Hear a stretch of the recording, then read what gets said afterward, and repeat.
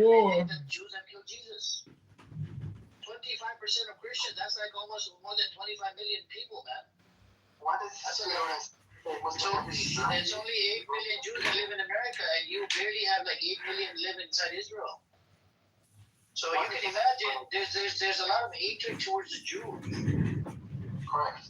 And you know, it's thanks to Netanyahu and people like you and a lot of people that hate Muslims, that hate Christians. You know, no, you hate Muslims. Ambrose told me how much you hate Muslims. You're just a Islamophobic cunt. That's what you are.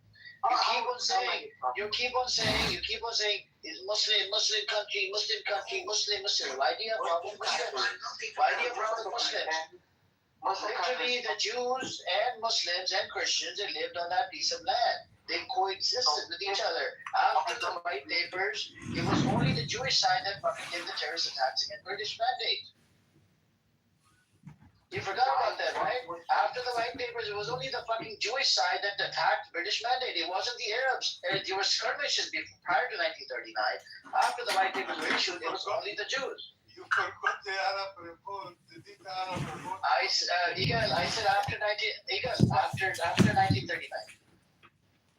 Do you know the year of the? Do you know the Arab revolt? It happened from 1936 to 1939.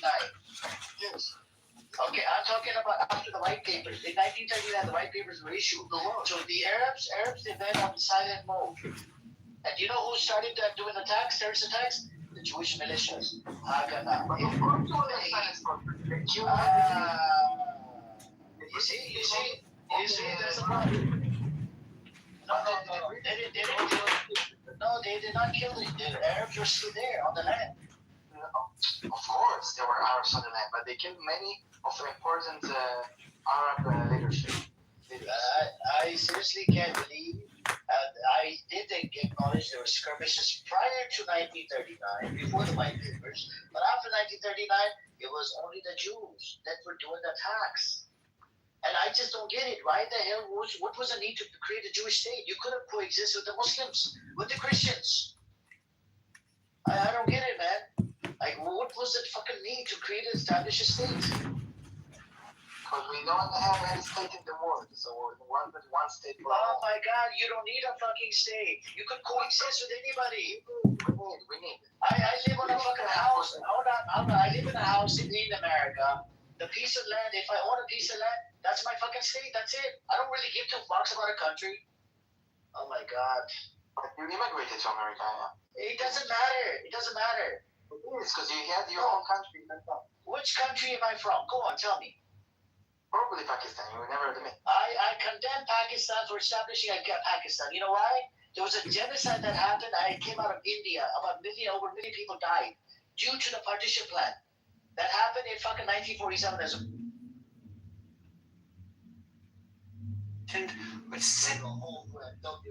Negrophobia or colorphobia is discriminatory. Have I ever sided with the Pharisees? I'm telling you, Have I ever? But there's like people, so you have like cluster B personality disorders, and so it's pretty common. So somebody with like antisocial personality disorder almost always strong traits, or in addition has narcissistic personality disorder. You do get people that, and of course, people with borderline personality disorder can have a lot of narcissistic traits. So you can have a lot of this shit, and the other, so there's narcissistic, antisocial, borderline, what's the other one? Histrionic. But histrionic, that sounds like, maybe that's me. Is that like hysteric? Yeah. But it would be to an extent that everyone... I feel satisfied. I have slain the line of punishment shells until their habitation. I invoke Tahuti, the Lord of wisdom and of utterance. The gods that come forth from the veils. O thou, majesty of the Godhead, wisdom crowned Tahuti, Lord of the nations of the universe, thee, the Iron, O thou of the Iron Tail, thee, the Iron, Thou who wieldest the wand of power, thee I am. Thou who bearest in thy left hand the rose and crown of life and light, thee I am. Perhaps Thou whose head is as an emerald, and thy limbs as the night sky blue, how is it that he thinks all of these things about me are adorable? Like, what did I do? This is so, like, she's like, it's almost, it's called like love on love around forever. But, and they don't, and people with borderline personality disorder don't do it intentionally. Like, those feelings are genuine. That's kind of where they have cognitive distortions. And so they'll be very in tune with you and your feelings, and they'll be really big into trying to please you and make you happy, and they'll just dote all over you. But then within, it could be weeks, months, then that's when everything's going to change permanently, and they're going to split you. So like split from black to white, where they are going to look at you as all bad for the first fucking time, and you destroy those real feelings they had about you, about being this perfect love. That whole person, which they thought was you, this perfect person, you just let them down, and you just absolutely crushed and devastated them by showing them that, crushing their dream, that you're not that perfect person. In fact, you fucking suck, and you are evil, and you don't even fucking care about me, and yada yada yada. Okay, I don't think I have BPD. Maybe I'm just normal. I don't know what's going on. I feel like, do you wonder, like, if everyone did a full psych eval, like, I don't know, would everyone?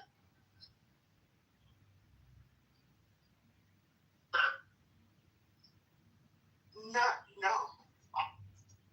Only like maybe like a third or quarter of the pop diagnosed with something. At this one diagnosis, I would doubt even 1 in 5. Access 2, which will probably be, a minority of people. But I will say, you can, just observing people on here, I can tell the personality disorder shit. You can kind of tell who likely has what. Oh I my was picking gosh. up on that.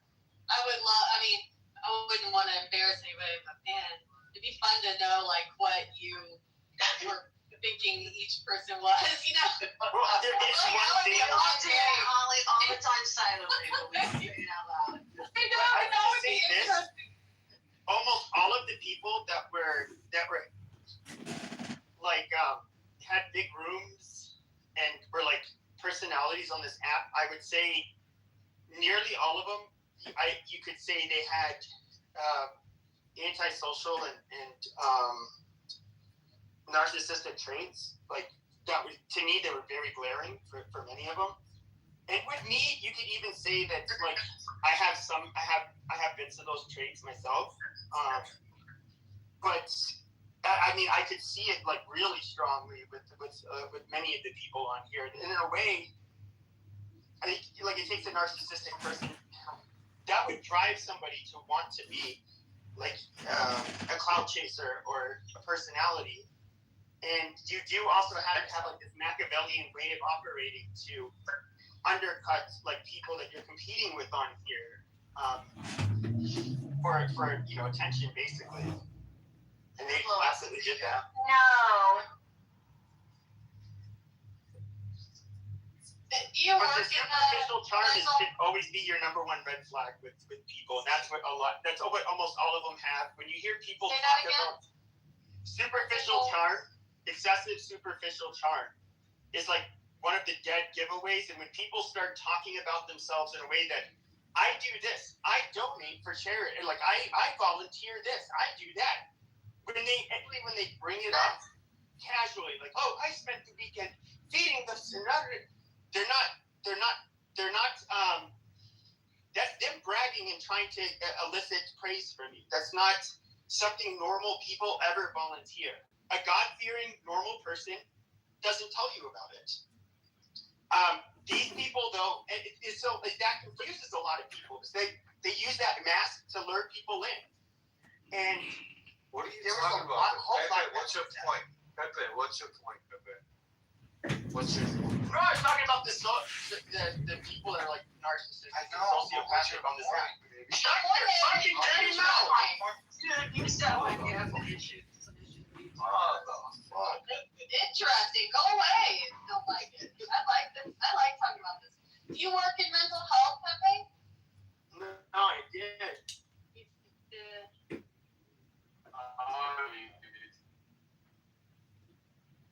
I work with serious people. Did you ever hear anything about DMD with kids?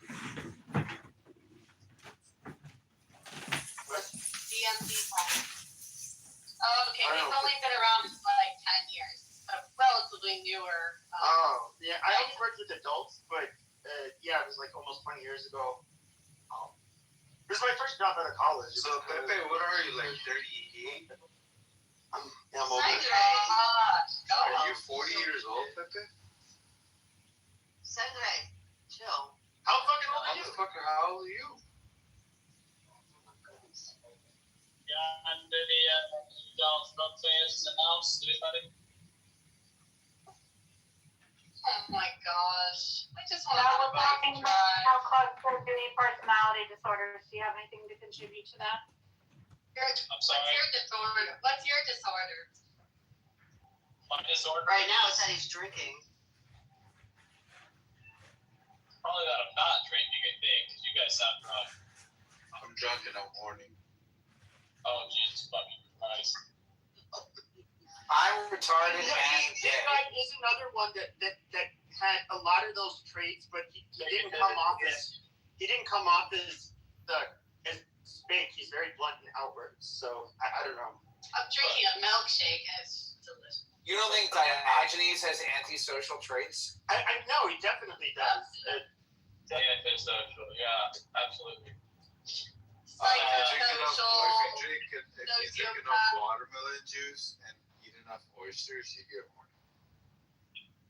Dude, you need a What's your point? wife. You need a girlfriend. You need something, man. But holy shit, Clubhouse is not going to satisfy that for you, brother. You see, it does take a certain personality. That's why I said like I can share traits on like they're be on a sub-cynical level, and but I still don't really have a problem going onto a stage and being the one person that antagonizes the whole fucking room because I think it's funny. Pepe, But Diogenes, he also has zero problems doing it, and he will, and then he'll go on his tirade about our monetary system and all of that stuff. So what do you have? What Oh my god. Not just the monetary system, Pepe. Come on, give me one more. The Jews, No, the bullshit, bakers. bullshit. Retribution! Retribution! Immigration, Pepe. Okay, immigration. Damn it. I'm talking about immigration a lot. That's fair. Retribution! We talk about immigration a lot. Pervasive patterns of disregard for violation of the rights of others. I don't Yeah. know. They don't. Who wants to guess my diagnosis? Privation and disregard for and violation of the rights of I'm others. solely out here advocating for the government to These be features eliminated. include deceitfulness, impulsivity, irritability, aggressiveness, reckless disregard for safety, consistent irresponsibility, a lack of remorse. It often needed unlawful behavior and may require a history of conduct disorder. That's so What hot. was that one? That's so What was hot. that? Antisocial personality That's hot. disorder. That's I hot. don't know. Does it say that you still need to have a? I think it used to be that you had to have a juvenile diagnosis of. Hey, you know what? Talk about personality disorders because Stanford just published some research about depressed minds versus what they would call mentally healthy minds. So they took these students And obviously, look, we need to be skeptical anytime there's any kind of research that requires, people to self-report prior to engaging in the research, because there's some noise there. But essentially what they did is they took these people who were, clinically depressed, and then these people who were mentally healthy, and they arranged a set of tasks for each of them.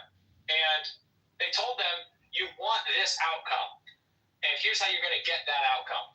What they didn't tell the group of students was that they were being sorted into a control group and an actual active group, and that the group that was being tested was going to be put into situations with this program where they couldn't actually control the outcome. So they were told that you do control the outcome, but they actually didn't have control. And what they found is that the depressed people always could determine when they were not in control. They reliably, accurately determined when they were not in control of the situation. But the people who were considered mentally healthy often got it wrong. Research had to conclude that people who are categorized as mentally healthy, for the purposes of that research, are not aware when they are not in control. So, as a matter of fact, there is a benefit to being skeptical and cynical and critical, and that benefit measured as being able to accurately determine when you're not actually in control of something. Say, look, no, this situation, we're not in control of this. We're being offered the illusion of control. It's funny that you say that. We're putting ourselves to sleep at night because we want to believe that we're in control, but we're not. It's funny that you say that, because I don't really struggle with depression at all. And I definitely feel like there is one thing under the sun that any of us is in control of, and it is simply our response to whatever circumstance. I don't even think you have control over that. Really? So if I handed you a glass of water, and I said, you're in control of the glass of water, Dippity, pour it out. You couldn't do that? You couldn't pour the glass of water out? Let's get real. Serendipity, how much patience do you have for depressed people in your life? Not a lot. Yep, I'm not surprised to hear that answer.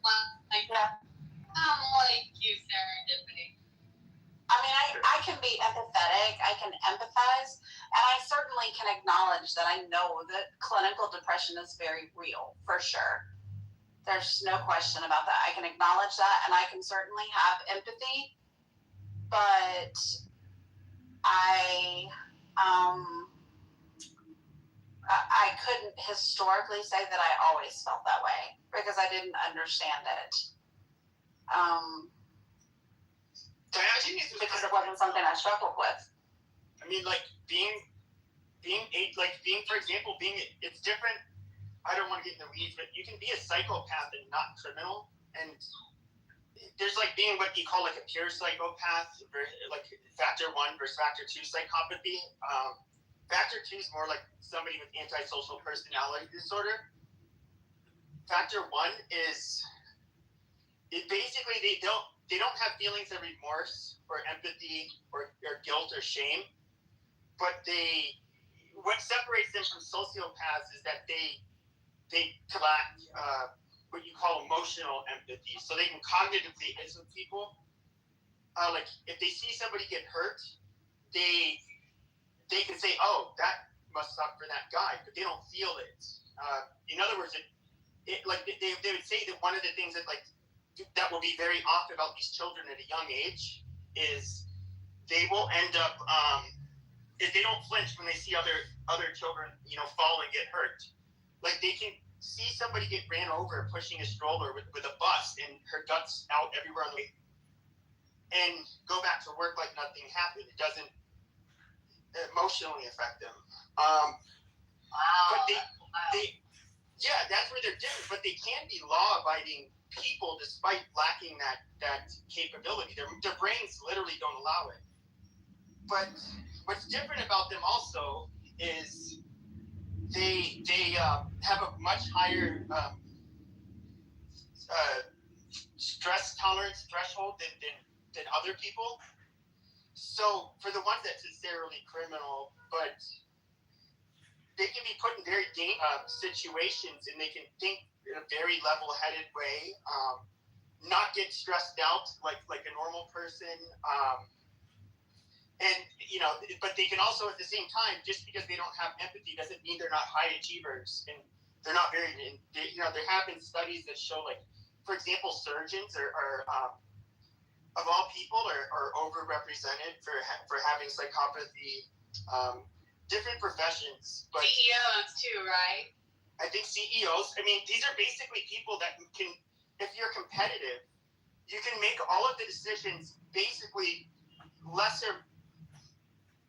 based less off of emotion than like a normal person. Like, you're willing to do what it takes. And Kind of a superpower.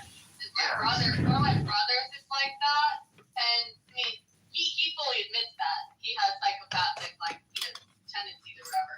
And my sister-in-law, when he said that, she was like, "What the fuck am I married?" It's actually really funny, but he's actually a great person though. I mean, he loves us. He just only loves his immediate family. He doesn't really feel anything for other people. And he's like you just described. He's just very. He doesn't give a shit what other people say. It's kind of a superpower. It doesn't affect him at all. Well, they can have strong attachments, but they don't have the level of empathy or emotional connection with people that a non-psychopath would have. So they can't, quote unquote, love somebody like the way we would think of loving somebody. Like they're just imagine that part of the brain that cares for people, that feels sorry for people, that is loved, that loves people, is attached to them. In a way, like, part of your brain, you don't get the feelings for it. Whereas somebody with borderline personality disorder, their amygdala, it barely even fucking works. It's just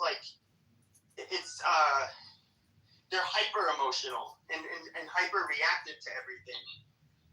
Especially when it comes to intimate relationships.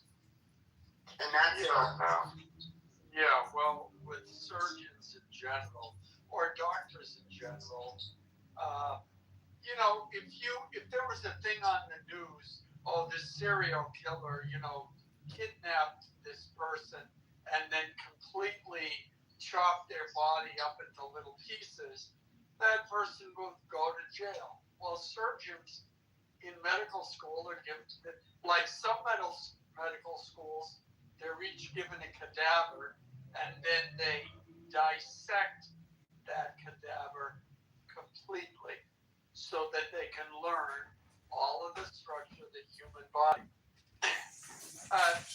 They're both doing the same thing for different reasons. But that's interesting. The most, I think, graphically violent, no, it's not the most graphically violent, but one of the, there was a video, I'm guessing this was in Latin America, but this was a trauma surgeon. And it looks like they saved this guy's life. But so he's sitting there, his shirt's off, he has his arm up near his head, and then he takes a blade of some sort, makes a super long incision all the way from near his armpit to near his waist. Then he digs this big fucking contraption, I don't know what it was, in between his ribs. Then you see him cranking it open, and you hear the ribs all breaking apart. And it was super violent. And then he ends up putting his gloves in. He's feeling around the heart. He sees the bullet. He sees where the hole is. I don't think he even took the bullet out, which I don't think they're supposed to even. Then he ends up just stitching him, which, but it was just wow, that is such a gnarly looking job when you see it. Crazy. Yeah, but see, that's where medical ethics come in and do no harm. The surgeon or doctor can justify it as, I'm doing all of this stuff, but I'm doing it in service of this has the potential to save this man's life. So that's how they rationalize it in their minds. But there's nothing morally bad. Why would they even have to constitutionalize it. Nothing they're doing is wrong. No, what? Like the surgeon you described in that? Oh yeah, but he had to do it. Yeah, exactly. He had to do it, but he's doing it under the premise of if I don't do it, he's going to die. So he can justify cranking it open and all of that. I mean, there was an episode of ER where they're doing exactly that. This was years ago. I guess I was traumatized by it. But yeah, I mean that's the difference. That's why medical ethics are very important, because if you don't follow that, you get something like. I actually got to meet my aunt's cadaver. That was pretty trippy. She snuck us into the cadaver room at night and showed me her cadaver. Who did?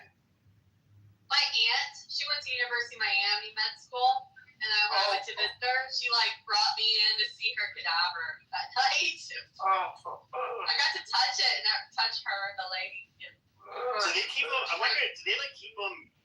Because I know with human decomposition, it can go from when you go from putrefaction to skeletonization, it can just hitting those milestones can be within just over a week, but it depends on how humid and how warm it is. It was like rubbery. It felt like rubber.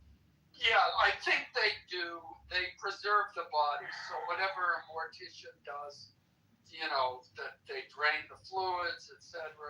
They put some fluid in to preserve, whatever. Not that I know. I've never smelled a decomposing body, but the putrefaction process is where your basically your organs. I forget what exactly happens, but basically your organs start your intestines first. They all start melting. They get eaten away, and then you end up. All of this shit's gonna come out of your body. So it's what the fuck is that called? It's called It's called being a Democrat. Thank you. There's two words. I was reading it.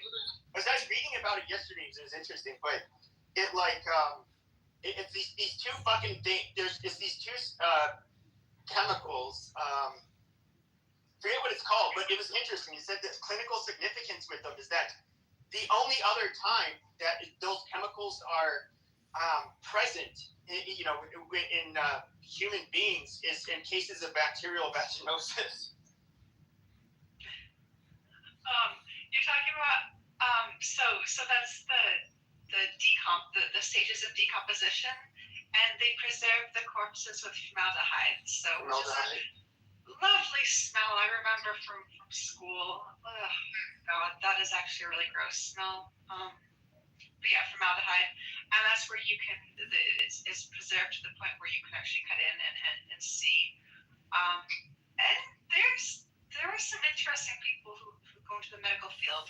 Some of them, it's really kind of interesting. For me, it's a lot of interest. Some of them, yeah, I would be a little bit wary. I wouldn't want them to do surgery on me. I do meet surgeons, and I'm like, all right, let me feel you out a little bit, because some of them would just, there tends to be a higher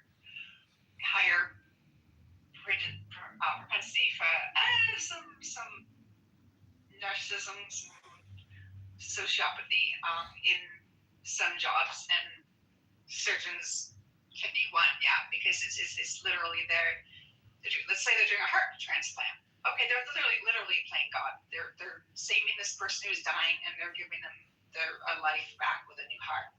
That can definitely appeal to some people's personality disorders. So it's a really interesting field. But yeah, But I don't know. I don't think that's necessarily the case, though. Even people. First of all, sociopaths are not the ones that are overrepresented as physicians. Mainly the sociopaths, like I said, the factor one psychopathy is different. Sociopaths, they're marked by impulsivity, irresponsibility, basically they have very poor control and cannot control themselves. Whereas like Factor One, which can be very disciplined and very goal oriented, it just doesn't have emotional empathy. They can become doctors, but but not all of. But people like to equate a psychopathy with sadism, which probably because the serial killers in the past is like probably the last person you want to be a sadist is a psychopath, because they'll act on it for horrible reasons. Yeah, those are the ones that have. But people with psychopathy don't get off on hurting people or violence. They can only be dangerous because they don't have maybe the emotional. If you don't feel guilt or remorse or like emotional empathy for what somebody else is experiencing, obviously you're naturally less. You're more willing to use violence if it comes to that. Well, a pure psychopath is mimicking expressions.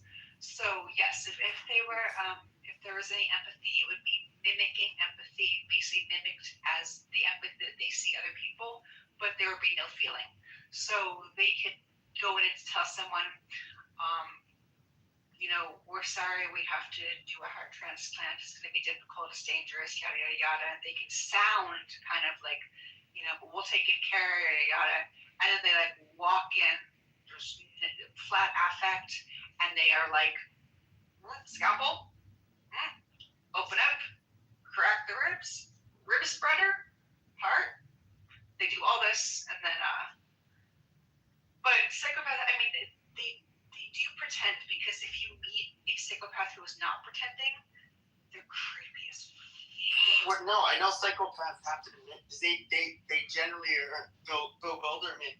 When they see people make facial expressions, they usually, one of the things they have to do to kind of,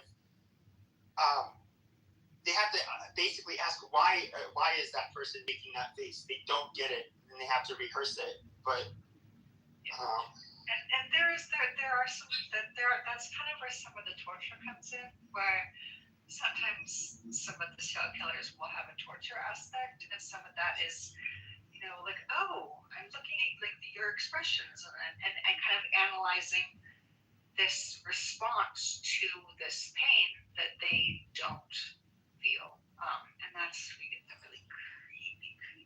But I could have swore that with sadism, sexual sadism disorder, they get a literal physical. Yes. This happens in the normal population. It's just that they don't want to do illegal things, and they only want to do it within the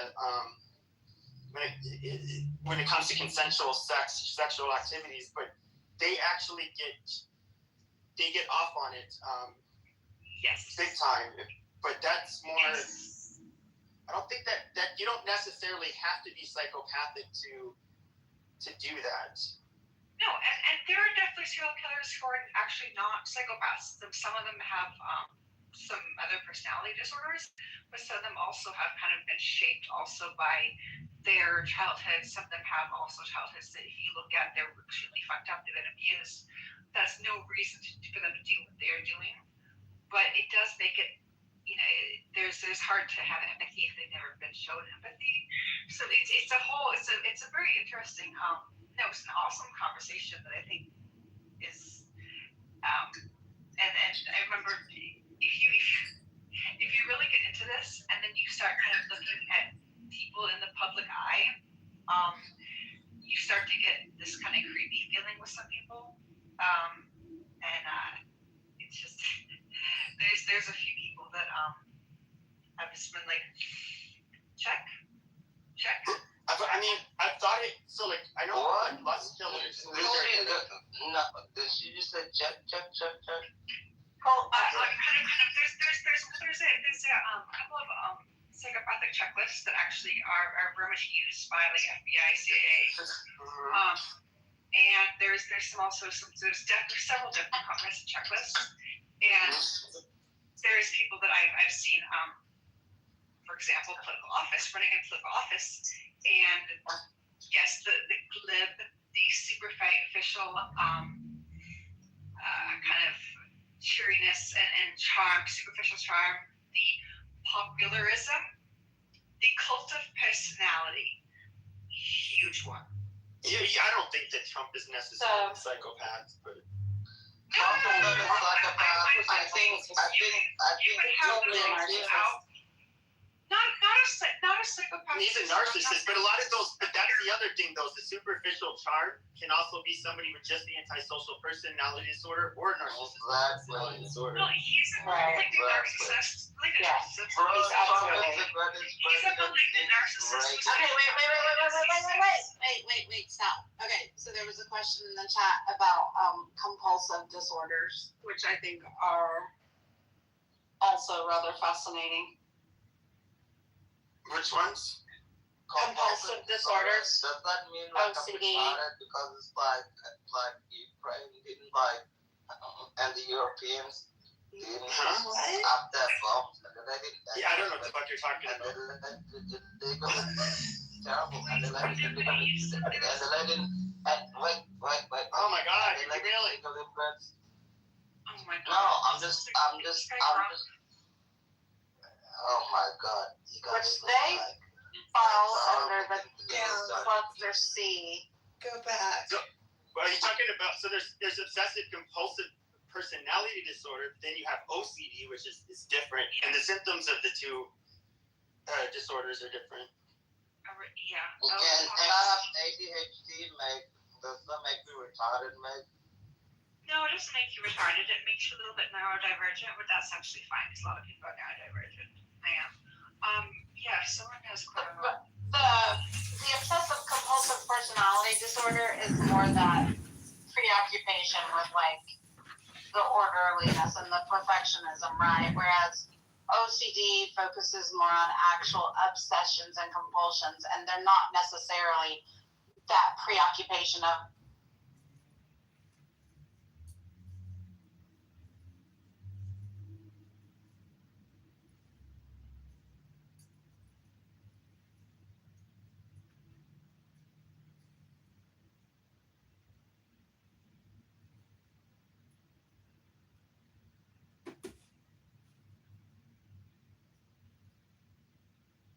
compulsive disorder causes extreme distress pretty much whenever just a compulsion comes up or an obsession comes up. It's endlessly distressing.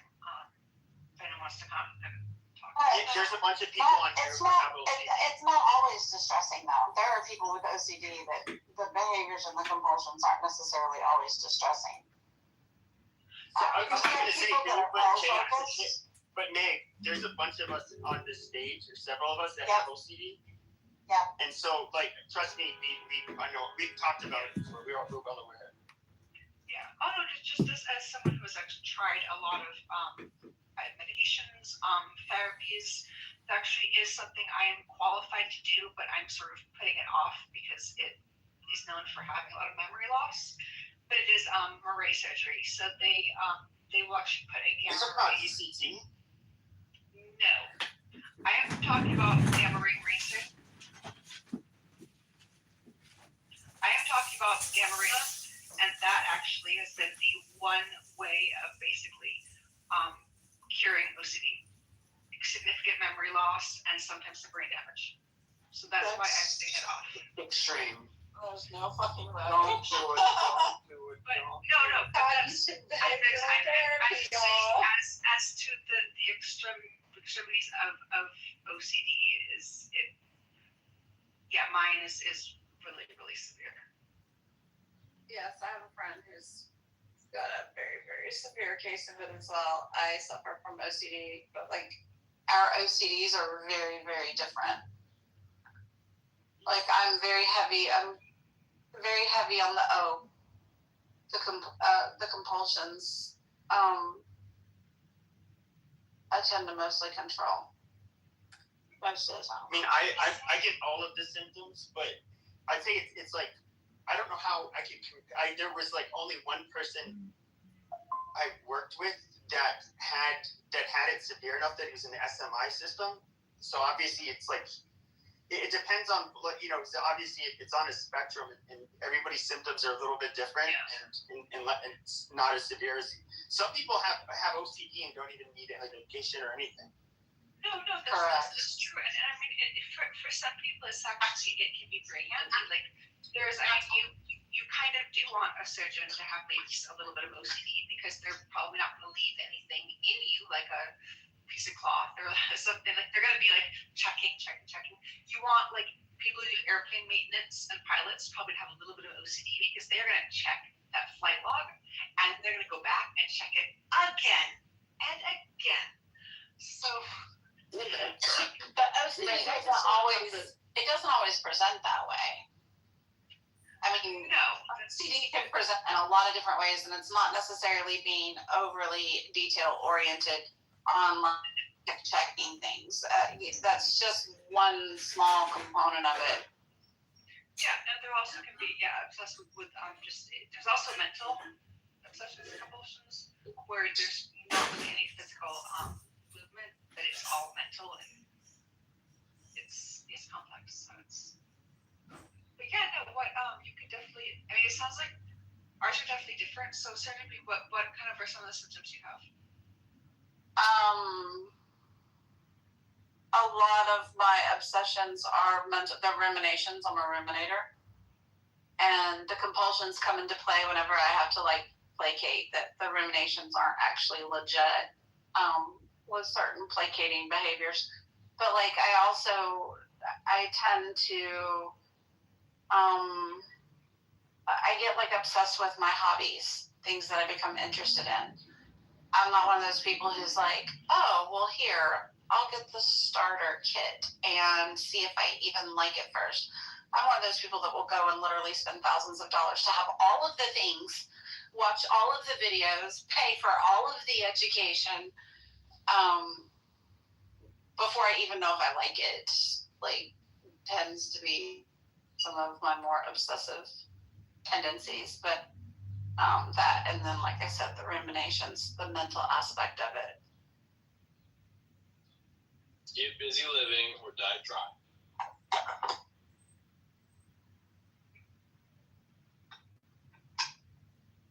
Okay. You guys know the numbers for the Department of Homeland Security budget for immigration and customs enforcement? We're not talking about that right now, Diogenes. Are we still talking about personality disorders? Mental health, yes. All right. Do we believe that animals reach equilibrium in their ecosystems? We know about that, right? We know if you leave the ecosystem alone, in order to adapt to the carrying capacity of that ecosystem. What if mental health is just a natural manifestation of a species trying to find an equilibrium with the carrying? I think there are a lot of aspects of mental health that are probably that way. Nitrogen. Not all, though. Maybe one is, we need a few mentally ill people to get us outside of Plato's cave. What do you think about that? I don't disagree with you. Oh, based. Yeah, I don't disagree with you. Based. I don't think it applies to conditions. I think it can apply to a lot of them. And I think that for a lot of people, like you said, we need those out-of-the-box thinkers, those people who don't process things the way that, normies do. I think I'm a total normie, okay? I'm a total normie. I am the most basic bitch you will ever meet, okay? Almighty. Heavens above. Yep. I wear it proudly. But know yourself, girl. All right. Diogenes? Yeah, Alan? I was going to say, before you left the room, I think that study you brought up, what it actually shows is how people who are depressed and people who are not depressed react when they're lied to, and whether or not they can perceive that lie, not necessarily whether or not they are any more aware of if they're in control. Because everyone goes into that assuming they're being told the truth about what was going on.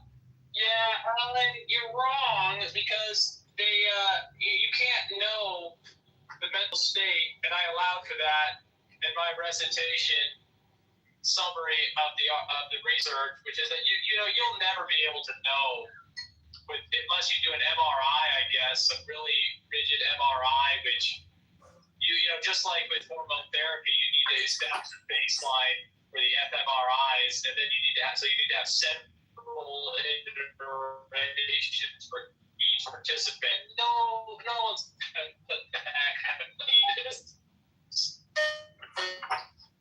Okay, you're in the matrix. Unfortunate, you're in the matrix. It's very unfortunate that we cannot hear you. Yeah, but see, that just shows Clubhouse agrees with me. That's why he's in the matrix. Is that a look at God moment? Yeah.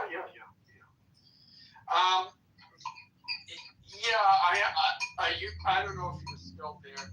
Yeah, I understand what he's saying, but if you're starting off a study with deception, then it's hard always to judge what the results mean. Yeah, that's true. But that's where you have to be like, you have to use that scientific process, right?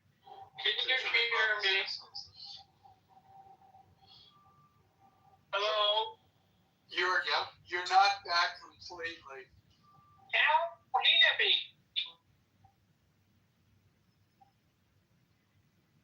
Yeah, I don't know. I just want that's a huge topic. I mean, like neuroscience and psychology, it's a huge topic all together. People that their PhDs and MDs and that. So, anyways, what I wanted to say was all this talk about mental health is making me go to the gym. So, Smart move. That's about the best thing you can do. The best way I know is to get your blood flowing to your brain and then put your brain in the books, put your mind in the books. You know what I mean? Like read something, learn something. That's all I got. I'm one of those. Help with my OCD. I'm one of those wannabe wonderful guys. Am I in the matrix now? Can you hear me? Testing, 1, 2, 3. I think you're probably I'm going to come over there, and I'm going to teach you a thing or two about abstracts. You're going to listen to me, and you're going to enjoy it. I don't know. Can you keep it in under? Monica, did you do that? I was just gonna say, can you keep it to under 2 minutes? If you will, I will entertain his abstract lesson. Aren't you curious? I was curious, yeah. But I will say one thing. That everyone has their limits, and I appreciate you sharing the stage. That was very rude, but I'm going to look past that because Did you mute him? Muted. He's in. Why am I being muted?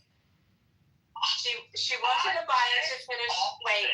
She wanted Abaya to finish his statement. Abaya, please finish, and then Diogenes, you get 2 minutes. Yeah, thanks. No, everyone has their limits, and I just wanted to say thank you for Serendipity for stating yours. Because here's the thing, I'm assuming you're not a therapist, first of all, or even if you were. I am not.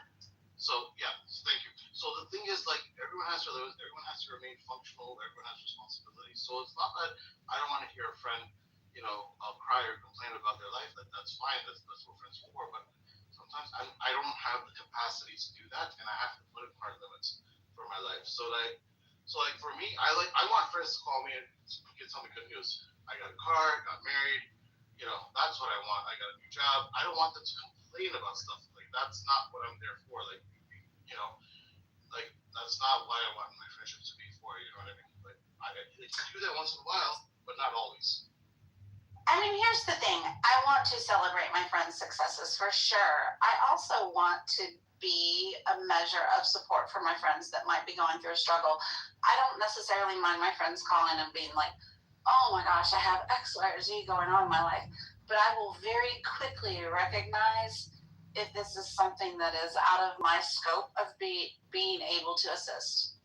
And if that's the case, then I have no problem drawing that boundary and saying, wow, yeah, like, I don't even think I'm equipped to help you figure this out. You know, you probably ought to talk to somebody. Because I don't know, for me, my friendships are about supporting during the struggles and celebrating the successes and all the in between. Like, it's all the little details. But okay, I'm going to give it to Diogenes for 2 minutes, Monica. 2 minutes, and I'm watching. The clock starts now. Go.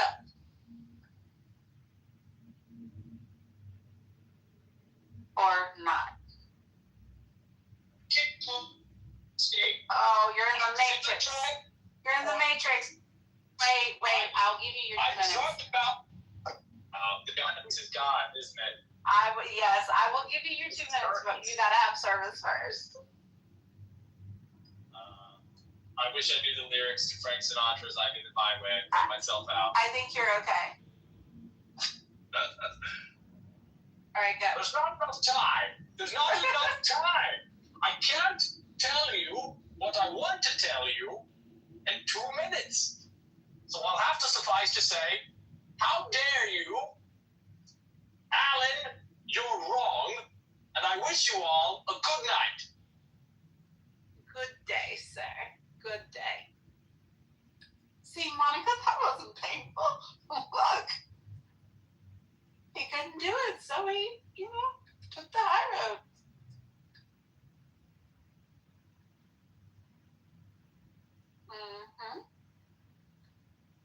Next. Yeah. I think we've exhausted the avenue of mental health. Yeah. No. I mean, here's the thing. There's a time and place for it. I think talk itself is a therapy for some people, not for everyone. If you're in that mood of talking out your problems, then it's good. Not everybody is like that. Some people like to keep their mouth closed. Like, for example, salesmen. Like, salesmen like to use their words for making a sale. And, their lives might be miserable outside of sales, but the point is, like, they use their tongue to make the sale, and they don't want to talk about other stuff. They might write their personal life on the paper, but they don't want to use it for speaking.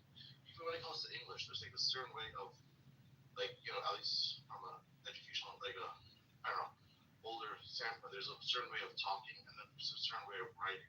Like, if you get your GRE or, study for your GRE, those words are used specifically for management, or your LSAT, those words are used specifically for legal terms. So, like, there's a manner of speaking and a manner of talking. So, like, my manner of talking and manner of, like, writing, you write in a formal way, you might talk in a very informal way. But, like, what I'm just trying to say, like, there actually is a way of talk therapy or, like, writing therapy. So, like, some people benefit from it. It's not for everyone. But some people are inclined to talk out of their problems.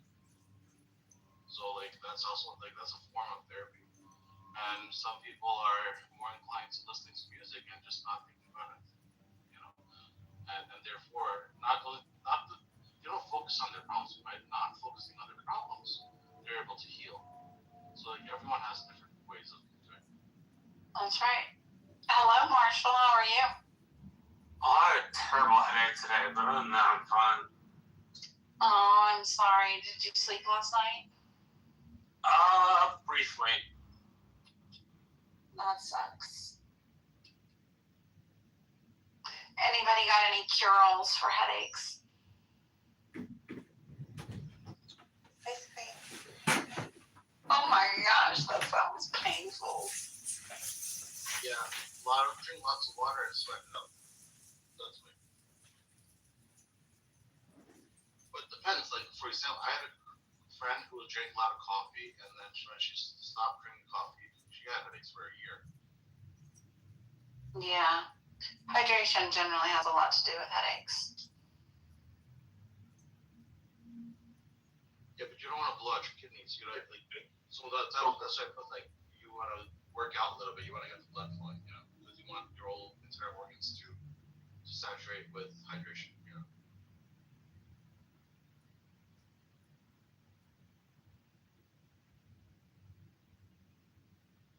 And might I add, if a person wants to chant the Hare Krishna Maha Mantra, especially if they've been doing it, then it actually helps to balance the hormones and also helps to get rid of easy headaches. Even if it is for like short, like, you know, a few hours, but it actually gets rid of the headaches and you're in a better state of mind and you're able to, like, you know, actually move out of the headache space. Did you just dismiss the power of hydration? No. Don't dismiss the power of hydration and electrolytes. I didn't. I just said the Hare Krishna Maha Mantra also has a way of soothing a person's headache.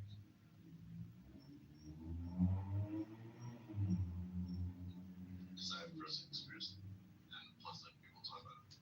Did you spend today arguing on Clubhouse, Marshall? No, I spent most of the day with my head under a pillow. Did you? Yeah, which I still have a headache now, but it's not as bad as it was, say, 2 hours ago. Good. Drink, my friend. Drink lots of water. Preferably with electrolytes so that your body's actually absorbing it. I can do that. I have some liquid IV, which has lots of electrolytes in it.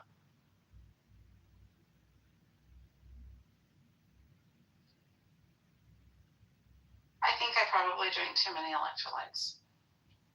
I don't even care.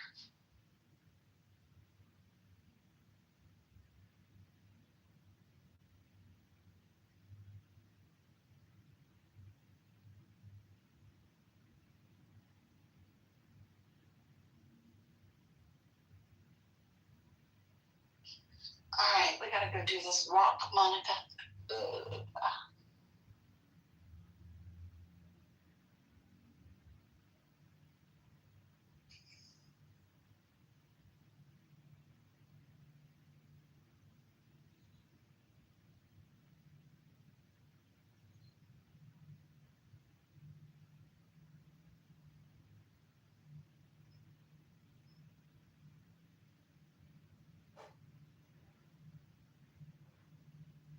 Monica, are you there?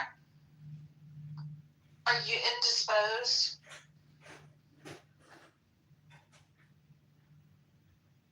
All right, y'all. Don't forget Friday night, the blue and red and white collar comedy tour laughter. Come with your favorite clip, 3 to 5 minutes to share of your favorite comedian, so we can see who's out there and who's actually got good tasting comedians and who doesn't. Oh, are you starting a poll? Oh. Well, I'm gonna let you have this little poll, my dear.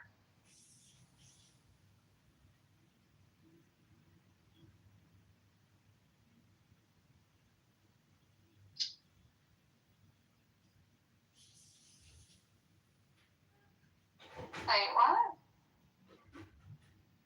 Hold on.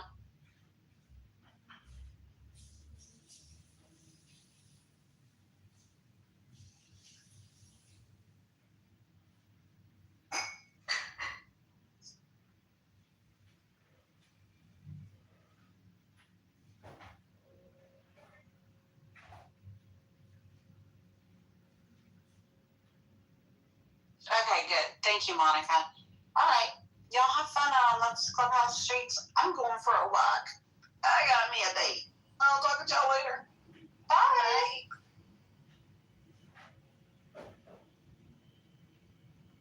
You don't have shit to say. You don't be saying what you want to say when they talk about you. But it's on me. I say as much as I want to say. You don't. You don't be saying nothing. Say as much as I want to. Burger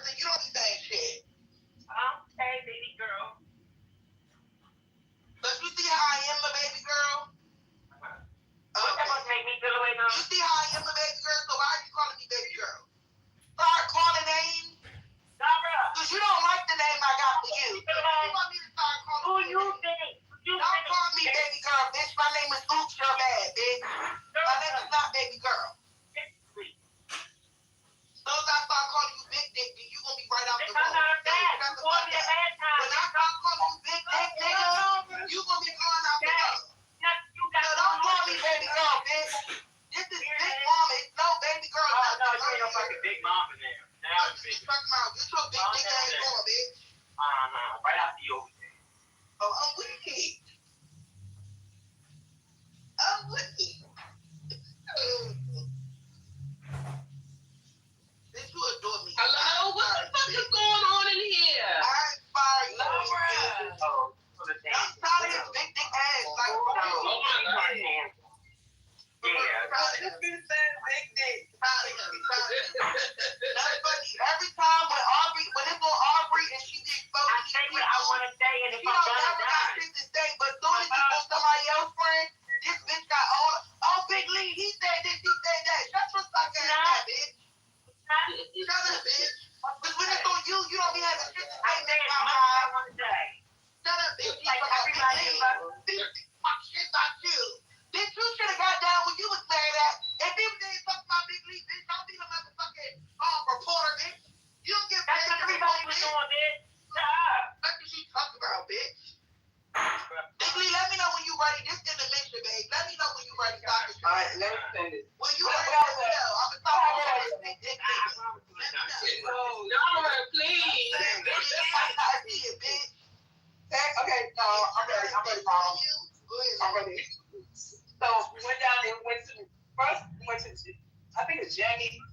Whatever that popular one with the What is it? Surviving Baltimore niggas? Is that what we doing? Yeah, they want. I'm trying to tell a story about when I went down there. Oh, okay, go ahead. To go see them. So when I went down there, I was too long. Went to whenever she was home. But then I said, okay, let's go to Chipotle. Went to Chipotle. They was $13. He only had $10. And I think I was his last $10 because it was like, when I was looking at it, I said, damn, it looked like I'm just taking his last $10. Like, this part it couldn't end. Because I'm like, the yak is $16. How you come out of the house with $10? How much you gonna pay for the yak?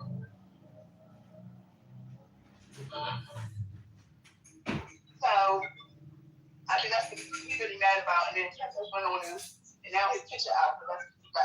That's how he's really mad at me. But he said he never did no more. Okay, so he's about to go to the hospital if he don't know all that. And what happened? He must have sick with that shit. He must got that shit. If he skinny now, he got that shit. He told us he was fat 7 years ago. No, baby. That's True. That's next point. Dr. True. So where those pictures come from? Oh, I didn't pay for the Popeyes, bitch. Shut up. Where the pictures coming from, Big Lee? I didn't expose the pictures. I ain't get pictures. Somebody else got pictures from the other side. I ain't exposed the pictures. I don't think so. He can't prove right off his I don't remember. Yeah, Big Lee, he was saying you wasn't worth his $10, $13, $11, $12. You see how this all like, oh my God. You took out your feet off. Where's the jail? You're not no motherfucking fat cat. Wow. I can't believe so. He said you big dog. Oh, that's him? That's him in the PCR. That's what him in the PCR. For real? Yeah. Motherfuckers fat cat. Somebody scream out. That's exactly how big he is. Oh, but That's what. I'm loving that. Why are you lying to you lost weight? Are you sick? Oh my God. Are you sick? you nigga, you said you said 20. Yeah, you got to because everybody knows I'm sick. They sound like he about to So we're off today. You might be sick. dog. I'm just saying, you know, you said it earlier. Them bad ways you got on, them bitches look like You talking about image?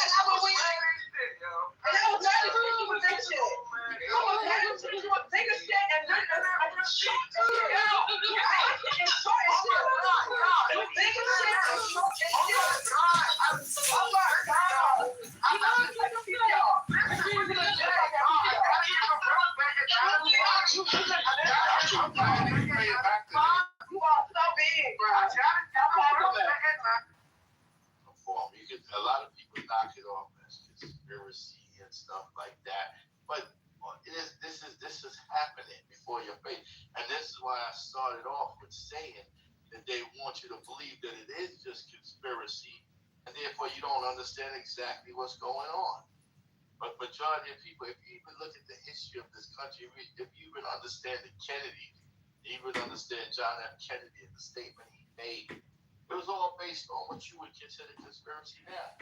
You would call John F. Kennedy a conspiracy, not with the statement that he made about really who was controlling the government. So you can knock it off as it's just conspiracy, but when you really go behind the scenes, you see as an actual fact. Wait, who is controlling the government? What did he say?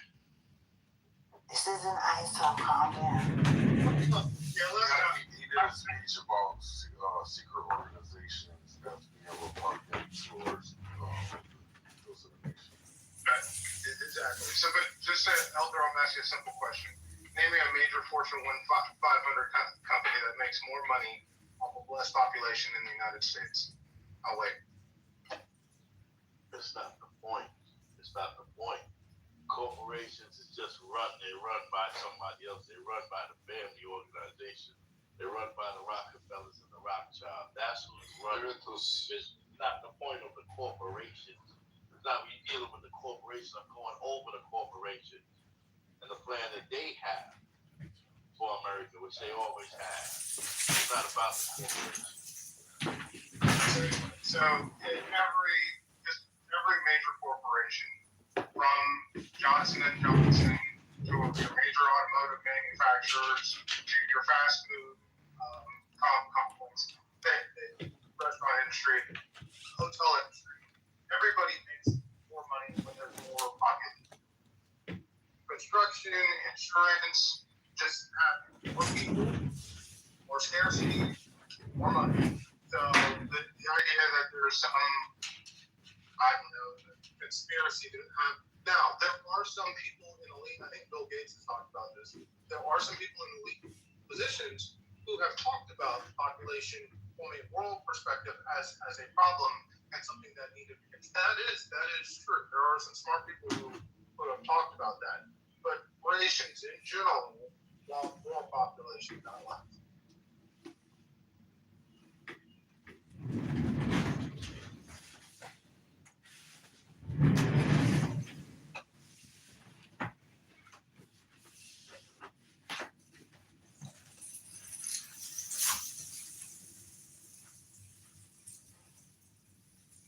Administration is falling apart. People just quitting left and right. If there are any Republicans in here, man, I bet you there are a lot of people saying they told you so. People don't really want to work for Donald Trump and those kinds of things. I wonder why. He don't have a plan. He don't have a plan for them, and he don't have a plan for the United States. We're in trouble. Oh my. That's the thing. If people think that the United States government just allowed Trump as one man to make all the decisions, and they really don't understand what's going on. America is a corporation. You have a president and you have a vice president. The ones that's over, this is what I'm trying to tell Trent. He keeps focusing on the corporations. It's bigger than the corporations. It's the ones that's leading the corporations and telling the corporations what to do. That's over. These are the family members. You mentioned Bill Gates, but there's different family members that's controlling, has been controlling America from day one, right? And that's bigger than the corporations. It's not about the corporations. Who is controlling the corporation? That's why this argument, I don't understand. We just gonna keep bumping heads. We never agree with this argument because you're focused on the corporation, and I'm telling you, it's bigger than the corporation and who's controlling the corporation. This argument will never go nowhere. But Elder, so I don't mind like indulging your theory, but let's just do this. Can we acknowledge that these powers that be, like, they're not infallible, and that hiring Donald Trump is like a clear example of their, I guess I would say, ineptitude in what he's doing, or do you think that that's by design? Of course, at one point, yes, men have disagreements. Of course, men, you know, Donald Trump is a good talker, but then at the end of the day, they may see that yes, he might have been the wrong decision. Here's the way you come in with assassination. These people will talk about conspiracy theories too. When people don't do what they want them to do, then you have the assassination thing that comes into play. So, yeah, definitely, they disagree. Sometimes they make a choice, but it can be the wrong choice, and then they have to come up with a plan to eliminate that choice. So I might have missed it, and I apologize to the space if I did. Trent, I've heard you advocate for the need for a declining global population to some degree overall. You seem to be. Did you mention policies or ways that we could do that? No, I didn't go into policy. Okay. Can you think of some maybe positive policies that would get at what you're talking about? You can have policies that encourage family growth to stop at your children. That's one policy. Which one? What the policy look like? I don't know. Like I said, again, I don't get into the policy part of it. There's a lot of different theories on that. And There's a written policy, brother. Help me out. Yeah, hold on. Here's why I asked. It just seems sort of a little grotesque and a little irresponsible to have conversations as someone who is well positioned as you are, to have conversations about needing to shrink the global population and sort of leave it there and not talk about maybe policies that might be, I don't know, like have like the education of girls and women, right? The need for contraception, available contraception, and those things. Like at least think about or talk about, policies that might be used that allow for people that we know over time, like reduce the number of children, but give people autonomy, right? Rather than just sort of say we need to reduce the population, because what we know, and when people ask you, they've asked you what sort of the implications and who this sort of saying things like that and sort of leaving it open-ended, who historically have paid the brunt for those things. It's often been people and the things that we hate to say, like the global south. I know there's people don't like that word. It's poor communities, it's non-white, non-European communities, right, who have taken the brunt of most of these types of policies. And so I'm just wondering why you would sort of leave the discussion at we need to shrink the global population and not be interested in also having a conversation of how we might do so responsibly and give people autonomy. That's just weird that you keep talking about that. And for someone who talks about everything, you don't seem to have interest in that. So the reason why I don't go into it is the same reason. It's kind of the same reason. Most people aren't well versed on the issues. There are different countries, different parts of the world where, to your point, there are places in Africa, there are places in South America that would need different policies than a place like the United States or Europe. And it's not about this shrinking. See, when you say shrinking population, I'm not talking about shrinking. See, it makes it sound like you're talking about like killing people in mass. That is not what I'm talking about.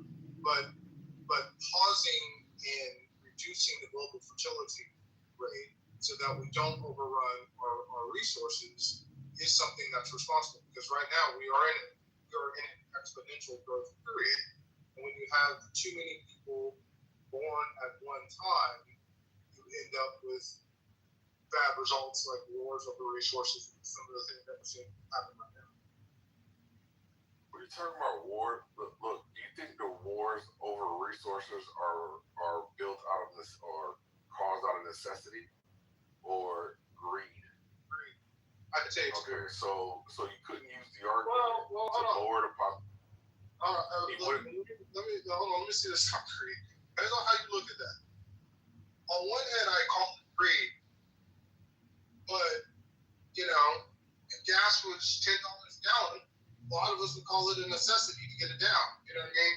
So it depends on how you look. Yeah. So now you're just trying to straddle the fence and have it both ways, and I take it that you're operating in bad faith because you understand that if you were to squander your resources and then get into to the point of destitute, such that you are now stealing, then that's still not a resource issue.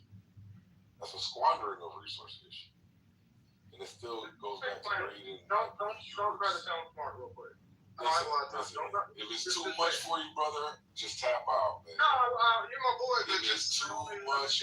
So what part didn't you understand? The squander part? I don't know. The resource part? The scarcity part?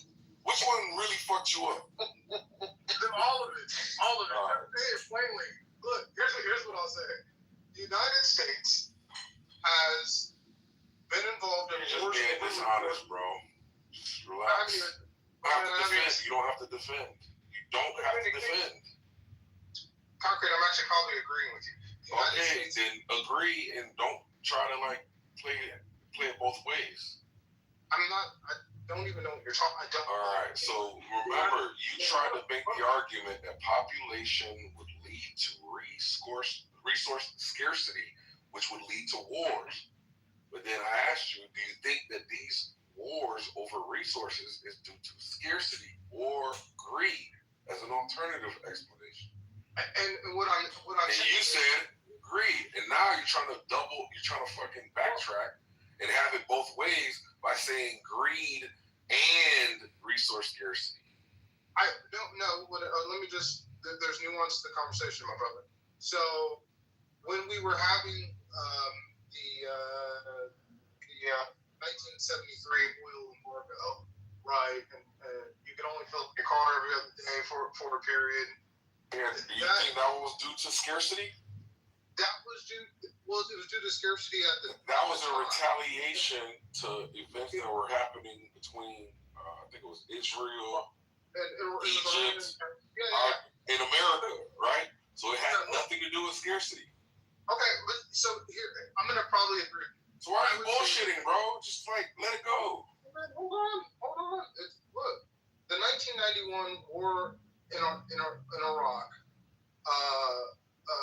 against Kuwait was probably a war of greed in a sense. Now we were protecting the Kuwaitis, but we were upping our oil interests there. The 2000 war in Iraq, for me, was absolutely a war of greed. Because we already had plenty of oil. So we agree that it wasn't about scarcity. Hold on. And now today what we're seeing in both Venezuela and Iran, to me, is is complete and total greed.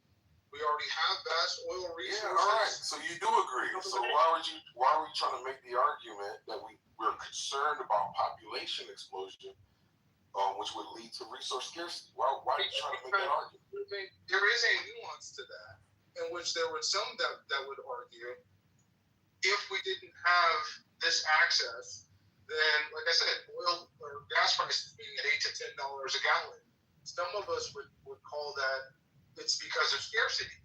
And it just depends on how you look at it, on which side. So now you're just appealing to like some other person's attitude towards it, like who might be like less informed, right?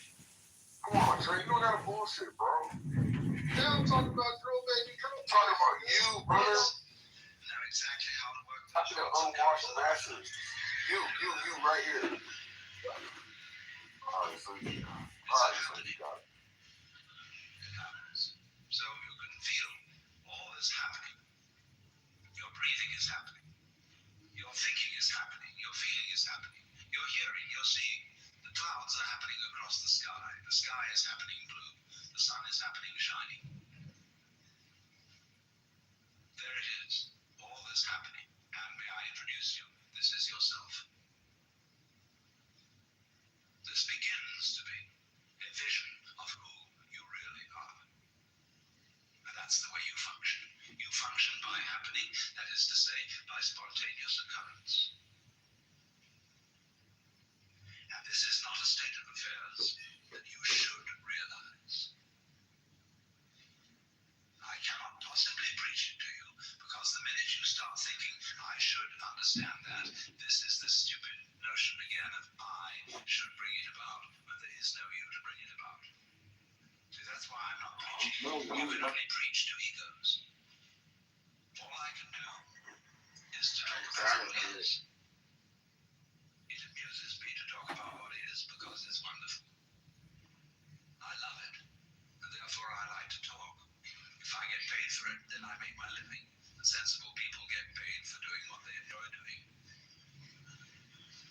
So this is not you see, this is the whole approach here, is not to convert you, not to make you over, not to improve you, but for you to discover that if you really knew the way you are, things would be sane. But you see, you can't do that. You can't make that discovery, because you're in your own way. So long as you think, I'm I. So long as that hallucination blocks it. And the hallucination disappears only in the realization of its own futility. When at last you see you can't do it. You cannot make yourself over. You cannot really control your own mind.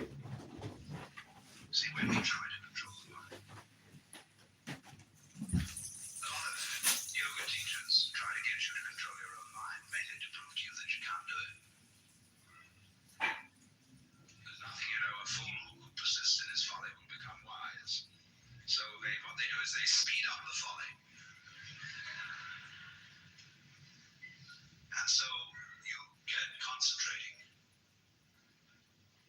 And you can have a certain amount of superficial and initial success by a process commonly called self-hypnosis. And you can think you're making progress. And a good teacher will let you go along that way for a while until he really throws you with one. Why are you concentrating? See, Buddhism works this way. Buddha said, if you suffer because you desire, and your desires are either unattainable or always being disappointed or something. So cut out desire. So those disciples went away and they stamped on desire, jumped on desire, cut the throat of desire, threw out desire. But then they came back and Buddha said, but you're still desiring not to desire. They wanted how to get rid of that.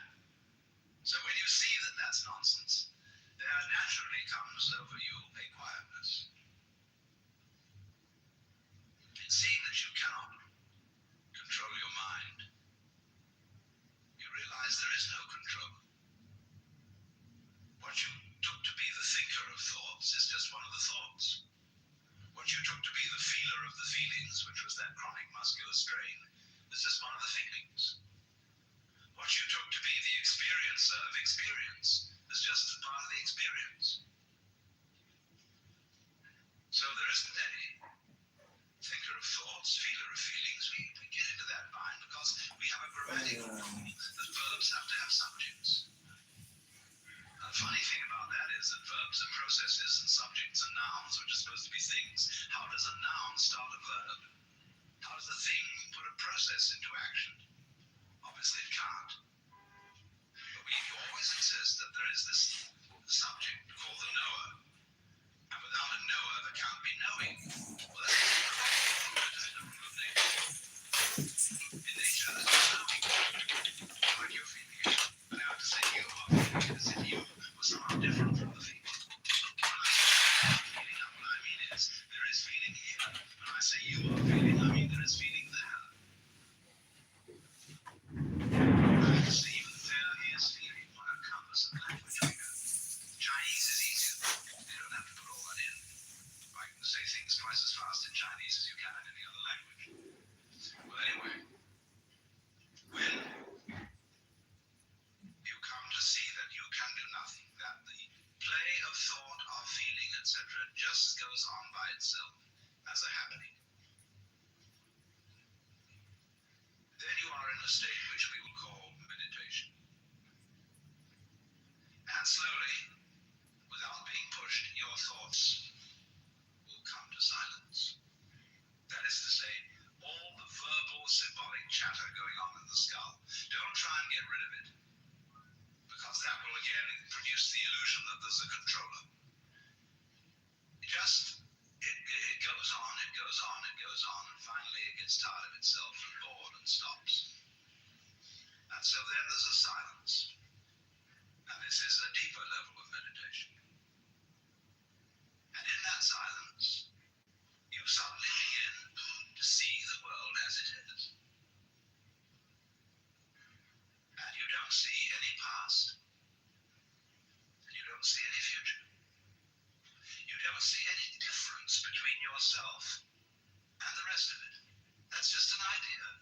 You can't put your hand on the difference between myself and you. You know, you can't blow it, you can't bounce it, you can't pull it. It's just an idea. You can't find any material body, because a material body is an idea. So is spiritual body. Somebody's philosophical notions. See, reality isn't material. That's an idea. Reality isn't spiritual. That's an idea. Reality is.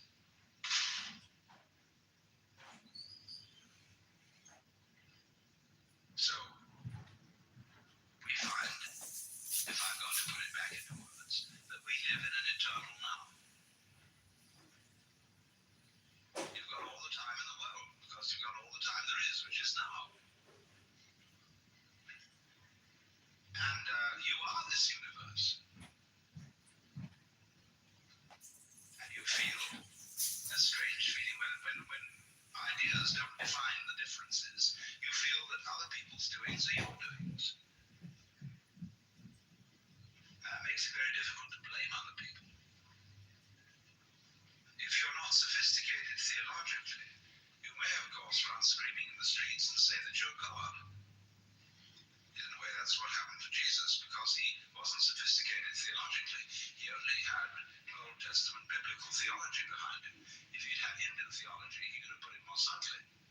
But it was only that rather primitive theology of the Old Testament.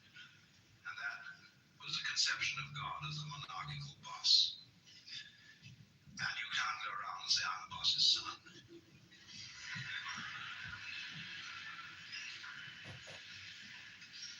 If you're going to say I'm God, you must allow it for everyone else too. But this was a heretical idea from the point of view of Hebrew theology. So what they did with Jesus was they pedestalized him. That means they kicked him upstairs so that he wouldn't be able to influence anyone else. And only you may be God. And that stopped the gospel cold right at the beginning. It couldn't spread. Well, anyway. This is therefore to say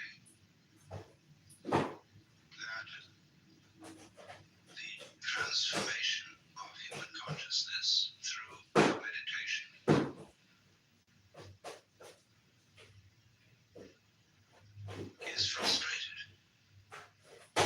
So long as we think of it in terms of something that I myself can bring about by some kind of way, by some sort of gimmick. Because you see, that leads to endless games of spiritual one-upmanship and of guru competitions. Of my guru is more effective than your guru. My yoga's faster than your yoga. I'm more aware of myself than you are.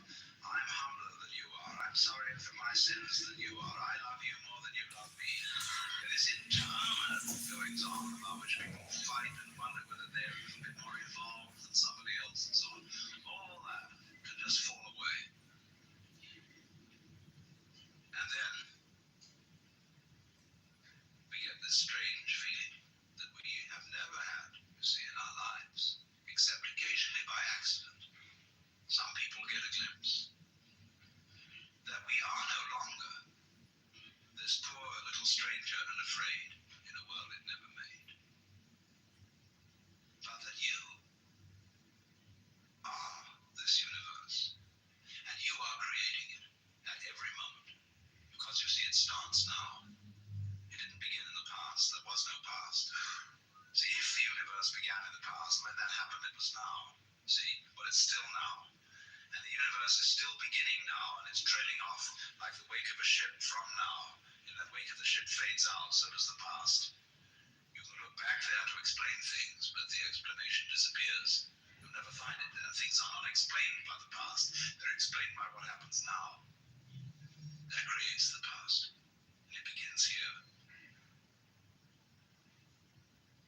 That's the birth of responsibility. Because otherwise, you can always look over your shoulder and say, well, I'm the way I am because my mother dropped me. And she dropped me because she was neurotic because her mother dropped her. Way we go back to Adam and Eve or to a disappearing monkey or something. We never get at it. But in this way, you're faced with it. You're doing all this. And that's an extraordinary shock. So, cheer up. You can't blame anyone else for the kind of world you're in. And if you know, you see that I, in the sense of the person, the front, the ego, really doesn't exist, then it won't go to your head too badly if you wake up and discover that you're gone.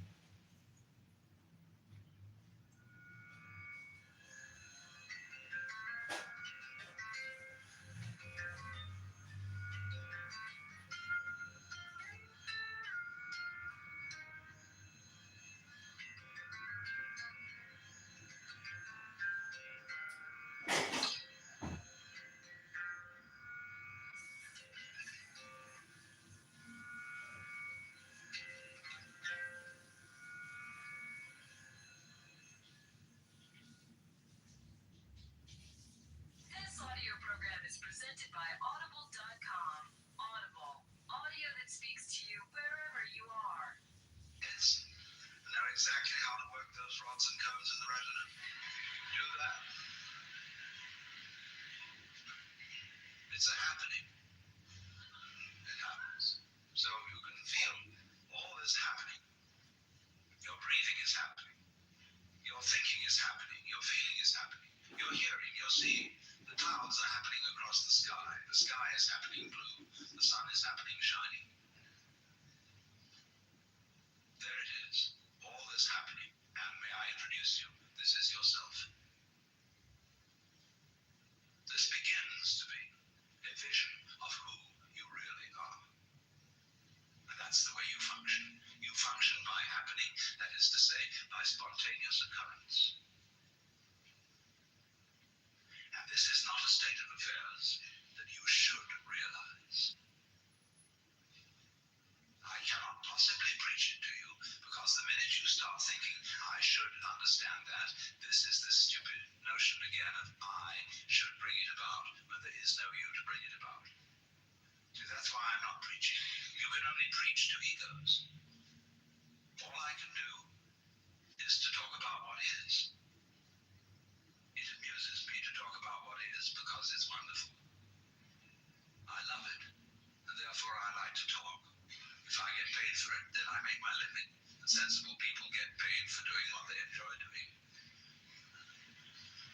this is not you see, this is the whole approach here is not to convert you, not to make you over, not to improve you, but for you to discover that if you really knew the way you are,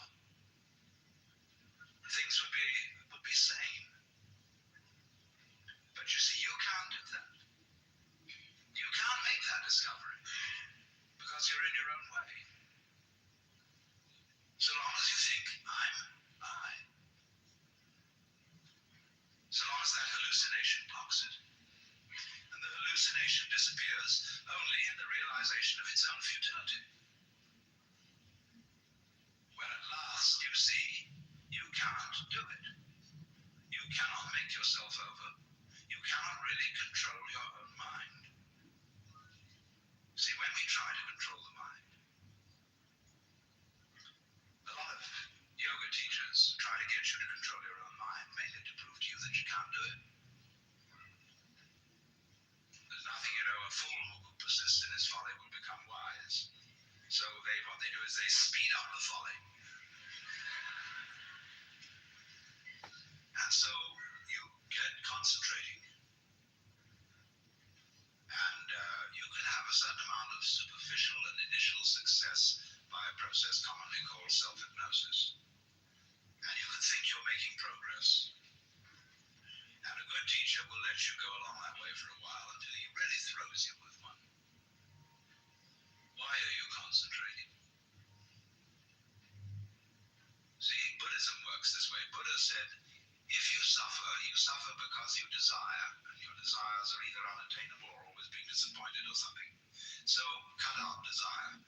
So those disciples went away and they stamped on desire, jumped on desire, cut the throat of desire, threw out desire, but then they came back and Buddha said, but you're still desiring not to desire. They wanted to get rid of that. So when you see that that's nonsense, there naturally comes over you a quietness. In seeing that you cannot control your mind, you realize there is no control. What you took to be the thinker of thoughts is just one of the thoughts. What you took to be the feeler of the feelings, which was that chronic muscular strain, is just one of the feelings. What you took to be the experiencer of experience is just a part of the experience. So there isn't any thinker of thoughts, feeler of feelings. We get into that mind because we have a grammatical rule that verbs have to have subjects. The funny thing about that is that verbs and processes and subjects and nouns, which are supposed to be things, how does a noun start a verb? How does a thing put a process into action? Obviously it can't. But we always insist that there is this subject called the knower. And without a knower, there can't be knowing. Well, that's just a grammatical rule. It isn't a rule of nature. In nature, there's just knowing, like you're feeling it. I have to say you are feeling it as if you were somehow different from the feeling. When I say I am feeling, what I mean is there is feeling here. When I say you are feeling, I mean there is feeling there. I have to say even there is feeling. What a compass of language we have. Chinese is easier. You don't have to put all that in. I can say things twice as fast in Chinese as you can in any other language. Well, anyway, when you come to see that you can do nothing, that the play of thought, of feeling, etc. just goes on by itself as a happening, then you are in a state which we will call meditation. And slowly, without being pushed, your thoughts will come to silence. That is to say, all the verbal, symbolic chatter going on in the skull, don't try and get rid of it, because that will again produce the illusion that there's a controller. It goes on, it goes on, it goes on, and finally it gets tired of itself and bored and stops. And so then there's a silence. And this is a deeper level of meditation.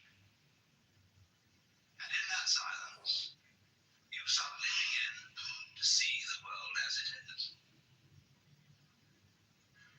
And you don't see any past. And you don't see any future. You don't see any yourself, and the rest of it. That's just an idea. You can't put your hand on the difference between myself and you. You know, you can't blow it, you can't bounce it, you can't pull it. It's just an idea. You can't find any material body, because material body is an idea. So is spiritual body. Somebody's philosophical notions. See, reality isn't material. That's an idea. Reality isn't spiritual. That's an idea. Reality is.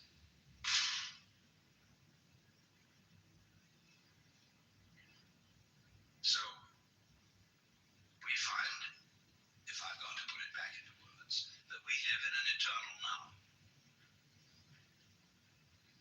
You've got all the time in the world, because you've got all the time there is, which is now. And you are this universe. And you feel the strange feeling when ideas don't define the differences. You feel that other people's doings are your doings. That makes it very difficult to blame other people. If you're not sophisticated theologically, you may of course run screaming in the streets and say that you're God. In a way, that's what happened to Jesus, because he wasn't sophisticated theologically. He only had Old Testament biblical theology behind him. If he'd had Hindu theology, he could have put it more subtly. But it was only that rather primitive theology of the Old Testament.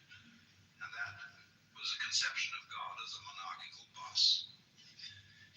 And you can't go around and say, I'm the boss's son.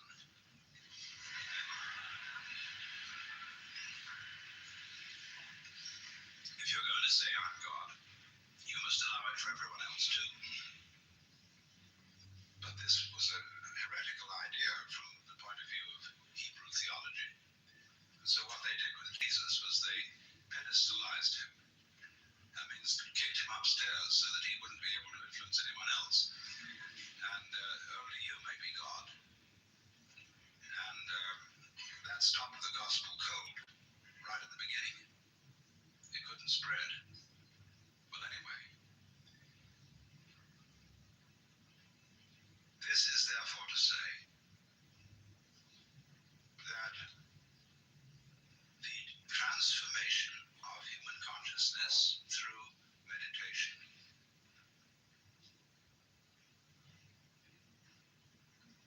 is frustrated. So long as we think of it in terms of something that I myself can bring about by some kind of wangle, by some sort of gimmick. Because you see, that leads to endless games of spiritual one-upmanship and of guru competitions. Of my guru is more effective than your guru. My yoga's faster than your yoga. I'm more aware of myself than you are. I'm humbler than you are. I'm sorry for my sins than you are. I love you more than you love me. There is interminable goings on about which people fight and wonder whether they're a little bit more evolved than somebody else and so on. All that can just fall away. And then we get this strange feeling that we have never had, you see, in our lives, except occasionally by accident. Some people get a glimpse that we are no longer this poor little stranger and afraid in a world it never made, but that you are this universe, and you are creating it at every moment, because you see, it starts now. It didn't begin in the past. There was no past. See, if the universe began in the past, when that happened, it was now. See, well, it's still now. And the universe is still beginning now, and it's trailing off like the wake of a ship from now. In that wake of the ship fades out, so does the past. You can look back there to explain things, but the explanation disappears. You'll never find it there. Things are not explained by the past. They're explained by what happens now. That creates the past. And it begins here. That's the birth of responsibility. Because otherwise, you can always look over your shoulder and say, well, I'm the way I am because my mother dropped me. And she dropped me because she was neurotic because her mother dropped her. Away we go.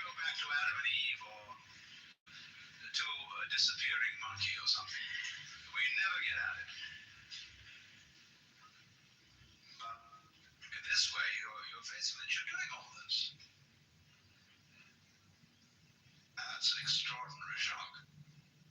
So, cheer up. You can't blame anyone else for the kind of world you're in. And if you know, you see that I, in the sense of the person, the front, the ego, really doesn't exist, then it won't go to your head too badly if you wake up and discover that you're God.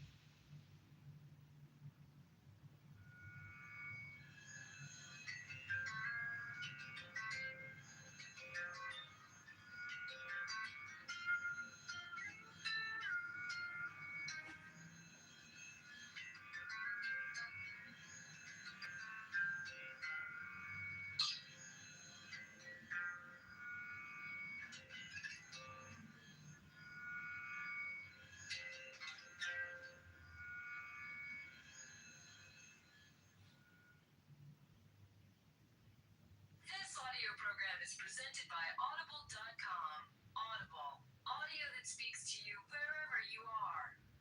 This audio program is presented by Audible.com. Audible, audio that speaks to you wherever you are.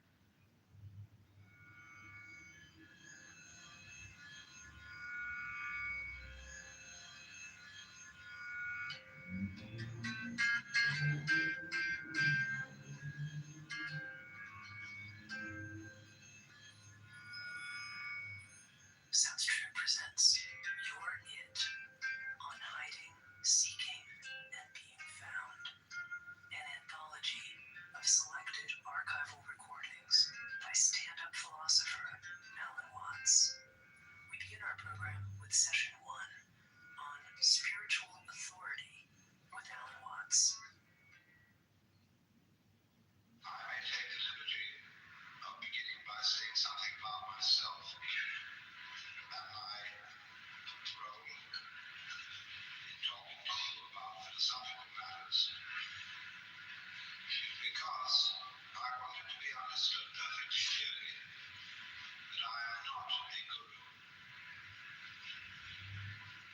In other words, I talk about what we call these things, and that comprises a multitude of interests concerning Oriental philosophy, psychotherapy, religion, mysticism, etc. I talk about these things because I'm interested in them and because I enjoy talking about them. And every sensible person makes his living by doing what he enjoys doing. And that explains me. Now I say therefore that I am not a guru. That means also that I'm not trying to help you or improve you. I accept you as you are. I'm not out therefore to save the world. Of course, when a stream, a bubbling spring, flows out from the mountains, it's doing its thing. And if a thirsty traveler drops himself, well, that's fine. When a bird sings, it doesn't sing for the advancement of music. But if somebody stops to listen and is delighted, that's fine. And so I talk in the same spirit. I don't have a group of followers. I'm not trying to make disciples, because I work on the principle of a physician rather than a clergyman. A physician is always trying to get rid of his patients and send them away healthy to stand on their own feet, whereas a clergyman is trying to get them as members of a religious organization so that they will continue to pay their pledges, pay off the mortgage on an expensive building, and generally belong to the church, boost its membership, and thereby prove by sheer weight of numbers the veracity of its tenets. My objective is really to get rid of you, so that you won't need me or any other teacher. I'm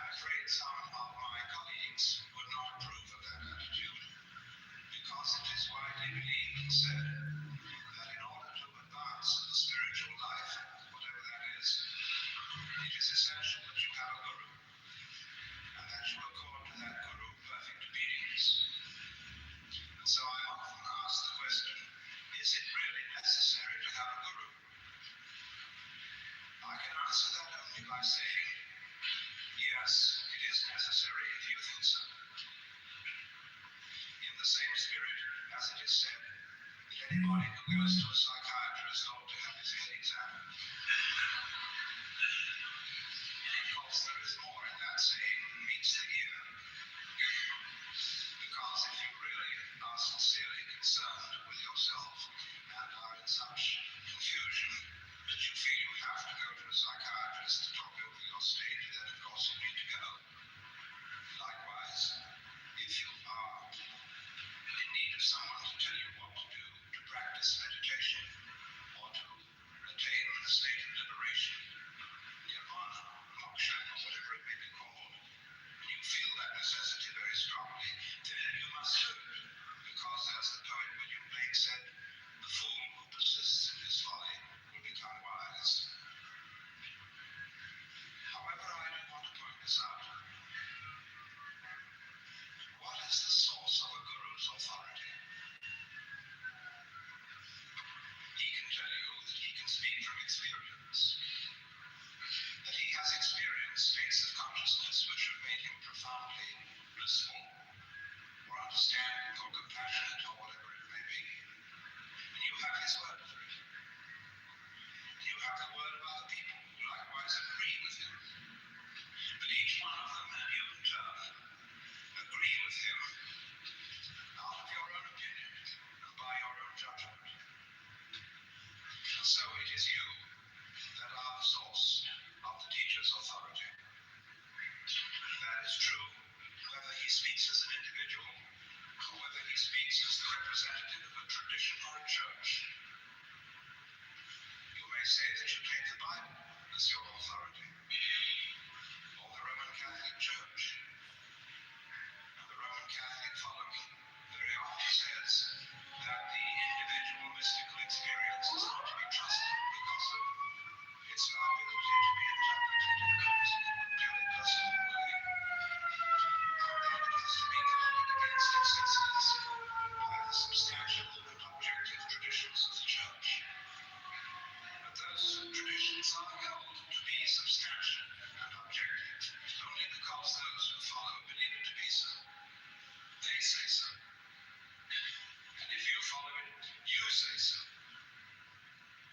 So the question comes back to you. Why do you believe? Why do you form this opinion? Upon what basis does all this rest?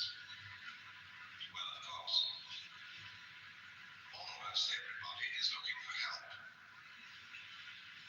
Yes, when I was younger, so much younger than today, I never needed anybody's help in any way. But there is this feeling of a certain helplessness, of being alone and somewhat confused, in an unpredictable, wayward, external world of happenings. And this world of happenings includes an enormous amount of suffering, tragedy. We wonder why we're here, how we got here, and in short, what to do about the capital P problem of capital L life, to which should be added death, because it seems to be certain that we're all going to die, and that death may be a painful process. Those we love are going to die, and so what about it? Is there any way in which we can become masters of the situation?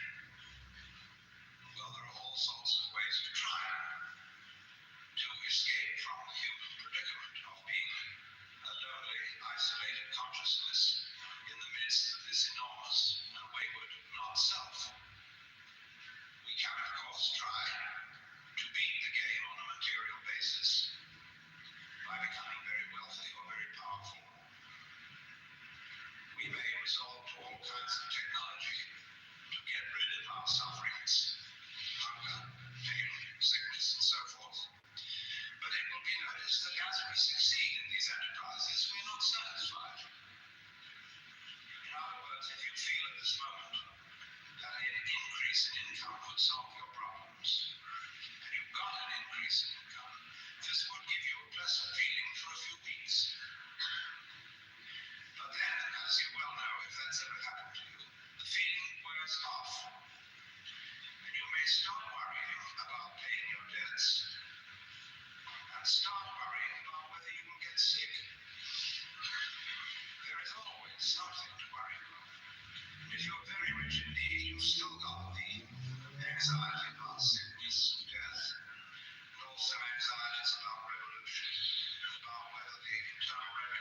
this will take it all away from you, or catch you for cheating on your taxes, or put you in prison for no good reason. Now, there is always this worry. And so you realize that the problem of life does not really consist in your external circumstances, because you worry whatever they are. The problem consists in rather in what you call your mind. Could you, by some method, control your mind so that you won't worry? And how on earth would you do that? Well, there are those people who tell you that the best answer is to think positive thoughts, to be peaceful, to breathe slowly, hum gently, and get yourself into a peaceful state of mind by repeating affirmations such as all is light, all is God, all is good, or whatever it may be. But unfortunately, it doesn't always work, because you have a nagging suspicion in the back of your mind that you're simply hypnotizing yourself and whistling in the dark. What the Germans call the Hintergedanke is a thought concealed way, way back behind your intellect. But it has a gnawing persistence. What if? And so you realize that this matter of controlling the mind is no superficial undertaking, because although you may be able to smooth the ruffles of your consciousness, there is beneath that vast area of unconsciousness which erupts as unpredictably as events in the external world. And so you consider seriously the possibilities of psychoanalysis, to go down and get into those depths and see if oil can be put on those troubled waters. And then, of course, you get into the guru business. You have to go to someone against whose mirror you can reflect those aspects of yourself of which you are not directly aware. So as the process goes on, you find that there is something awkward about all this. And this awkwardness can be expressed in many different ways. One of them is this: how on earth are you to get at yourself, to do something about yourself? Because it's a project not unlike trying to pierce the point of the pin with the point of the same pin. In other words, if you feel that you could do some sort of psychological or spiritual improvement, obviously you are the character who's going to have to bring this about. But if you are the one who needs to be improved, how are you going to accomplish the improvement? You're in the predicament of trying to lift yourself up off the floor by pulling at your own bootstraps. And as you all know, that cannot be done. And if you attempt to do so, you're likely to land with a bang on your fanny and be lower down than you were in the first place. So that problem continually arises, and it has arisen historically in all the great religious traditions. We find it in Christianity, in the debate between St. Augustine and Pelagius. And Pelagius said that if God had given us a commandment to love him and to love our neighbors, he would not have done so unless we could obey it. St. Augustine countered and said, yes, but the commandment was not given in order for it to be obeyed. God never expected that it would be obeyed, because we were incapable of loving anyone but ourselves. The commandment was therefore given to convince us of our sinfulness, from which we could be rescued only by divine grace, that is to say, by the infusion of our souls with a power beyond them. And that was more or less the doctrine to which the church stood. The puzzle has always been, how to get grace. Because grace is apparently free of it all, but some people seem to get it and some don't. With some the medicine takes, and with others it doesn't. Why? Well, apparently you have the power to resist grace. But if you do, you also have the power not to resist it.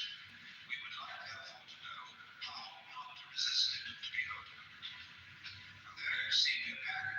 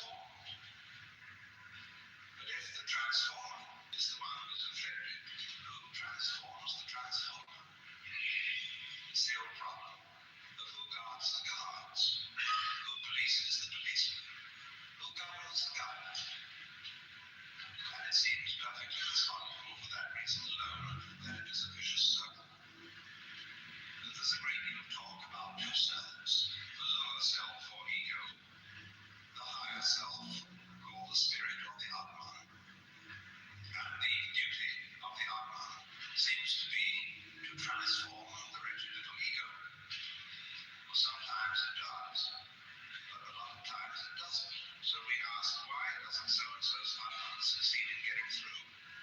Is his ego too strong? If so, who will weaken it? Is his Atman too weak? And if so, why? Surely aren't all Atmans the same? The puzzle remains. So let's take a look at what we're trying to accomplish. We're trying to get better. We are out after that type of experience which we will call the positive, the good, the light, the living, and to get away from the negative, the evil, the dark, and the dead. Unfortunately, however, human experience, human consciousness, knows, by contrast, we are equipped with a nervous system where the neurons either fire or don't fire. All that we are aware of is made up of an extremely complicated arrangement of yes and no. And by recording on magnetic tape impulses, there are areas where there is a pulse and there are areas where there is not a pulse. And by so doing, we can take almost any form of human experience. In other words, we can put colored television on the tape so that it is all reduced to a matter of yes and no. And you will understand, of course, that that is the philosophy of the Chinese Book of Changes, the I Ching, which represents all the situations of life in terms of combinations of the yang, or positive principle, and the yin, or the negative principle. Interestingly enough, the Latin translation of the I Ching was read by the philosopher Leibniz. And from this he invented binary arithmetic, wherein all numbers can be represented by 0 and 1. And that is the number system used by the digital computer, which lies behind all our electronic ingenuity. This great extension of the nervous system, which is based on the same principle. But you see what we are trying to do. We are trying to have yang without yin. We are trying to arrange a life game in which there is winning without losing. Now, how can you arrange such a state of affairs? A game in which everybody wins would end up, as W.S. Gilbert put it, when everybody is somebody, then no one's anybody. If we are all equally happy, it is impossible to know that we're happy, because a certain flatness comes over everything. If we lifted up all valleys and lowered all mountains,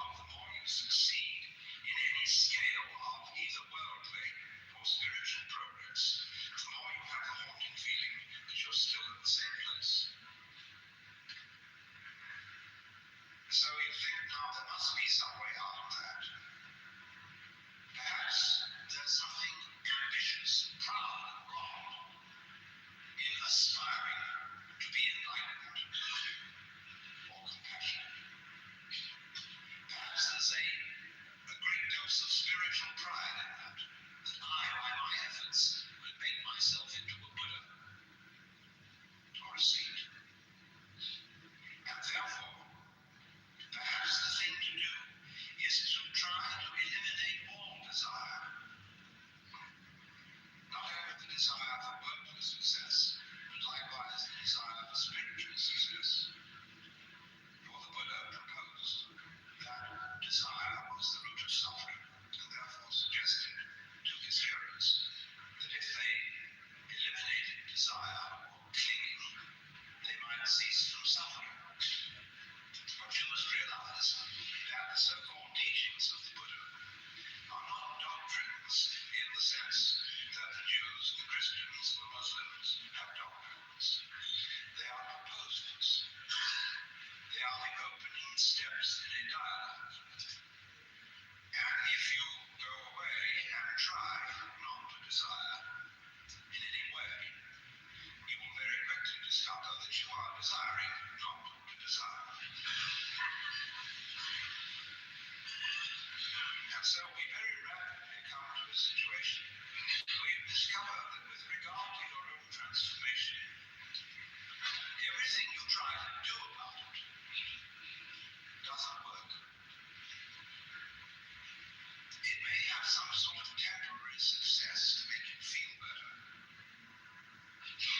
but again and again you come back to the same old gnawing problem. And that is why people interested in spiritual things tend to move from one sect to another, from one teacher to another, always hoping that they will meet one who has the answer. Of course, there are many teachers who say, indeed, there is nothing you can do. And you therefore you have to practice non-doing, as the Taoists call it, or way, non-striving. But then you find in turn that it's extraordinarily difficult not to strive.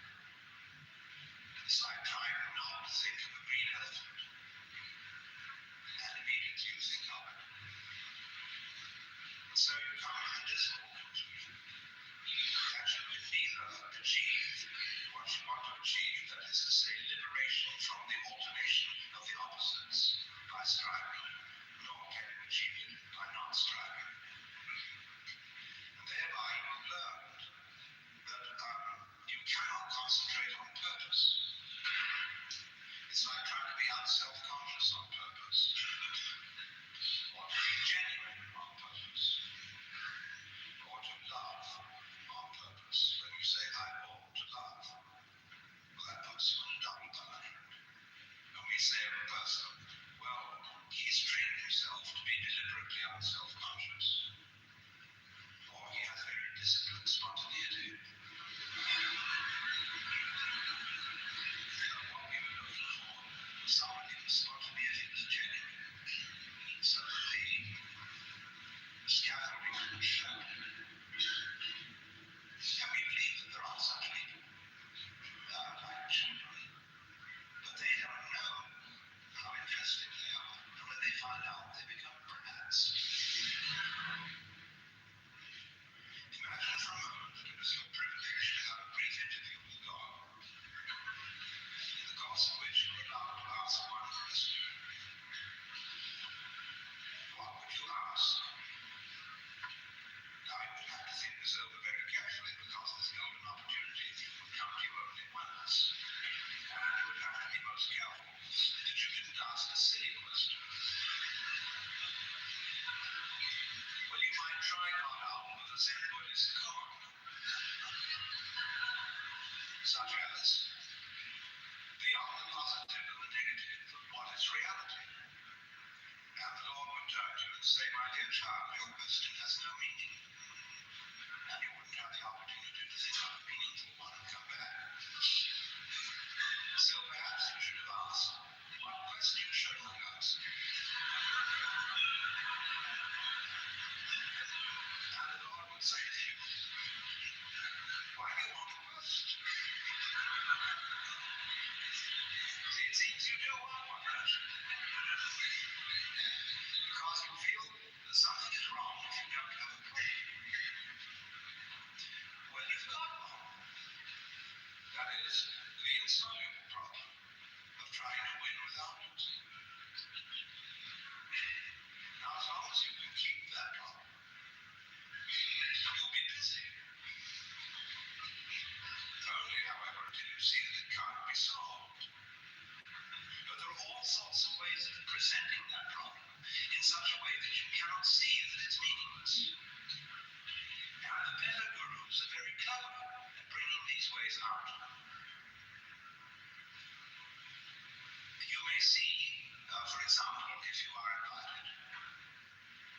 this intense concentration that after a while you find yourself thinking about concentrating, and therefore that your concentration is somewhat divided. Or he may ask you, why are you concentrating? What is your motivation for this activity? And you find out that it's your element of irreducible rascality. So, however, the teacher, once he's seen you master that lesson, has something still more ingenious. He says, now you've actually made progress, because finding out that you could not really concentrate was valuable because it began to break the illusion of your ego. But you've only got your foot in at the door. Beyond this are many, many higher things to be done, and you must redouble your efforts. And so, of course, you apply yourself all the more again and again on all sorts of tricks that these old gentlemen can come out with. And you will keep at it just as long as he can make you fall for it. But in the end, you see that it was all tricks. As the great Zen master Rinzai said, well, after all, there was nothing much in Obaku's Buddhism. And he went on to explain to his students that the art of Zen, or teaching Zen, is like deceiving a child with an empty fist. You know how you treat a child by pretending you've got something very precious in your fist. And you can play a game for an hour, provoking the child to ever greater enthusiasm to find out what you've got. In the end, the revelation is that there's nothing there. So many people say, in the course of their Zen training, I realized there was nothing to realize. It was all there from the beginning. Because you see, standing opposite truth, the realization that you can't do anything about it, and equivalently that you can't do nothing about it, comes closely awakening that the reason for that is there is no you separate from you. In other words, when you try to control your thoughts or control your feelings, there is no difference between the thoughts and the controller. Because what you call the thinker is simply your thought of yourself. The thinker is a thought among thoughts, and the feeler is a feeling among feelings. And trying to control thoughts is like trying to bite your own teeth. So you found that out. But then the other side of the picture is, of course, that if you do find that out, you discover that the project of controlling yourself was unnecessary, because you were yourself a Buddha from the very beginning. That's what the Upanishads mean when they say quite simply, Tattva-masi. You're it. You, as you are. We know how we can perceive that. Supposing you let your imagination go and really think through what you would like to happen. Imagine the most gorgeous state of bliss that you could conceive.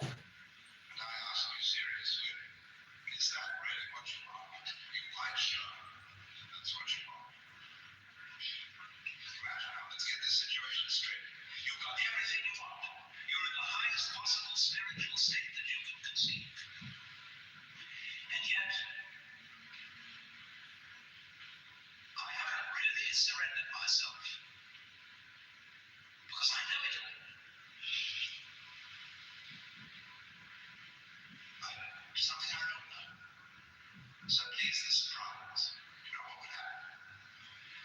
You would find yourself sitting here in this building tonight, feeling exactly the way you feel.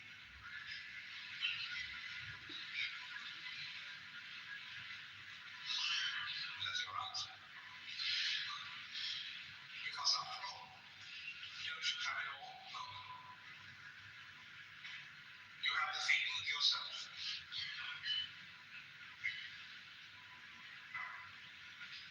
But the feeling of self depends on their being at the same time.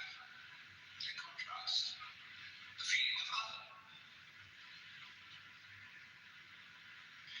The self has a certain sensation of being in control of life to some extent through voluntary action. The will seems to have a certain freedom, and yet on the other hand, there are limits to that. And it seems in the end, life sweeps us away, and we are overwhelmed by the involuntary. And yet, the voluntary keeps popping up. New voluntaries come into the world with every baby.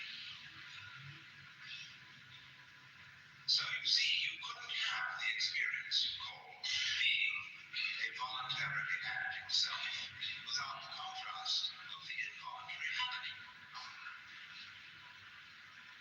Now, do you want to be without the involuntary happening?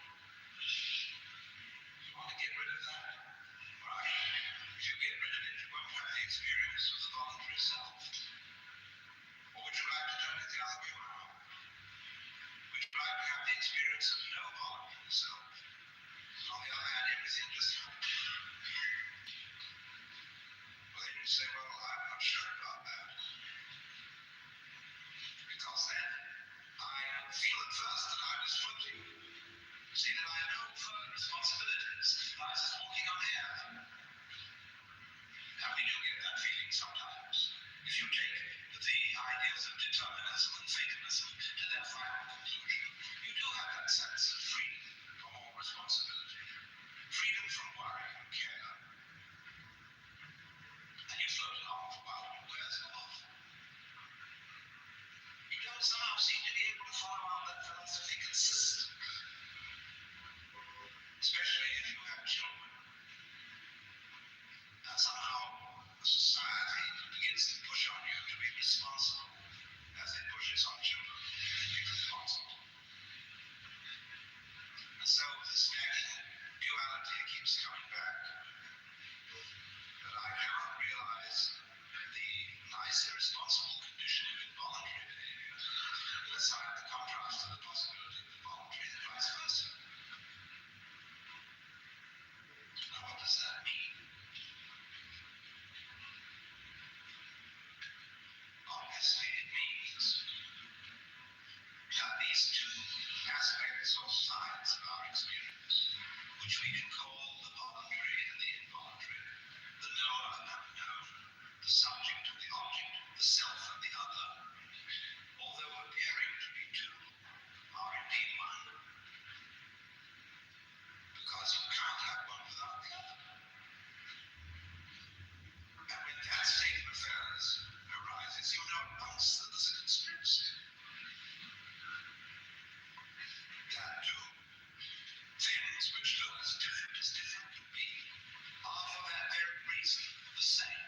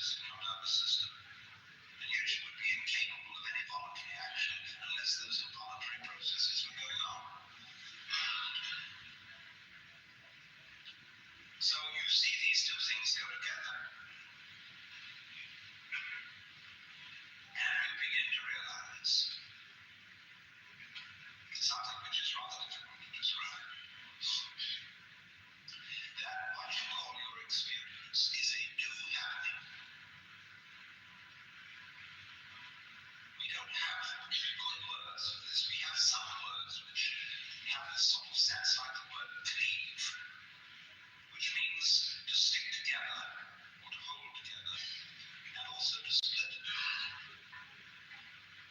And the word sacia in Latin means holy and accursed. And so I would like to propose we all should find some word for a new happening, because it's all a new happening. That's what Buddhists mean when they talk about karma. The word karma means action. And when something happens to you, be it good or bad, they say it is your karma. That means quite simply it is your doing. But you say, I didn't mean to do that. No. One school of thought will explain it by saying, but you see, you did something in a former life or at a former time, which now has this consequence. But that's a very superficial understanding of karma. You don't need to believe in reincarnation to understand karma. Karma is simply that you don't let your left hand know what your right hand is doing. That is one aspect. You are doing what you call the environment. And with the other aspect, you are doing what you call the organism, the me, this your body. But as you cannot conceive possibly the existence of a living body with no environment, that is the clue that the two are basically one. Like the two poles of a magnet. North is quite different from south, yet it's all one magnet. So in precisely the same way, you are both what you do and what happens to you. So that you have a little game in which you play that what happens to you, that you're not responsible for. That's not you, see? You're only responsible for this side of it. And then you can compete with the other side. What it's like is this. Get two knitting pins, one in each hand, and have a fencing match with yourself. And really, sincerely, try to stick the other hand. But that other hand is really sincerely be trying to stick the first one and also to defend itself. It's like playing chess with yourself. See? Now, it won't work. You'll come to some standstill. Unless you decide for your right hand that that's the one that's really going to win. Then you've broken the rule of the game, you see. Well, that's all we do. That's what is called by both the Hindus and the Buddhists avidya, ignorance, which really better means ignorance. So what it comes down to, you see, is basically this. Just in the same way that the authority of the Guru is your authority. You did it. So the place where you are in life is where you put yourself.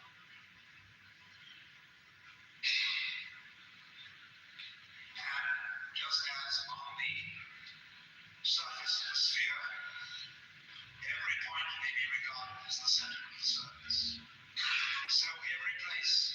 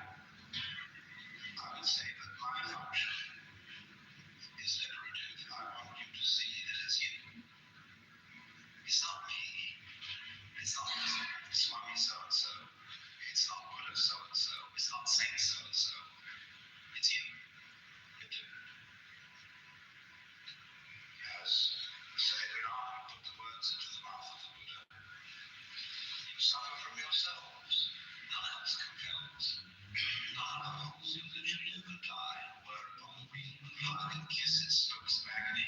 It's tired of tears, its name of nothingness. But one of the old Zen masters went to his teacher and said, "What is the way to liberation?" Teacher said, "Who is restraining?"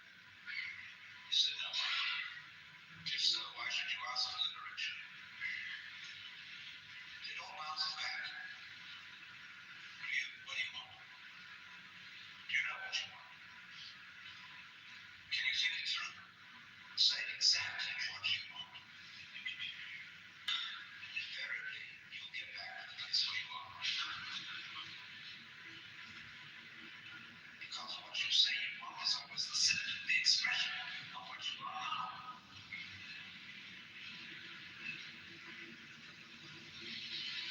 If that is the case, then it's all there because you're doing it. Why meditate? Why do anything of a so-called spiritual nature? People don't understand really what meditation is. They take it up, like they take up psychotherapy or a course in weight reduction in order to be better. But if you do that, you're not practicing what is called jhana or yoga or zen. That's not it at all. Meditation is the one human activity which has no purpose. Buddhas, who are supposed to have attained everything, are invariably shown in some sort of meditation posture. Why should they meditate anymore? Because that just happens to be the way that a Buddha sits when he sits. When he sits, he sits. When he walks, he walks. He's not going anywhere. He's just going for a walk. Because he digs it. See, to dig, the very word is not merely to appreciate it, but to penetrate. To go to the heart of the matter, to penetrate the moment. To get right to the root of the moment is nowhere else than the center of you, where you are. It's where you start this whole thing. I mean, to get with yourself is to get at the moment where you begin all this questioning. Where does the question come from? Where does the desire spring from? Well, that's you, and that you is the point from which the whole universe is created. Flowing back into the past like the wake of a ship. Wake doesn't drive the ship. The ship doesn't swim. So here you are, producing it. Now, meditation is just sitting and watching time. And it's not done because it's good for you. It's done for fun. I might even say meditation is a fun thing. And if it isn't, you're not meditating. There's an awful game that meditators play, which is competitive suffering.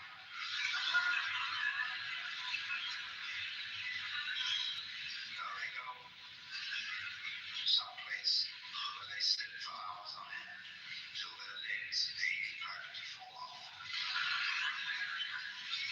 They come back and brag about they sat through all those hours of engagement. Now it's very difficult to put down people who are suffering. Because after all, one has a natural sympathy for pain. But I sometimes want to say that for goodness sake, don't throw your suffering at me in that way, in that spirit, and don't brag about it. Don't one-up me by saying, well, I've suffered more than you have. People do things like that, they say, well, I'm more aware of my shortcomings than you are. I'm more tolerant than you are. I recognize more than you do what a rascal I am. Every kind of way of one-upping somebody else in order to play the game in which I always win. So once we get into that kind of thing,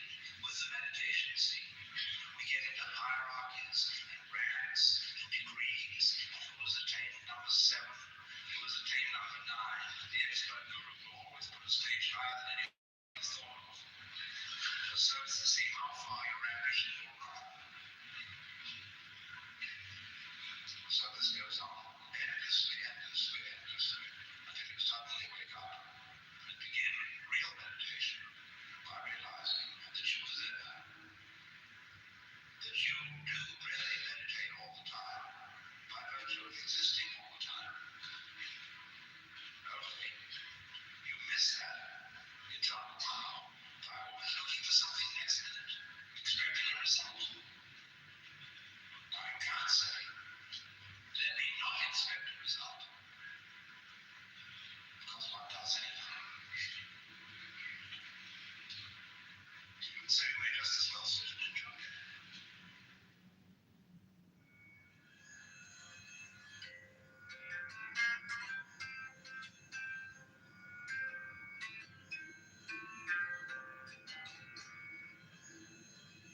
Your It continues with session 2, Mysticism and Morality.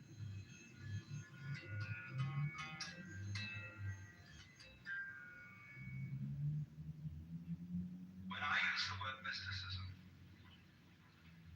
I'm referring to a kind of experience, a kind of, shall we say, state of consciousness, which seems to be as prevalent among human beings as measles.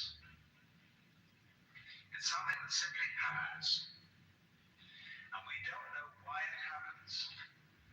And although there are all sorts of techniques which claim to be able to promote it, and which are more or less successful in doing so, and sometimes rather less than more, nevertheless there is this peculiar thing that happens to people. And it's been recorded as far back in time as we have any recording at all. And that is coming over people the peculiarly convincing sensation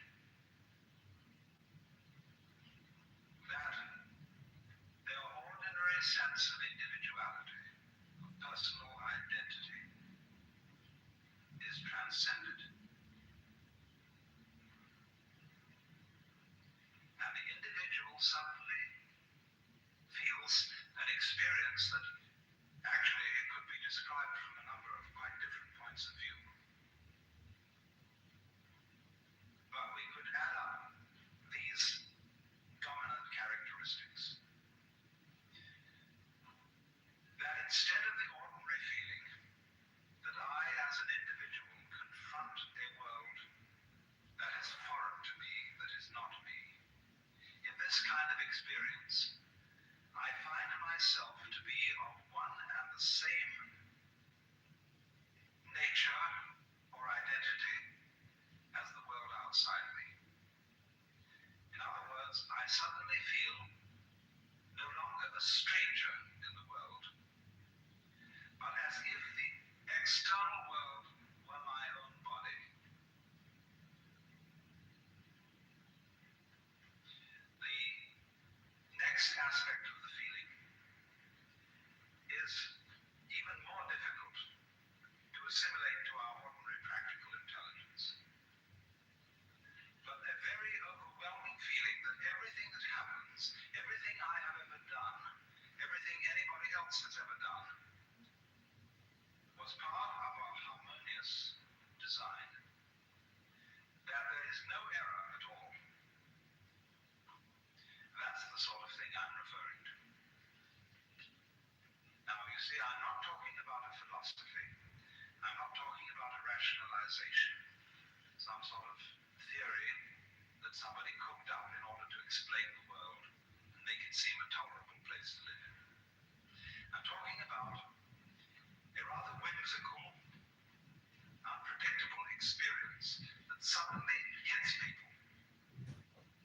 And it includes this element of feeling the total harmoniousness of everything. Now, I realize that those words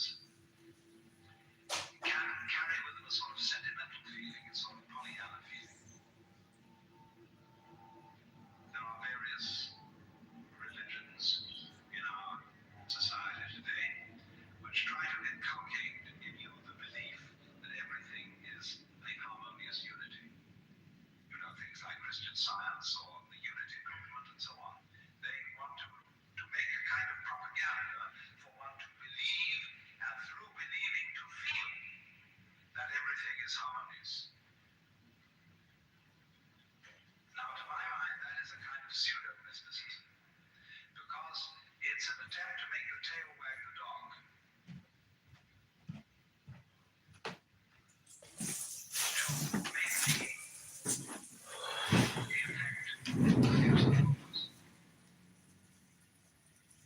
Because the sensation of things being harmonious is somehow never brought about by insisting to yourself that that is so. Because when you do that, when you would say to yourself, all things are like you, all things are God, all things are beautiful, etc. Actually, by doing that, you're implying that they're not. One of the things that I follow that cover like this day in history, one of the black men in the South was castrated to threaten the civil rights workers. I mean, we look up the Waco or whatever. There's a bunch of stuff. That book, I can't think of the name of the book, but the book where they show the lynchings. I'm just saying, for him to come in here and drop 6 particular incidents where some lives were told, just literally, please don't go nowhere with that. Just if you want to talk about what happened with the Southern Poverty Law Center, like let's talk about that and let's like take it. Just don't follow that, please. That was some bullshit. And the Tawana Briley case, I mean, that happened in '87. He's talking about it was on Clubhouse. Has Clubhouse been existing? Yeah, Clubhouse wasn't even invented in '87. Yeah, that's crazy. Yeah, that's great. We're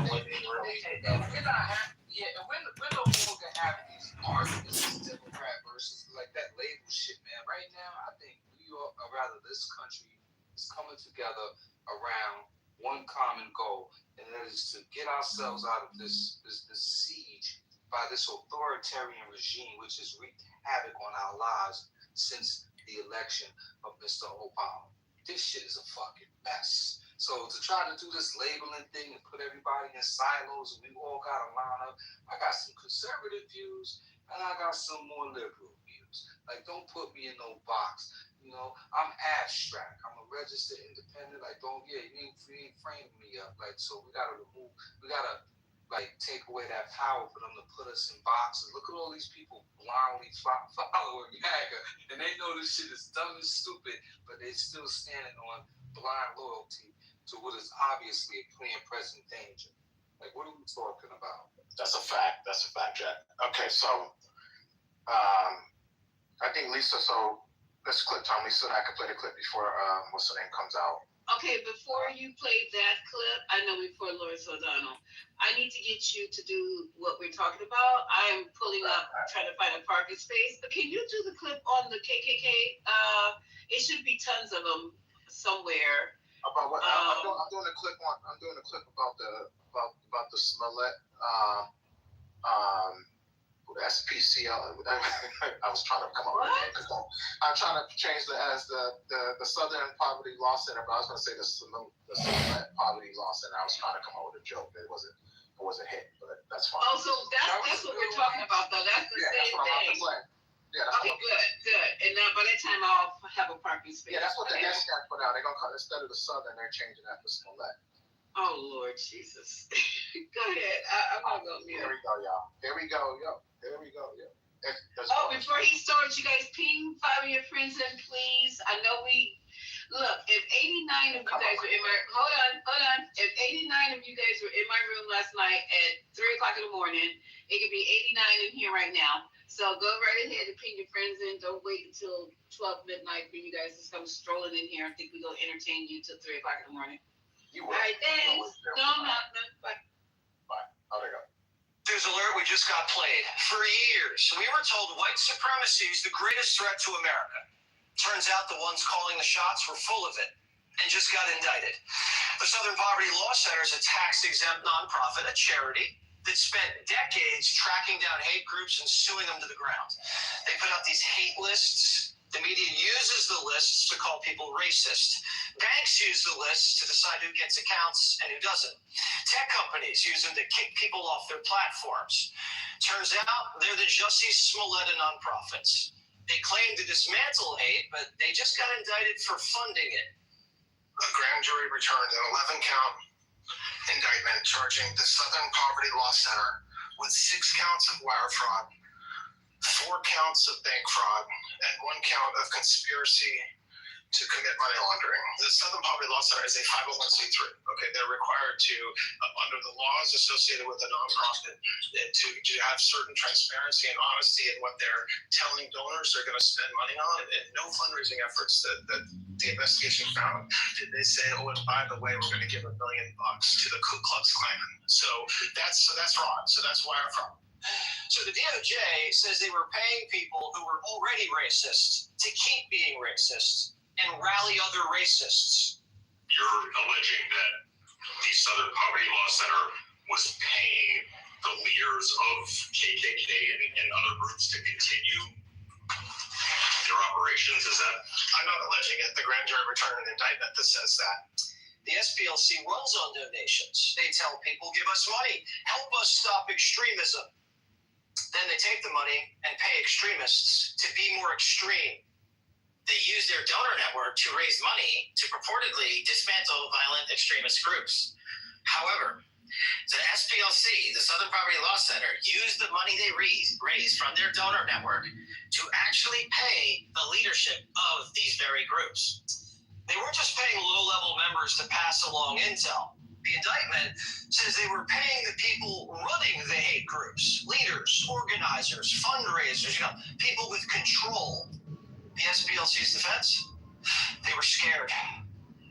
This use of informants was necessary because we are no stranger to threats of violence. In 1983, our offices were firebombed, and in the years since, there have been countless credible threats against our staff. For decades, we engaged in unprecedented litigation to dismantle the Klan and other hate groups. In light of that work, we sought to protect the safety of our staff and the public. Bull. We get threats at Fox all the time. We don't turn around and pay the people making them. The SPLC wasn't paying people on the outside to get inside either. They were paying people already on the inside and in charge. The SPLC funneled money to the imperial wizard of the Ku Klux Klan. Aryan Nation leaders. They've been wiring money to neo-Nazis for a decade. Take Charlottesville. There were some white supremacists. They got together to unite the right. The SPLC paid a guy who helped plan it.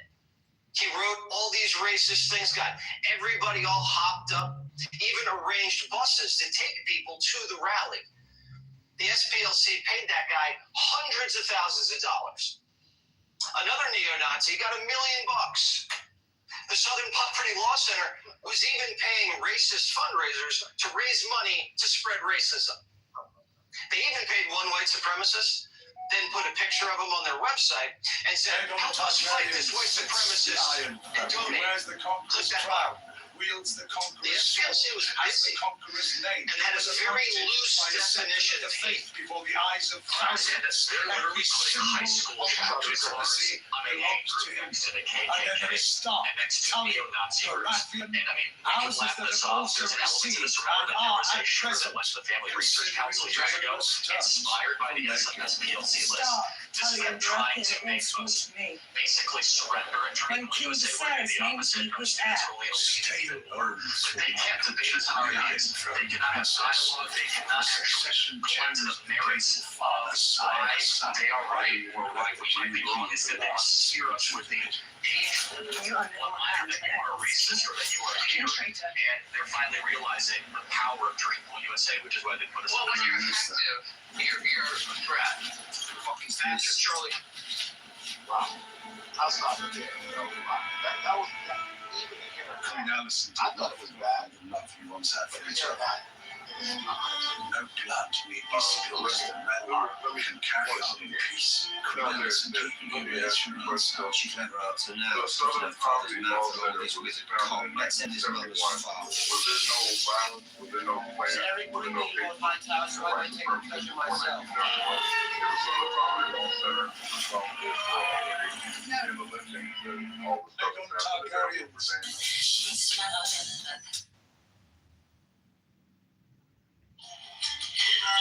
I don't know if I want to answer it. I mean, I don't know if that's a question. Are we going back to 1971? No,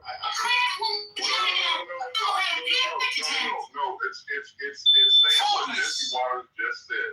So, and what you're playing, like, so that's it. So all the stuff that's happening. So the Charlottesville bus, the guy that planned the buses for the Charlottesville, and they're falling under the ground. Well, the KKK around when you're saying what? So now the Southern Policy Law Center is responsible for all the hate and all the white groups.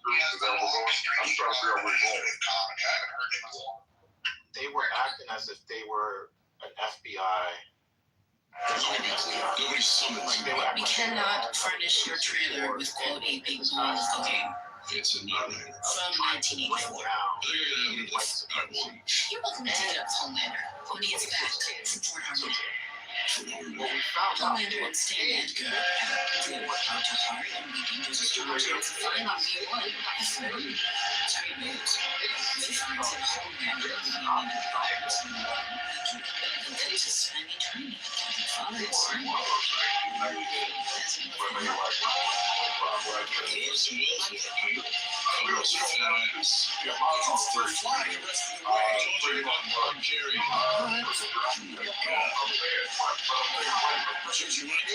Yesterday, told me you would help me. My said you don't do but you know complete idiots. I never said that. You know they help her out. Yesterday, entire bots they came on. I think you can appreciate a move. It was twice that's all. I guess we're related in more ways than one.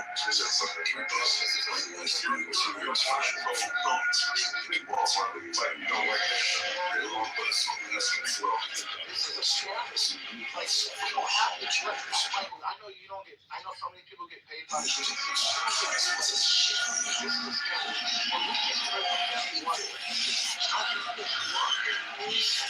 I'm here in 30 seconds.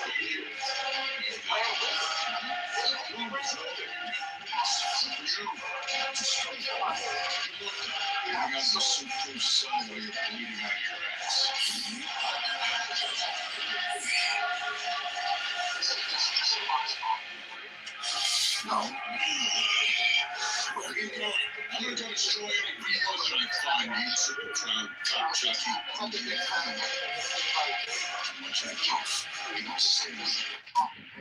talking about, something in his brain and just saying stuff, basically, which is, was it not true? They say, hold on, I think people. Just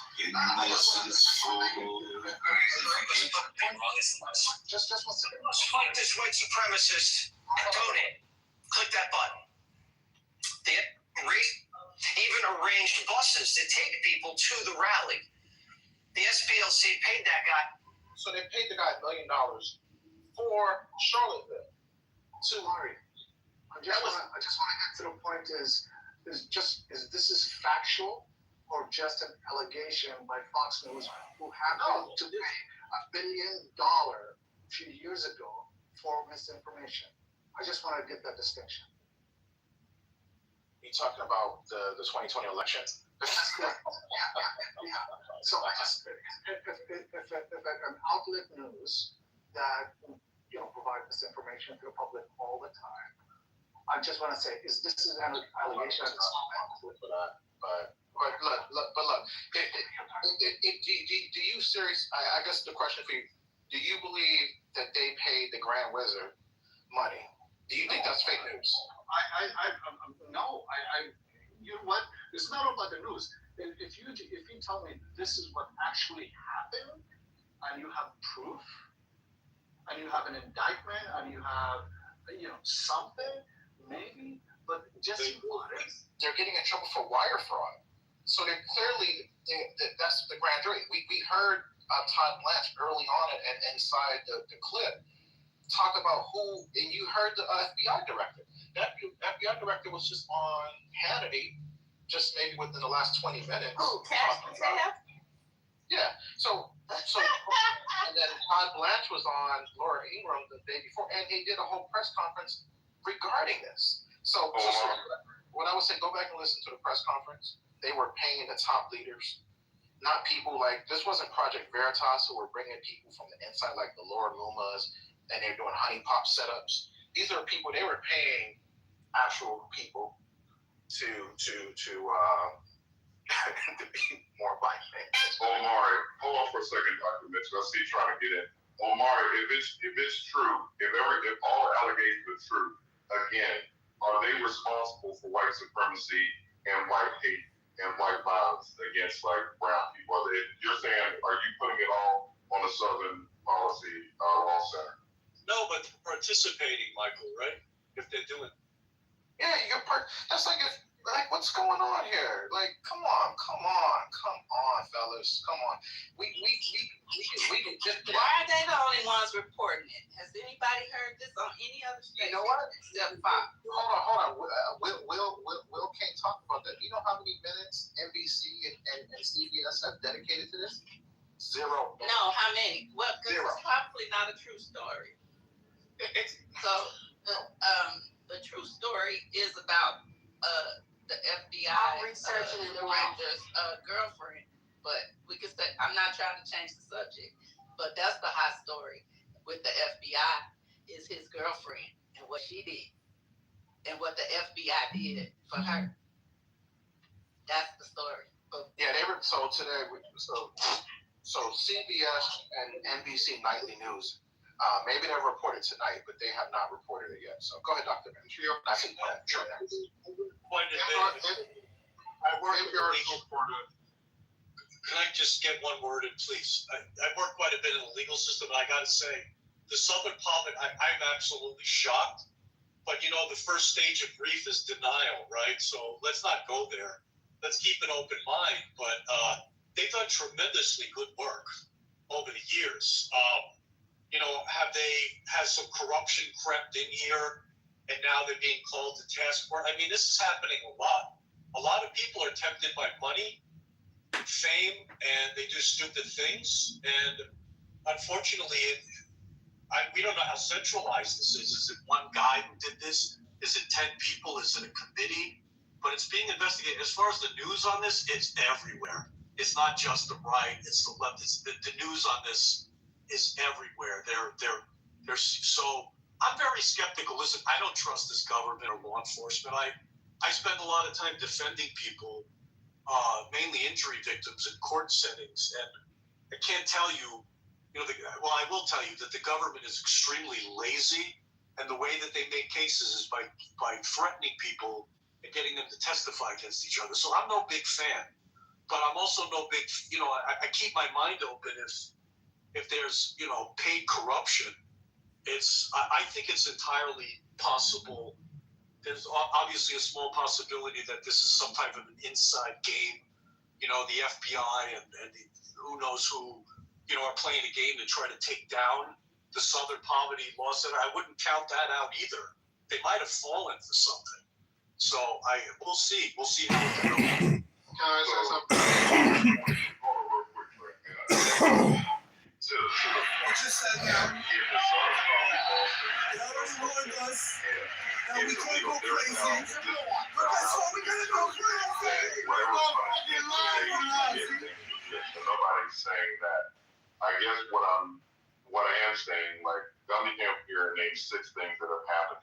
I'm just saying that all of the things that they've been fighting for that have gone on years before they even started back in 1971, that doesn't erase the fact that white supremacy, to the point, I'll land, so I'm like about to like. No, I agree with you with that. But it doesn't, hold on, let me just finish the thought. It doesn't negate the fact of white supremacy hate groups. What they're trying to fight against if somebody like sort of went, or like Dr. Mitch said, got like maybe caught up in trap, or like one man like went rogue, I'm saying the work that they're doing or trying to do, it doesn't negate what's going on, the realistic things that are happening with white supremacy and these crimes. It doesn't negate that. And I feel like that's what Todd Blanche and the Department of Justice is trying to do, saying we got this one bad case or these incidents, and so now like there's no hate groups, there's no racism, there's no crimes against people of color. That's what I feel like they're trying to do. And if Todd Blanche is in it, there has to be an ulterior motive. And like you're saying, there may have been some instances that they didn't do the right thing, but it doesn't negate the overall agency and what they tried to accomplish. Dr. Mitch, I let you. Sting operation or something, there might be more sides to this, but I think it's a tremendous loss. The Southern, Poverty Law Center, if they go down, it's a tremendous loss. So look, I actually read some of this yesterday. Now I see the rest of it breaking. I'm gonna tell you now, Amari, this is a bullshit case because they've been doing this for years. It's kind of been known that people have been paid to infiltrate, and it happens on both sides, by the way. But people have been paid to infiltrate the Ku Klux Klan to find out, what they are saying, what they are doing. It's not even surprising to me. What is happening is just what Michael said. This is to embarrass the Southern Poverty Law Center, to try to make them look like they are making up racism, which they are not. They are just trying to find out what's going on. The man, even in the indictment, the man went to Charlottesville. It didn't say he drove the car. He just went to Charlottesville, and it sounds like a lot. It's $1 million over the course of a couple of 10 years, right? So I mean, there is no in the indictment. There is no Southern Poverty Law Center paid for someone to commit this crime. And if the FBI had that, they would show the damn video and they'd show the evidence, but they don't. So this is an attempt, Amari, which is why you got to be careful when we talk about this shit. This is an attempt by the Trump administration, by the FBI, to make black people look bad and make it look like we're making up racism and it never happened. When in fact, in truth, when you even look at their indictment, they show no proof of that. They just said that they infiltrated the group. I'll end. All right, I want to finish the clip. What's good? I'm going to finish the clip because we're going to hear from professionals. This story is just bonkers, man. I have to tell you, as somebody who did counterterrorism work, all I want to say is, folks, don't try this at home. All right? There's a reason that the government is who runs informants, okay? The case law on this is well developed. When you do it as a private citizen, you don't have those protections. Furthermore, even as the government, if the idea for something that's illegal originates with you, that the perp has a defense of entrapment, ironclad. If the idea comes from the good guys, entrapment. So I want to know, and I'm sure a lot of people out there want to know, well, maybe we're on the wrong end of the SPLC. Hey, did the SPLC entrap me? All right, so because I'm sure that they weren't professionally running these sources, because running sources is very hard. There's a reason why very few police agencies do it really effectively. I want to enlarge the scope here. Number two, look for follow-on charges. I wouldn't be surprised at all if we see a RICO at some point. Number three, civil. You're going to probably have civil suits for violation of constitutional rights from, you ready for this? Maybe a class action suit. Yeah. Nazis at TPUSA in this same docket. Because as private citizens spying on these groups, you're in extremely murky and dangerous territory. Here's my other question. Did they have anybody at 6 January? All right, this is right in that number there. Did the SPLC have anybody running around out there that was in any way, shape, or form involved in that? And then lastly, what a question. Just to close real quick, look for Treasury to get involved. I tweeted about this earlier today or last night, I forget. The bottom line is they take donations. Those donations now we know went to third parties, their sources, their informants. That means they're operating as a money remitter. All right, they're moving money. They're taking in money. They're transferring it. That means you're under Treasury as a money remitter. Why does that matter? It's like a bank. Because Treasury can fine you and does fine people in the billions. The Treasury fines are brutal, and that's Scott Bessent. So all of these things are still coming. If you're going to sue SPLC, you better hurry, because the Treasury gets there before you. The whole coffers are going to be empty. All right. We're lawyers. We heard from Trent, but we heard from lawyers. Paul Morrow, investigator. So, NYPD, former detective. So, there you go. You guys can believe Trent, or you guys can believe the professionals. Let me ask you something real quick. Right now. Let me tell you what. No, you call me out. Let me tell him why it's bullshit right now, and I'll make it real quick. Because if that's true, then reinstate the nuclear scientist that James O'Keefe just entrapped, Omari. If what he just said is true, and you can't have informants, and you can't do entrapment, what were they doing escorting the nuclear scientists out of the Pentagon yesterday? So it's a bullshit story. Yes, there are many times when people have paid to have informants and to monitor the other side. It doesn't surprise me. And to sit up here and say, because we were watching what they were doing, because we asked someone to go, because we can't send our black asses in there to figure out what the Ku Klux Klan is doing and the neo-Nazis are doing, but because we did this to protect citizens, therefore we are liable. It's ridiculous. I hope they take it to court. I'd love to see them award the neo-Nazis and the Aryan Nation and the Ku Klux Klan money. That would be just what this country needs. So, Omari, real quick, just a question for you. With you being, you are a Black American, correct? I am foundational Black American, just not a Black American. Thank you. No, perfect. So FBA, perfect. So, do you understand history? So I know you're intelligent. So, like the history of our country, the things that have happened, like with Target Blaze Summer, like when we Ahmaud Arbery, all the stuff that happens to us, even after the thing with Charlie Kirk, where a kid was lynched in, I think, Mississippi, and they said it was suicide. He had like 2 broken legs and a broken arm. You're aware that kind of stuff goes on in this country, correct?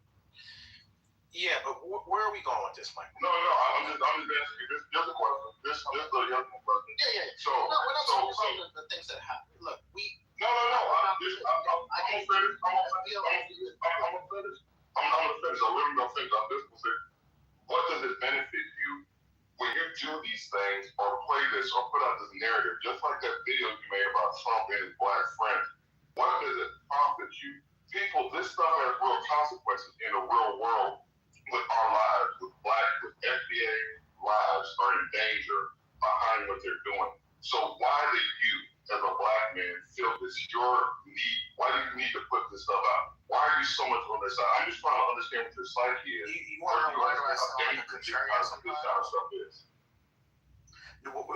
So for me, Michael, I believe that there are times when we have these conversations and we put our color or we put our party as number one versus just looking at right and wrong, balls and strikes, right?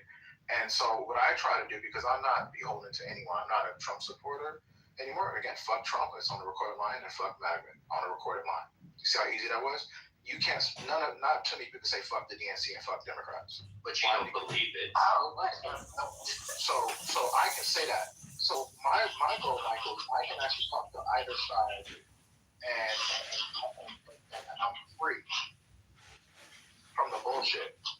You're not here that we've actually said that we don't believe certain parts of the DNC. What are you talking about? I don't believe that. People on this stage are saying that I don't know. Still continue to support. I believe we have. You still continue and lie in our face. Like you lie in our faces all the time. Yeah, I believe. And that's fine, and that's true. That's fine. But be yourself. Don't say something that you're not. Arthur, okay, come on. You said this is day 399. Right. But you just repeated it. So I'm gonna repeat it too.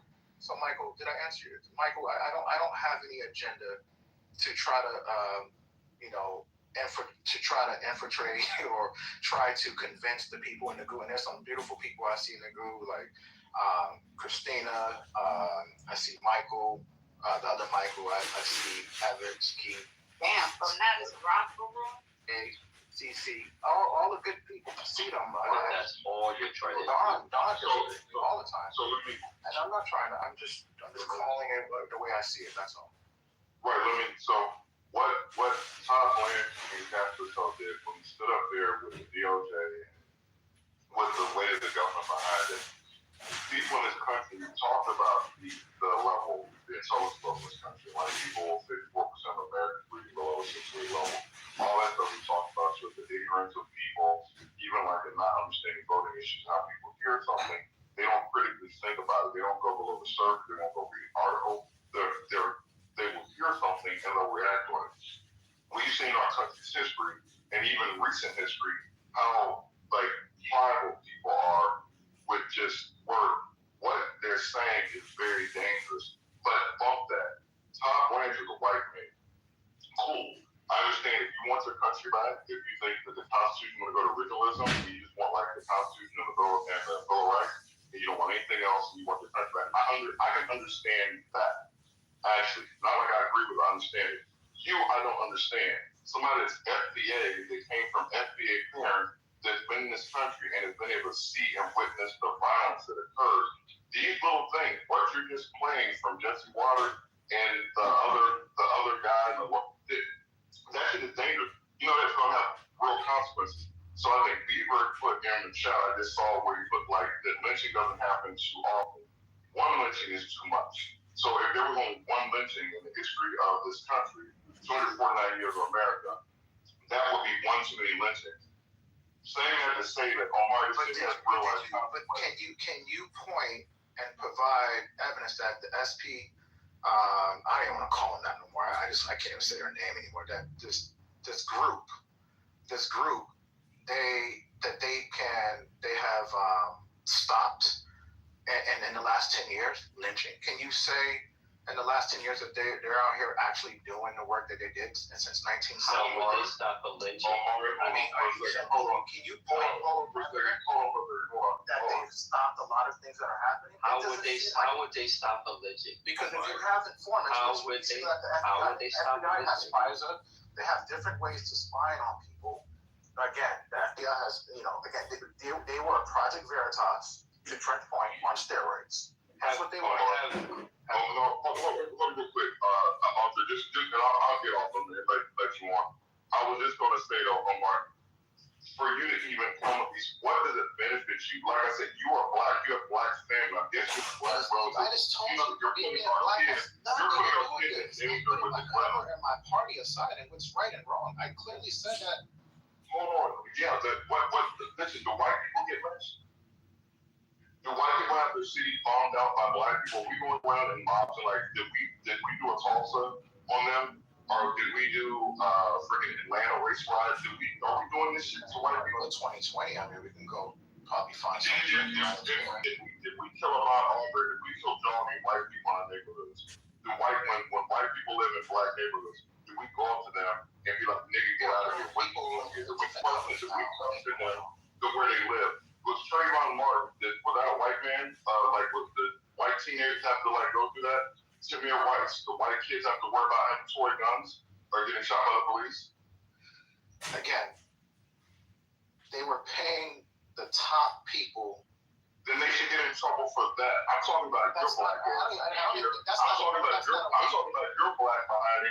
here, like supporting like making it's not illegal to pay them. I'm going to have to see how they can, in the restaurant, you can shine this up and make it, illegal to pay somebody in the KKK or pay somebody within a neo-Nazi. But is it wrong to pay the top people? Yes, to me, it's morally wrong. Then they can get in trouble for you bringing members in. They can black to the day.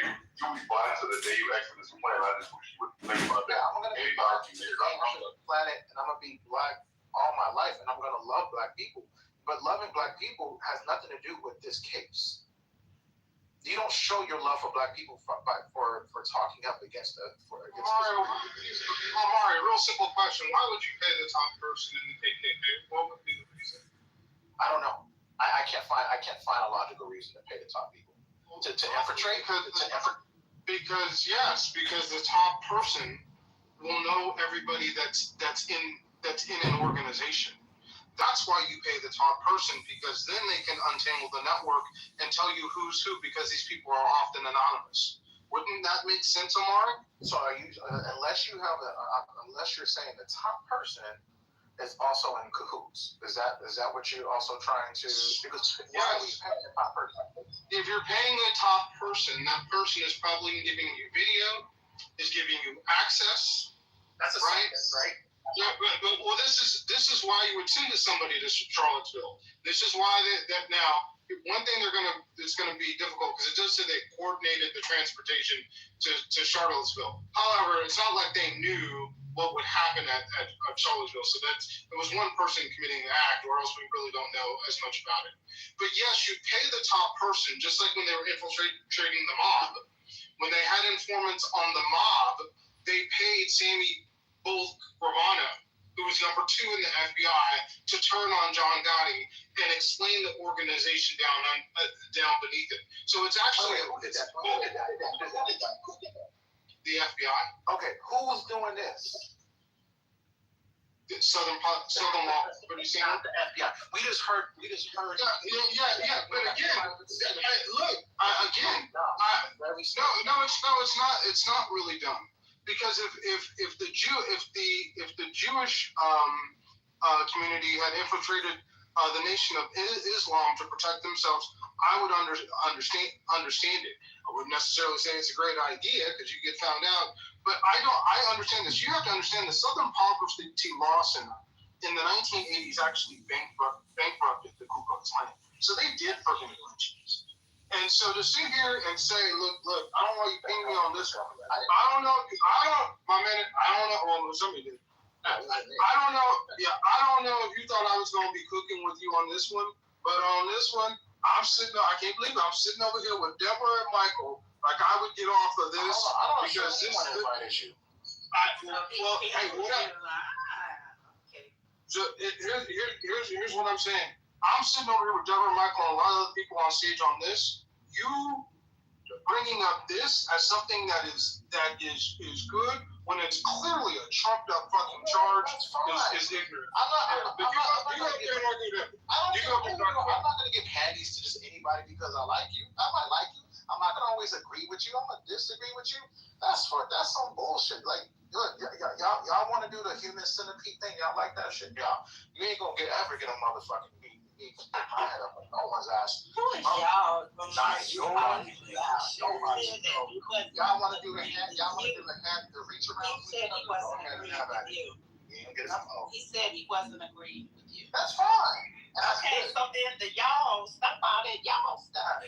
Then again, that's between you and Trent. It's not serious. It's not serious.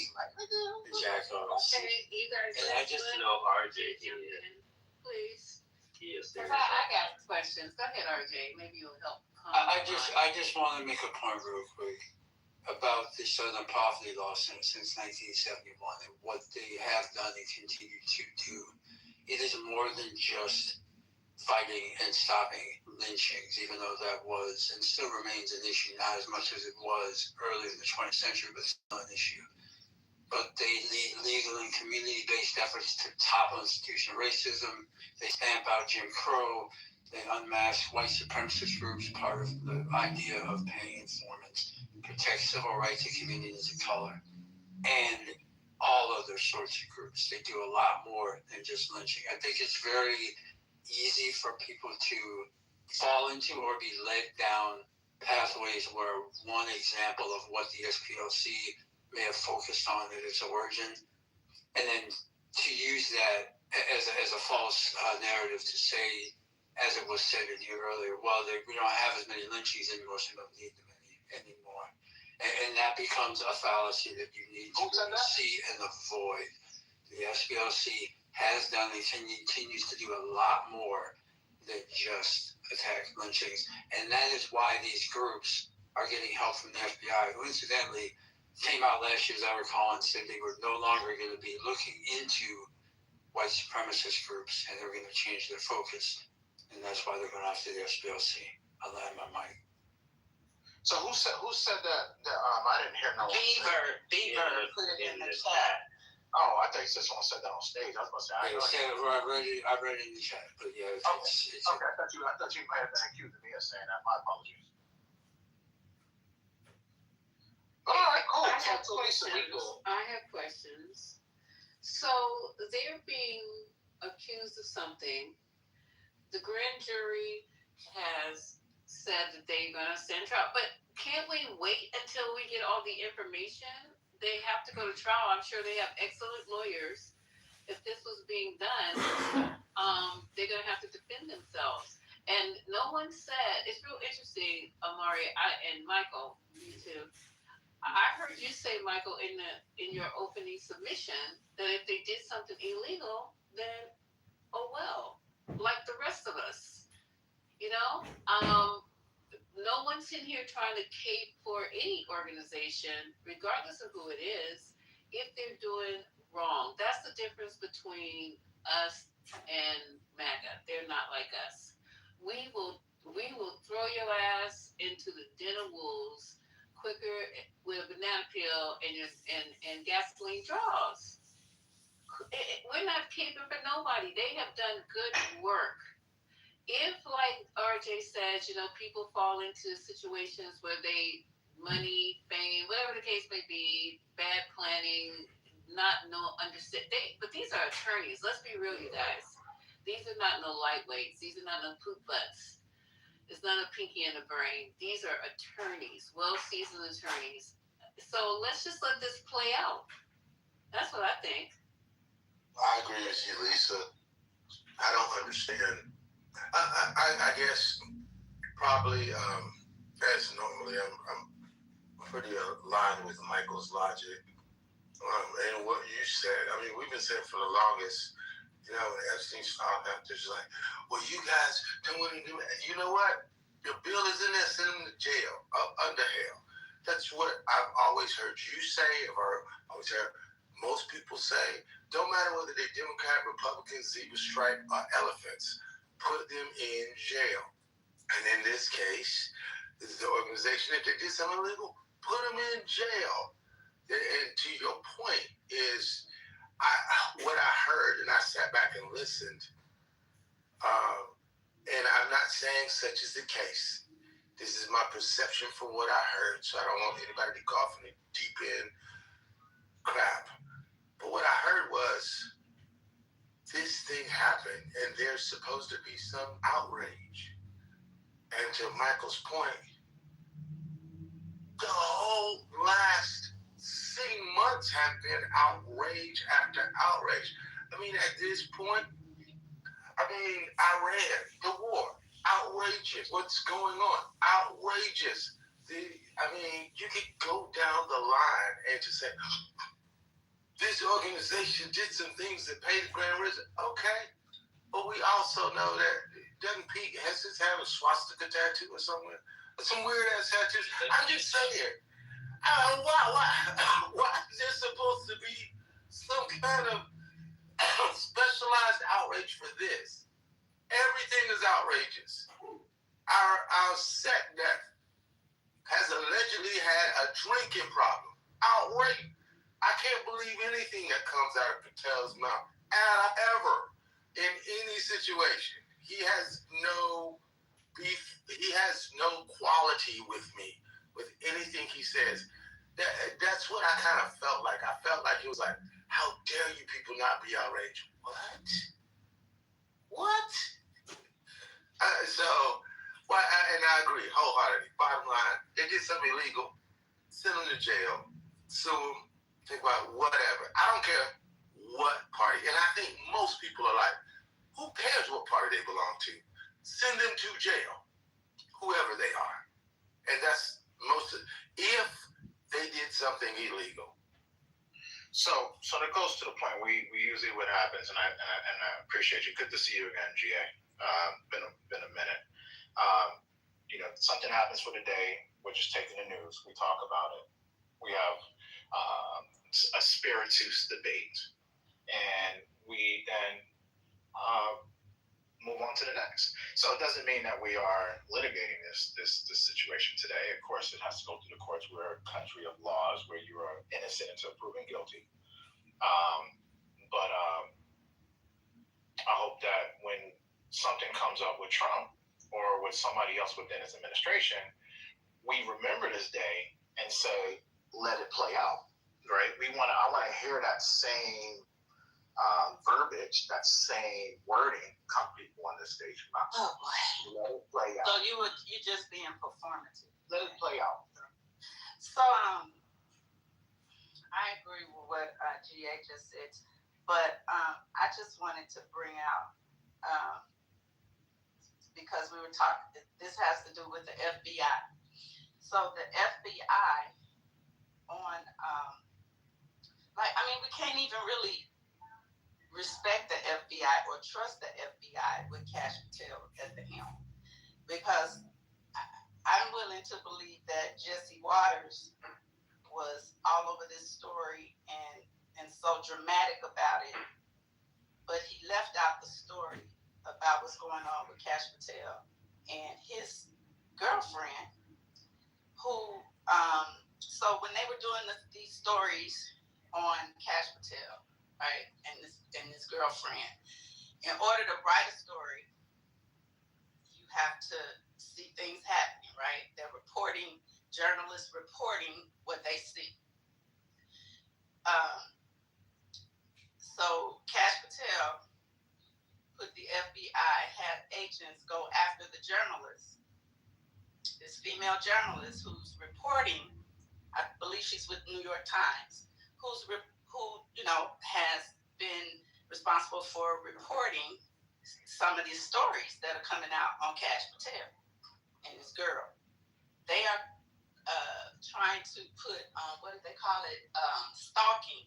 They're trying to say that she's a stalker, not a reporter. They're looking for ways to have her, they've gone to her home. The FBI has. And they're trying to get a case for stalking against a journalist. But they are actively trying to do that. Are you outraged, Omar? Yeah, I don't have selective outrage like some. So very outraged. There you go. See how easy that is? Yeah, but tomorrow it'll be different, just like you jumped out. Today is still April 22nd. Yeah, you said it. In our year in Lord 2026. And I'll bring it up when you flip, okay? Grazie. I got one more. Because it hit me as I sat down. How do we know that this didn't prevent a terrorist attack? How do we know that this didn't prevent a Buffalo? How do we know what didn't prevent the terrorist attack?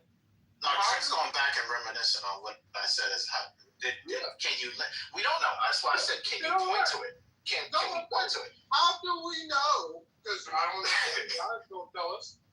How do you know that somebody in the Southern Poverty Law Center wasn't tipped off to someone that was going to commit a Buffalo-style mass or attack a synagogue?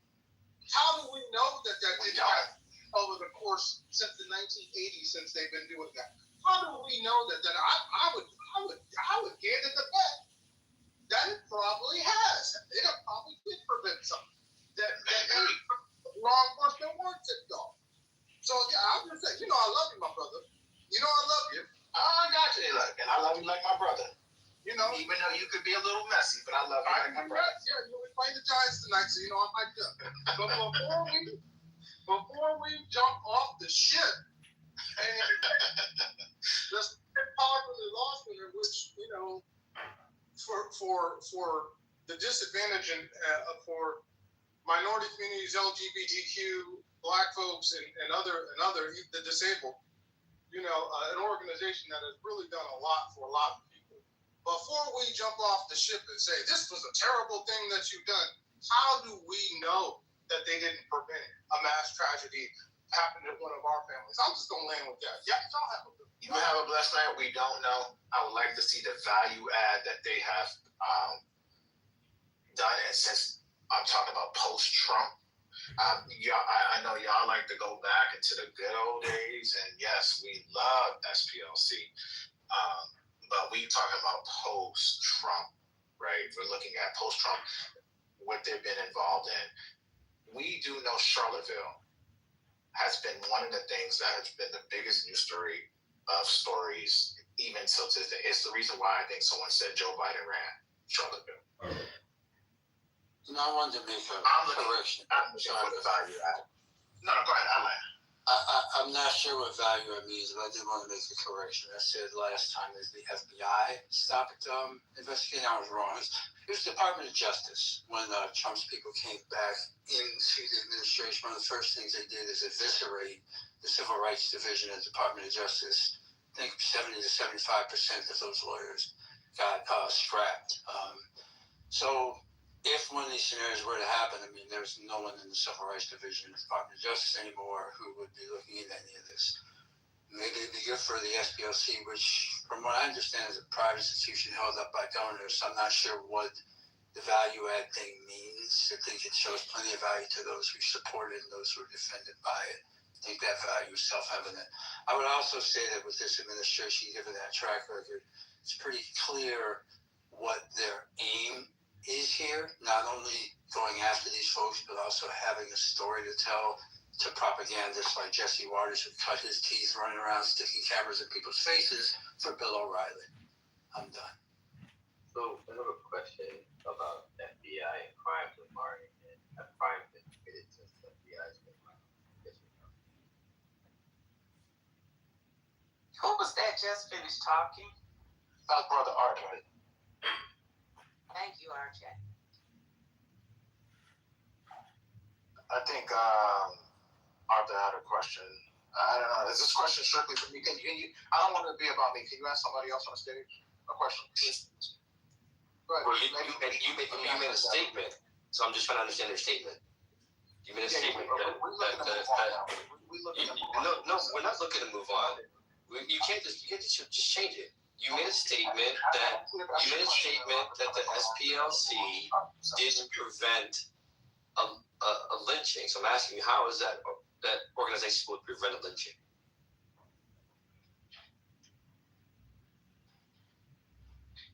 He called himself. That's great. Okay, I'm sure everybody, welcome to the 420, your room, for kitchen table talk, backyard barbecue, cookout talk. Listen, I'm just reading up on the Southern Poverty Law Center, and I'm sure everybody here knows what it is. If by now they probably Googled if you don't know exactly what it is, but just real quickly and briefly, the Southern Poverty Law Center was founded by civil rights lawyer Morris Dees, Joseph L. Levin in August 1971 as a legal clinic originally focused on issues such as fighting poverty, racial discrimination, and the death penalty in the U.S. Dees asked civil rights leader Julian Bond to serve as president, a largely honorary position. He resigned that position in 1979, 8 years later, but remained on the board of directors until his death in 2015. So Dees and the SPLC began filing lawsuits against the Ku Klux Klan chapters and similar organizations for monetary damages on behalf of their victims. The favorable verdicts from these suits served to bankrupt the KKK and other targeted organizations. Let's see what else. So with that in mind, just a little information on them. this would be a sad thing, and I hope that it's true, because everything that, the grand jury indicts doesn't mean that it's a guilty verdict. We all know that. And what do they say? The grand jury can indict a ham sandwich. So let's see. Let's just see. So, and as far as us jumping up and down with something happening in the Trump administration, giving them the same leverage, I agree with that, Omari, but I don't think, like, if somebody came up, for example, we've been talking about the last few days about Cash Patel being an alcoholic, right? And you see what he's doing. He's denying it. He's going to try to sue the Atlantic. He's going to take it the Trump route about denying until either people get tired of it or he has to actually give in when the lawsuit comes to fruition and they have to get discovery. We just let you guys just self-implode. I'll be worried about trying to say, And many times he said that Iranian people are not the same as Islamic Republic. They don't support jihadis. They don't support violence. And I'm sorry, I think that our leader. This is just too much. I know, but Bob, let him finish. Let's have a civilized guy. Bob, please let him finish. It's okay. Bob, it's okay. Please let him finish. I'm gonna tackle after this gentleman. Okay. I'll go on you and I'll let you take over the conversation. Okay. Go ahead, Reza. Go ahead. And we just started our revolution with 40,000 people killed on the street, innocent people on the street. And our leader is not Trump, our leader is not Bibi. And we will destroy the Islamic Republic. And I think that most people in Iran, outside of Iran, or in Iran, don't support the Islamic Republic. And they want a revolution. They want the whole change, not a reform. If America and Israel want this reform, it's not important for us. I think we just want a revolution because of we don't support any reform. We know that these people that killed 40,000 people and they support them, they support IRGC, can't be our leaders for the reform. I myself support Reza, but I'm not a dictator. I support my whole people's opinion, and I think at the end, if there is an opportunity for vote for someone, I will fully respect the people's who they choose, and I think it's not too far, but I think in the future we will be able to choose like any other countries who we want. And I know war is not acceptable. Never will be acceptable because innocence will be died. But there is no solution, as Taco said. There is no solution, as Taco said. If there is a solution, it's in war. I know it's a bad choice. I know it's a hard choice. It's not a choice. It's our only choice. Because it's not your only choice. It's not a choice to begin with. I just asked Taco if there is a solution. He said he doesn't know the solution. So there is no solution. War is not a solution. War is not a solution. That's the moment. The only thing war is going to solve, Reza, is to destroy our country. You realize that? Even more. It can't get worse than this. It can't get worse than February 28th. We know what the solution what not the solution is. That's what we do know. And war is not it. The only thing we know is not the war. Right. And your solution, which is war, has proven to be wrong.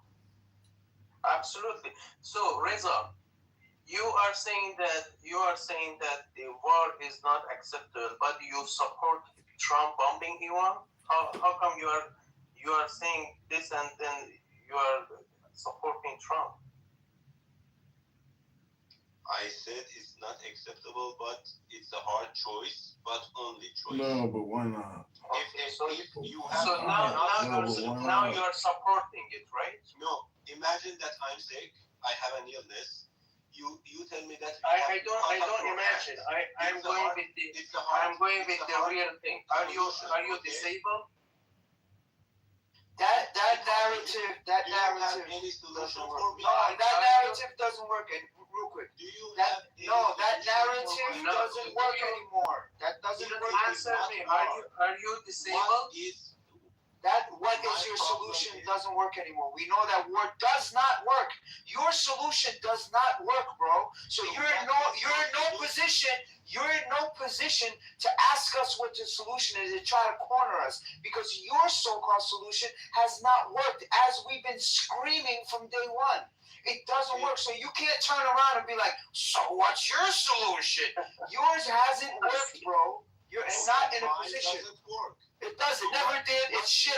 It's bullshit. What's your solution for me? Okay. No, we know what my war solution is. is Monday. Just let me Right. solution to you. My solution to you is: are you disabled or you are not disabled? I'm not. Okay, so go to your country, go back there, take the gun, and stand against the government. Can you do that? No, he wants American kids to go and do it for him. He wants my Go do that fucking shit. From my country, because 3 years ago, I just protested in my country. I was in prison for 1 month. Then allow me to study. They didn't allow me to work in my own country. Do you want like 24-year-old to go and fight for your country and get killed over there? Is that what you want?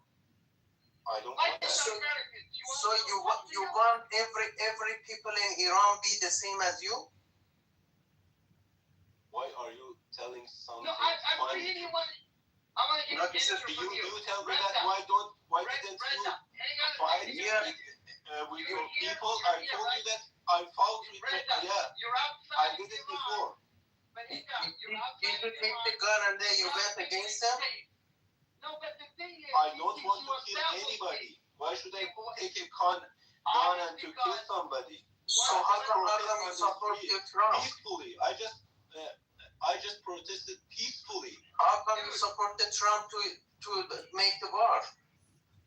I was not just supporting the Trump to make the war. Before that, we just asked help from all countries. He gave us a sob story about his friend being killed, right? Not Muhammad, one fucking time did he mention the 165-year-old and the 165 young girls who got bombed. Not one time. Okay? And he's telling me about his friend who got killed. Just a moment, Muhammad. I'm gonna ask him. Do you condemn the bombing a school in the Why don't you answer me? Okay, I accept. Okay, I fully accept. No, do you condemn them or you don't condemn them? Say it. I accept your sentence, your word. Morning, George. War is not acceptable. Okay. I just respect your opinion. What's your question for me? This is a white man's saloon that sells white man's liquor. I'm telling you to crawl yourself out of here, Breed. Go back to your country. Instead of hiring two other countries, You go over take here, care you about red skin yourself. nigga? Okay, so you can say it to Palestinians. Why are you A white man's talking. that free Palestine? Who? You need stepping on, Breed. Palestinians Back up, go Logan. to your country and You hear that, George? killed by Israel. I'm gonna bleed you, boy. Who said that?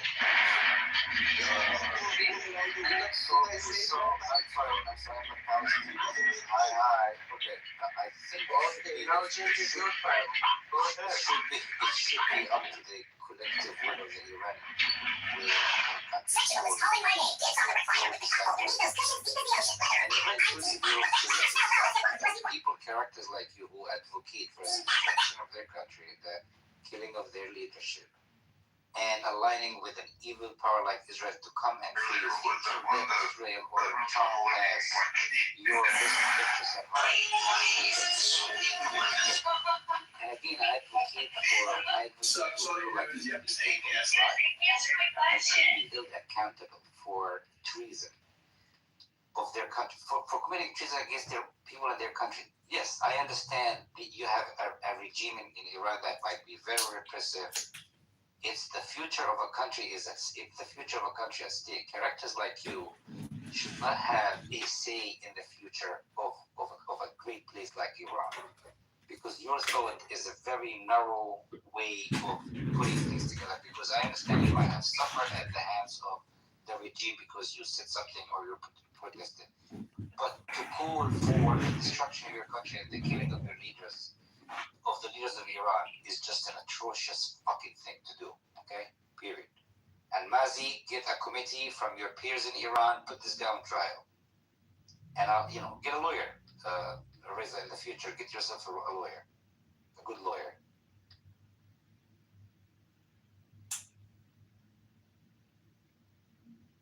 Are you done? So how can I be so upset about killing my own leadership that insulted my people that protested against him, and he ordered to kill 40,000 people on the street? Why shouldn't I be so upset? You can be upset all you want to be. I understand, but you cannot align yourself with a destructive, with an enemy with an evil power like Israel and America to come and destroy your country, thinking that they are doing this for the benefit of the Iranian people. You think Trump is sitting down thinking about you and your family and the future of the Iranian people, or Israel is? You think so? If you are this naive, thinking this way, then I have no sympathy for you. I'm sorry. Okay, your problem is why Israel and America helps Iranian people. I think it was not important for us, whoever could it be. For example, his problem is you don't understand that they are not helping you. If Qatar, if Turkey, you don't have that mentality to understand they are not helping you. They are destroying your country. They are destroying your country. That's what they're gonna destroy your country and lose your country. That's it. There's nothing else. Shut down the internet. What internet? You know they have the intranet inside the Iran. Talking about the Iran, I lived just in Iran since 2 years ago. Yeah, I was 2 months ago. 2 years ago. I was 2 months ago. In Iran, there is an intranet in Iran. There is the same as internet. For example, when you are chatting with your family and you are talking for example, about politics, they read your messages and who said that? I was in Iran. Okay, so what they did to you? Who did that? Reza, do you believe? Hold on a second, Sayed, hold on. Do you believe that Israel has a democracy? I don't care. Okay, I just want to let you know. Because the only thing I care. Hold on a second. Hold on. A lot of countries have the laws in place. If the country is under attack in any shape or form, or if there's any type of infiltration that's going on from outside party, they can apply the law where they can actually ban internet. Through internet, that's how they were able to kill the leader of Iran. There's a report on this. Through the internet, they can control drones. All right? And Iran has a lot of drones. Internet was blocked before the war. Was there infiltration going on? Yeah, after the protest. Was there infiltration? I'm asking you, did they? Oh, bro. Hey. Internet was blocked. Hey. Yeah, was blocked. Was there infiltration going on? No, I think. Yes. Trump came out and said he gave weapons to Kurds before the protests. You know, before the war and after the protest. I just told you. Do you want the article? I don't mind giving it to you. This is an idiot. That's right. Such an intellectually dishonest piece of shit, man. Oh my God. This is the problem with you. You're suffering from cognitive dissonance. Do you understand what that means? You're just like a Zionist scumbag that denies everything. If I throw you all types of sources, how many times has America infiltrated in your internal affairs? Many, many times. Not just America. I'm talking about the West, British, America. Oh, and including Mossad. Are you going to deny the fact what happened with Dr. Mossadegh? Are you going to deny the fact who trained Salak? Are you going to deny the fact who flew in the leader of Iran in 79? Hold on. Are you going to deny all of these facts? Are you going to deny all of these facts? From America. Oh my God. You know exactly what happened in my country. You are Sweden. You protested. You can't even fucking pull up the balls to go back to Iran. Yeah, just a moment. Do you think in UAE why they block the WhatsApp? GCC countries have the WhatsApp blocked. Why they block the WhatsApp? Is it internet blockage?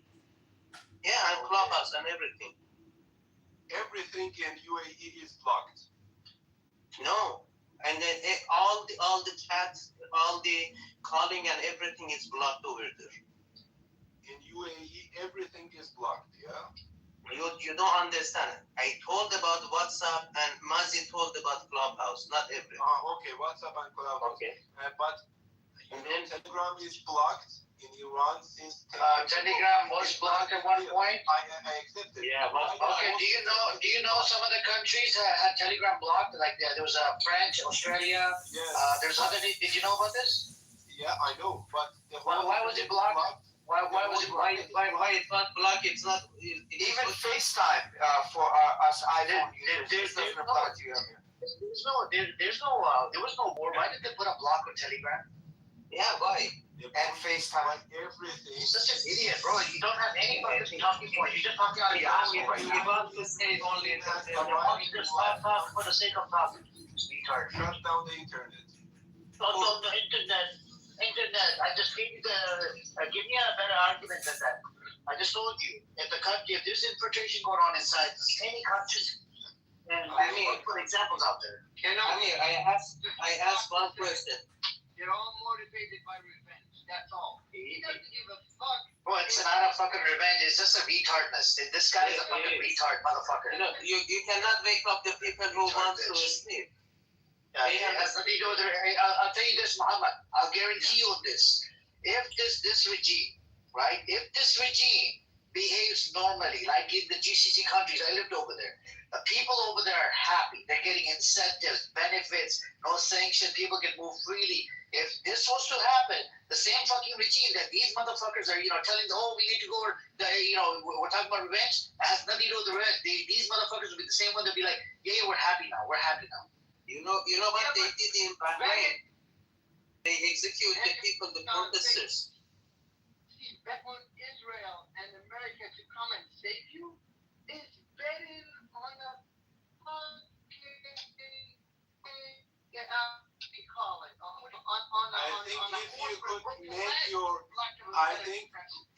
I think it's more than 40 or 50 years that you are with the Palestine's flag and you want to make the Palestinian flag. Why are you waving Israeli flag? Why the fuck are you at the protest are you waving Israeli flag? Time to shut your mouth. And you shut your fucking mouth, you disgusting fucking dog. Stop acting like a fucking mother, Jinde. And fucking Huni. To make our country free. Make us your country. You're gonna sit in fucking the West and make fucking mother, Jinde. So you have to shut the fuck up, bitch. Shut the fuck up. Fucking haramzadeh.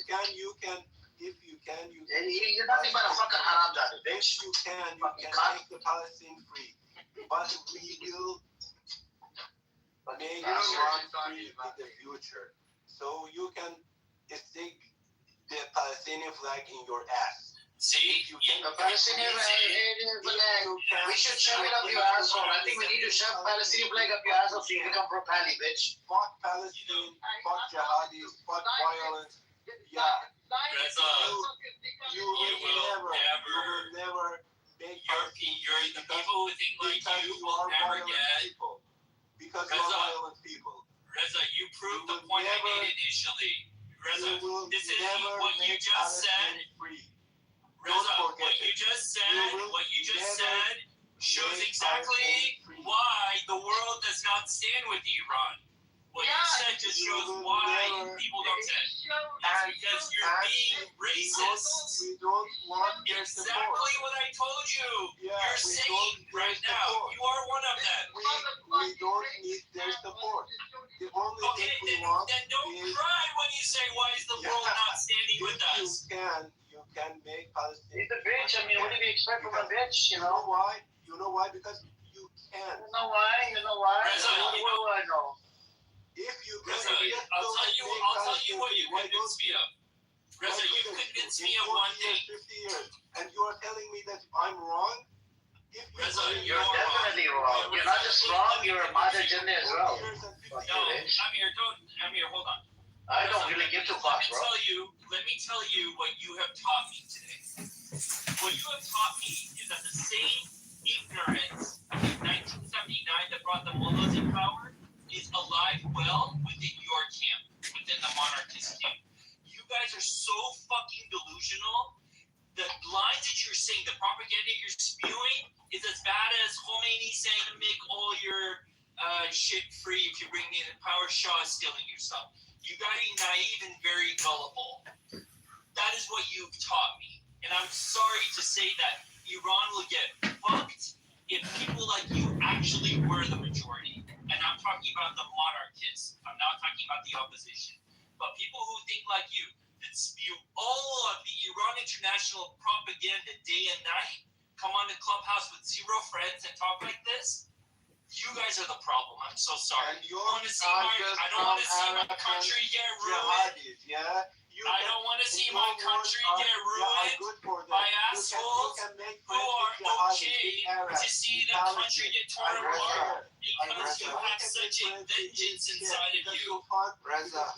Islamic Republic just funded jihadis. I'm not an Islamic Republic supporter, Reza. That's why you need to get the cotton balls out of your ear and you need to listen. Reza, you have taught me nothing new. Nothing new. Everything you've said today, it's like a robot talking. I've heard all these points. Talk from the night to your jihadist people. Hold on. One last thing. Reza, they say religion is. Reza, listen to me. 40 years and 50 years to make Palestine free, but they Reza, the shit. Reza, listen to me. They say religion is the opium. Amir, hold on 1 second. Reza, listen to this. Remember this, even though I know you hate me. Just listen to this, okay? Just listen 1 second. I don't hate you. They say religion. Okay, but listen, you hate my position, so just listen to me. They say religion. That what I believe is propaganda's opium of the masses. Because what propaganda does, that religion cannot. Religion only convinces those who can believe in religion. You can't convince the atheist. You can't convince the agnostic. Propaganda affects those people who are religious and non-religious. And so sorry that after 50-something days since this has started, that you guys actually still believe that there's a chance that what America and Israel are doing will even set the stage for a referendum vote to happen. But I want you to think of one thing. Let's say even if it gets there, you still have approximately 10 to 15 million Iranians in Iran that I don't support, but those people support the Islamic Republic regime that you're still going to have to deal with. What are you going to do? Are you going to murder all of them? Are you going to murder all of them as well? Those are people that you have to live side by side with, Reza. They can't all be exterminated. You can't do a second Holocaust and kill all those people. You have to get off the extremist bandwagon, Who wants Reza. to kill them, Taco? Who wants? Reza, okay, if you don't kill them, if you don't get rid of them, how are you going to live side by side 18 million people who do not accept Reza Pahlavi? How are you going to do that? So how is it possible in other countries? Some of them are left, some of them are right. It's not possible. For example, some people in the I just want to know why he's so racist doesn't support Reza, what against I'm trying to Arabs. explain to you. Hold on, Mazi. Reza, what I'm trying to explain to you is that these people don't want to see the Islamic Republic go. These same people that you call, that have killed for example, civilians. if they don't want the Islamic Republic to go. So if something happened, so they will use their guns against us. They will kill us. Yes, I think so. So I think there can be insurgency who are within the evils? they are the evil or we are the evil. If It's they not- use their it's guns not- against us and kill us Yes. just because they don't want Islamic Republic to grow. Anytime, yes. But evil or not doesn't matter. It's practicality. She, which is the Islamic Republic, does not want to go away. We cannot wish it away. And just to hope that America and Israel are going to hand the keys to a democratic Iran and say, have a referendum vote. Vote whoever you want. Well, what if the popular vote is someone that Israel and the U.S. do not want? Then what happens? Have you thought that far ahead? I think They're going you to say, have oh, to- we just want democracy. What if somebody says, yeah, you know, we have better values, but no, we're going to do things that U.S. Taco, listen to me. Here's the problem. You and person me again, and it's going accept to that there is a continue. big problem. There is a big problem, yeah? Do you What agree? is it? Oh, huge The problem, problem of course. is Islamic Republic in Iran. No. The people in Iran, they are not It is, but it's also, Reza, No, but you do gotta agree? understand, Do you agree? Reza, Do you agree? I agree, but I don't agree that it's the only problem. It's not the only problem. Here we go with the what's your solution. Reza, I'm telling you, war is not the solution. It can never be the solution. Do Okay, you what's understand? your solution? I heard it in most places in Arizona. Oh yeah, dude. So I was stationed in Twilight Palms for 8 years, and then when I renewed my contract, I went as a recruiter for 2 years, and so my first post was Bridgeport, Connecticut. Second post was Elk Grove, Illinois, and when I transitioned. After I transitioned out of that, I got transitioned into North Carolina, and then where else? Cherry Point as well.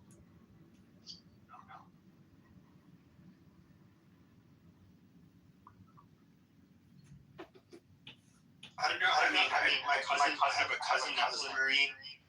My dad, he's a veteran, but he was Army, and he doesn't hate Marines or anything like that. He just, I don't know what it is, just kind of like they make fun of you. There's like an old dude, like 30 years ago. We were in like Eddie Bauer, and my dad said something like, it's kind of like the ones in the Army. He's like, oh, this old dude came up, and he's like, yeah, we didn't have those in the Marines because we didn't get lost. Like, talking shit to my dad. It's just internal bickering. I mean, stateside, we'll poke each other up, we'll make fun of each other.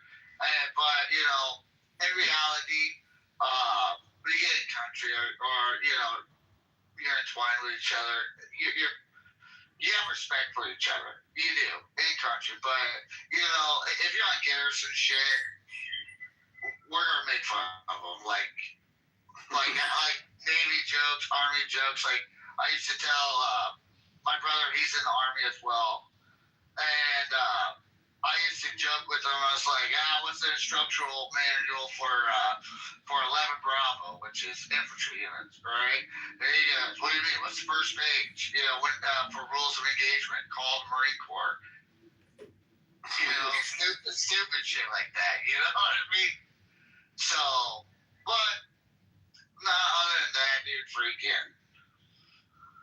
I've been putting up windows today, and I just got done with putting in extra windows.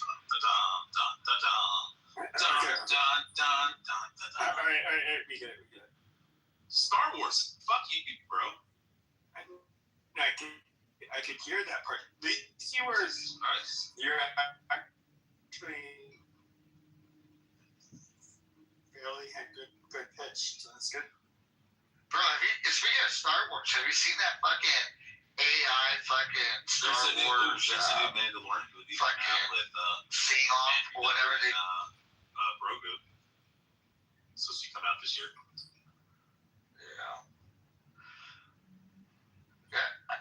I tell you what, it's been pretty fucking dead on Clubhouse, dude. Freaking.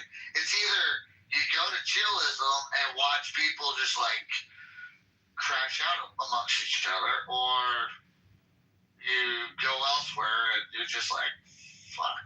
You kind of have like the reverse of what you had.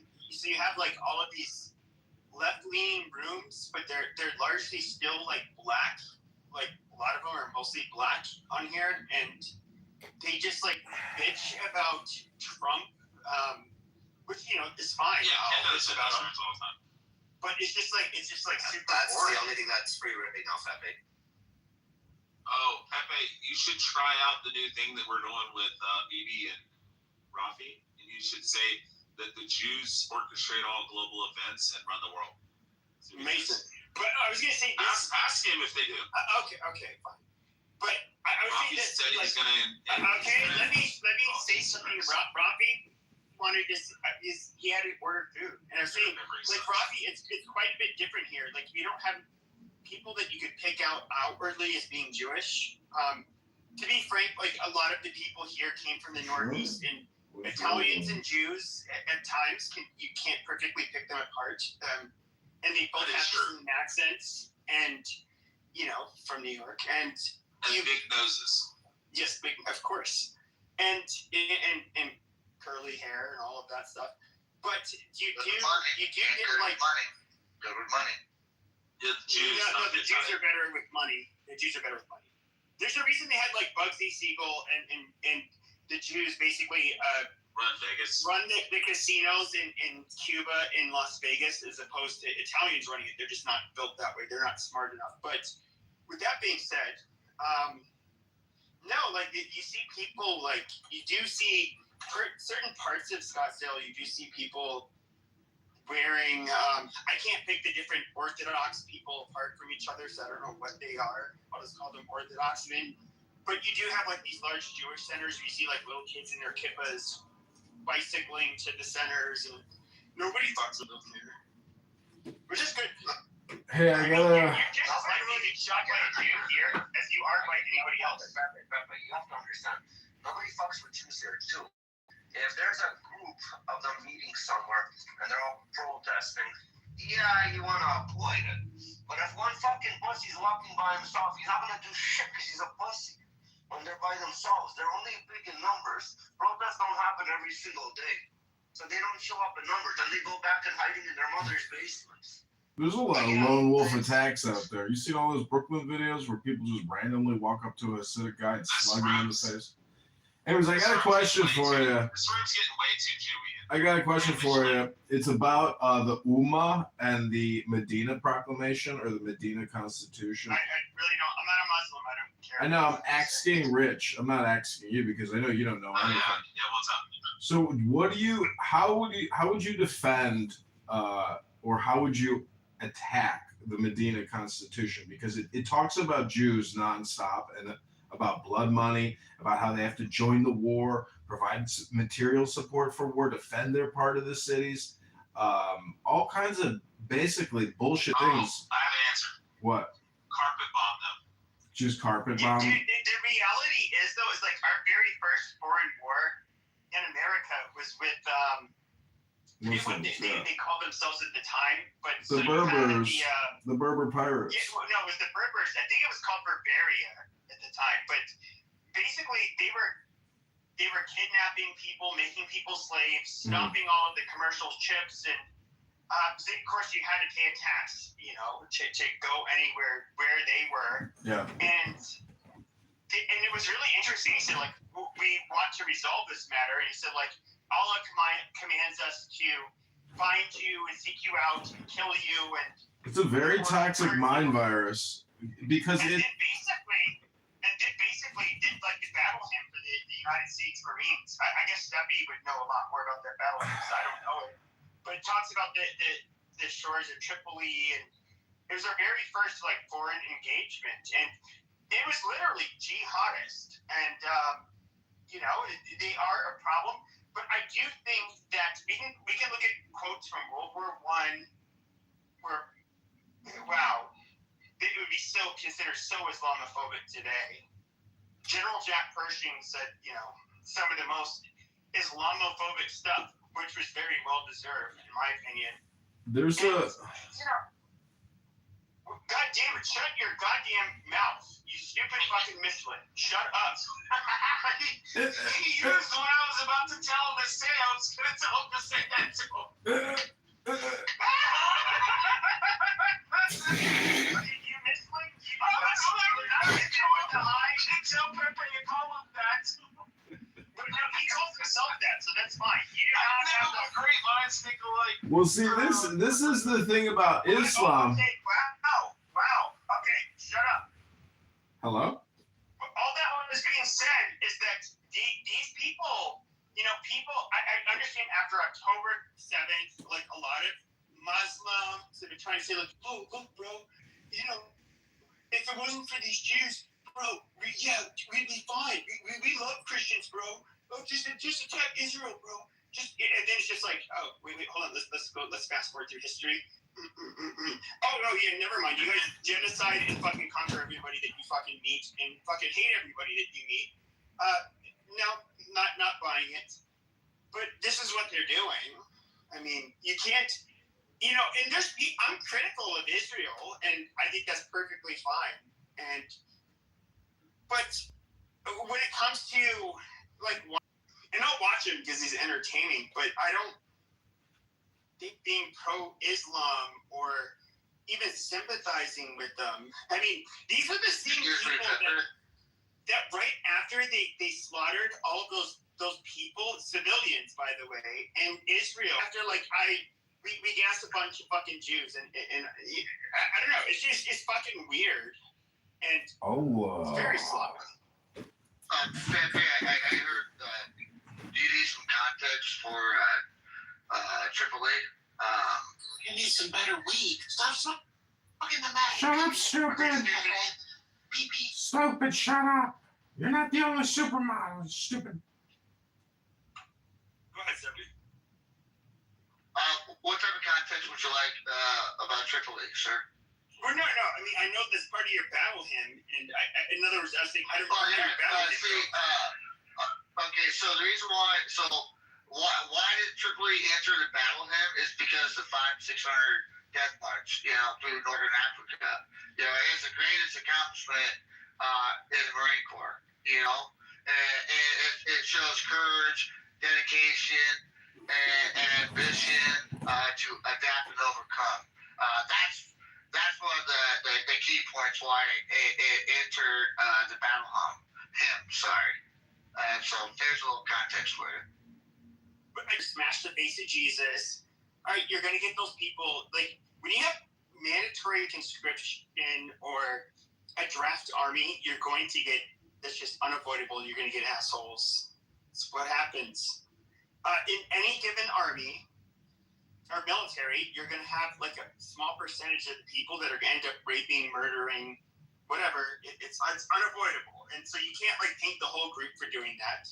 For Mary, they do get offended by it because they look at Joseph as Jesus as being a prophet, not God. That's where pretty big fundamental difference between us. But they do look at Mary as being a virgin mother and all of that. You can't blaspheme her. But that nonetheless does not mean that Muslims don't want. You think, but they're only doing it for their religious purposes. It's not to stick up for Christians. Because at the end of the day, they do not believe Jesus is the same person Christians believe. Well, Pepe, hopefully, we say we're the children of God. Well, I was told, and once again, I was told that in Allah looks at children, the believers of Islam as slaves to God.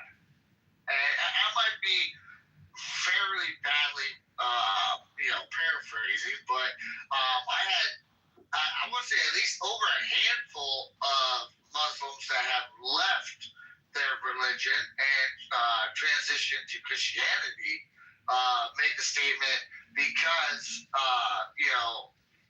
the word that they say means slave to God. slave to God instead of the children of God. Rich, are you off the phone, my guy? I am now. Thank you. Can you help me out with something? I can in just a minute. I'm gonna drive through a gas station. I'm about to order a water. Can you give me like 30 seconds? Yes. Like, you know, we're called the children of God in Christianity, and I believe in Judaism. In Islam, they're called the slaves of God. Yeah, that's what Muslim means, is to be a slave or servant of Allah. Okay, so thank you, Rich. You're welcome. But Christianity is different, though. The thing is, though, with Christianity, even if you're a person that's not a Christian, like, we're all children of God. So, like, Jews, exactly, and Muslims, like, we're not. And this is where this has to deal with Mohammedan law. But I think this is where, like, a lot of people get confused when it comes to, like, you know, the Pope.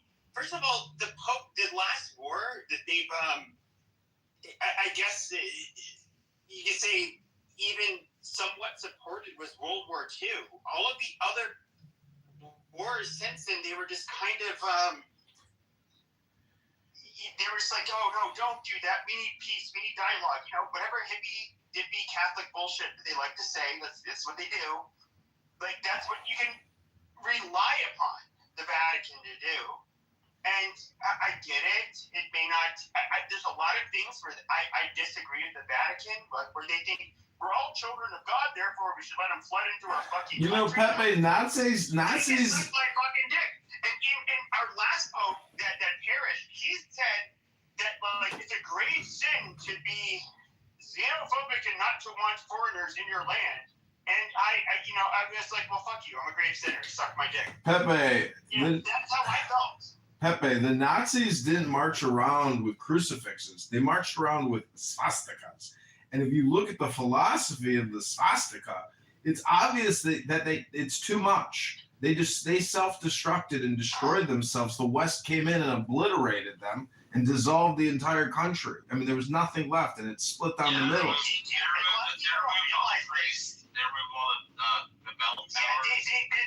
crucifixes. They believe that Jesus was not a Jew; he was actually an Aryan. We're actively trying to have them kill. You know, Hitler is killed. We're largely Catholic. They were the first people to really be gotten rid of in this power struggle.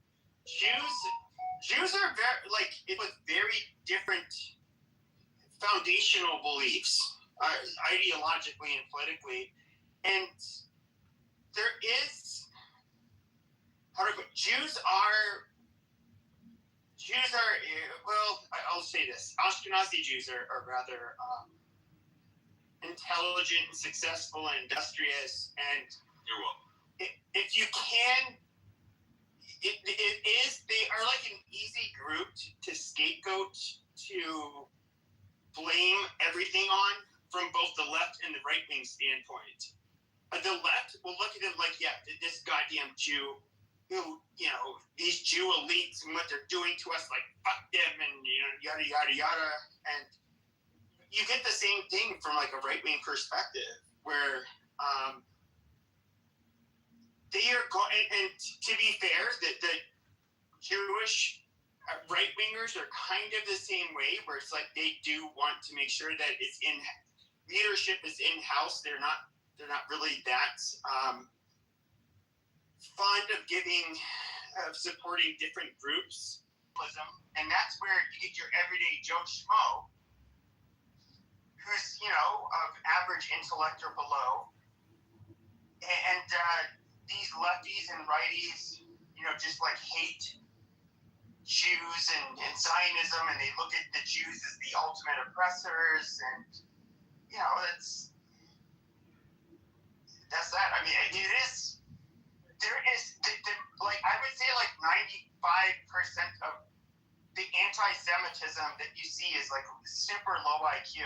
It's all watermelon logic. It's all circular logic. Because if you go to Patty's room right now, basically every group, it's all just like circular group ad hominem projection. They're in Patty's room right now. They're still talking about Charlottesville and that video of the fucking, people walking around with tiki torches.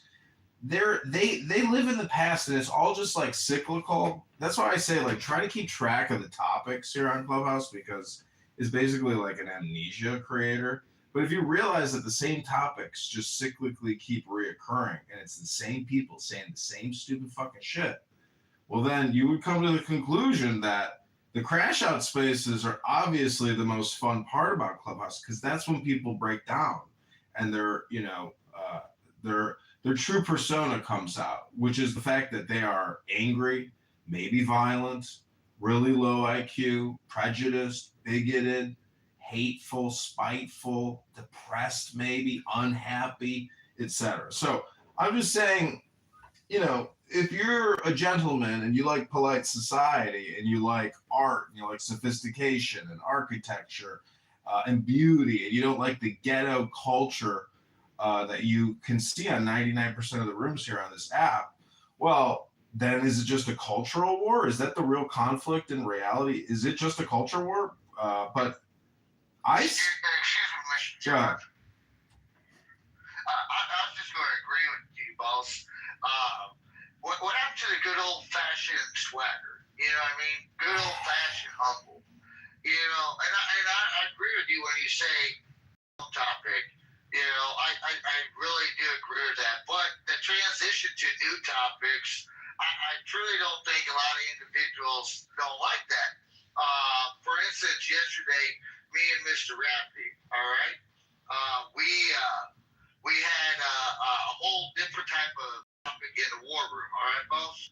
And it did all right, but it was completely polarized from what the last, I would say, 8 weeks have been highlighted on, and it was all right, but it wasn't in the direction we wanted. The truth be told, in my personal opinion, boss man, is people want to crash out because it's beneficial to them, because in reality is, Mr. John, they would never be like this in public or say what they say in public than what they do on Clubhouse, because reality is a lot of these individuals might be looking at some concrete in a different way. But Steph, you have to take into consideration also that this app itself doesn't allow for, this app is different than real life in the sense that if you're engaging with somebody and you ask them a question, they'll usually turn around or they'll look you right in the face and they'll respond. Here on the app, when people have fucking green beans and shit, like in Andrew's room, when Andrew's like, hey, can a Christian come up and answer this? I go up on stage and I was like, hey, Andrew, do you mind if I answer? And I'm like, I promise I'm not trolling. And he's like, well, I think you're going to troll. And I'm like, no, I'm seriously going to answer. And then as soon as I start to talk and shit, this fucking bitch, Frenchie or whatever, fucking starts screaming over me because she has a green bean. And I'm like, yo, Andrew, I'm like, can you just like allow me to like answer and stuff and tell you what the justification for your question, like why God's justified in this fucking situation? And then next thing you know, like 17 people come off the mic and start screaming. And next thing you know, you get kicked out of the fucking room. And I told Andrew in the fucking chat, I said, this is the fucking reason that I fucking troll you guys. Because when I come up and actually try to engage in a fucking faithful, intellectual, honest fucking, conversation, you guys just fucking crash out and start screaming over people. And that shit wouldn't happen in real life either. If you and I were sitting there and I asked you a question, you'd probably just respond back. But I think no, Rich, go sit on the fucking ground, sit on the fucking curb and shut your fucking mouth, fucking fucker. You wouldn't, you're a fucking faggot. You wouldn't do that, because it would, like you said. Yeah, but you are a troll that is very disruptive. To be fair, so you earned that. Oh yeah, I agree. But and so here's my biggest contention, Pepe. And I'll land on this, I promise, and I'll shut the fuck up. Whenever I sit there and I say, hey, do you mind if I like interject, or do you mind if I ask this person a question while we're having a conversation? And the person will say yes, and then I sit there and wait patiently. And it's really fucking hard for me. And then as soon as that person finishes their last word, 17 people come off mic, and then you don't get to ask the fucking question. You're like, wait a minute, I thought I was allowed to fucking ask the question. So then I just say, you know what, fuck it all. I'm just gonna burn this motherfucker down. Well, I would say this. I do think it's disingenuous when people say you would not say this in real life. Which, by the way, I did in my teens. I called, a few people the N-word. The black community were saying, like, you would say that. I did. But I don't go out of my way to fuck with people. When it comes to having conversations, for example, like what we're having regarding whether it's black and white relations in the United States, whether it's Israel, I'm not going to. First of all, it's like they do have woke DEI shit in the workplace. I mean, I worked at the IRS.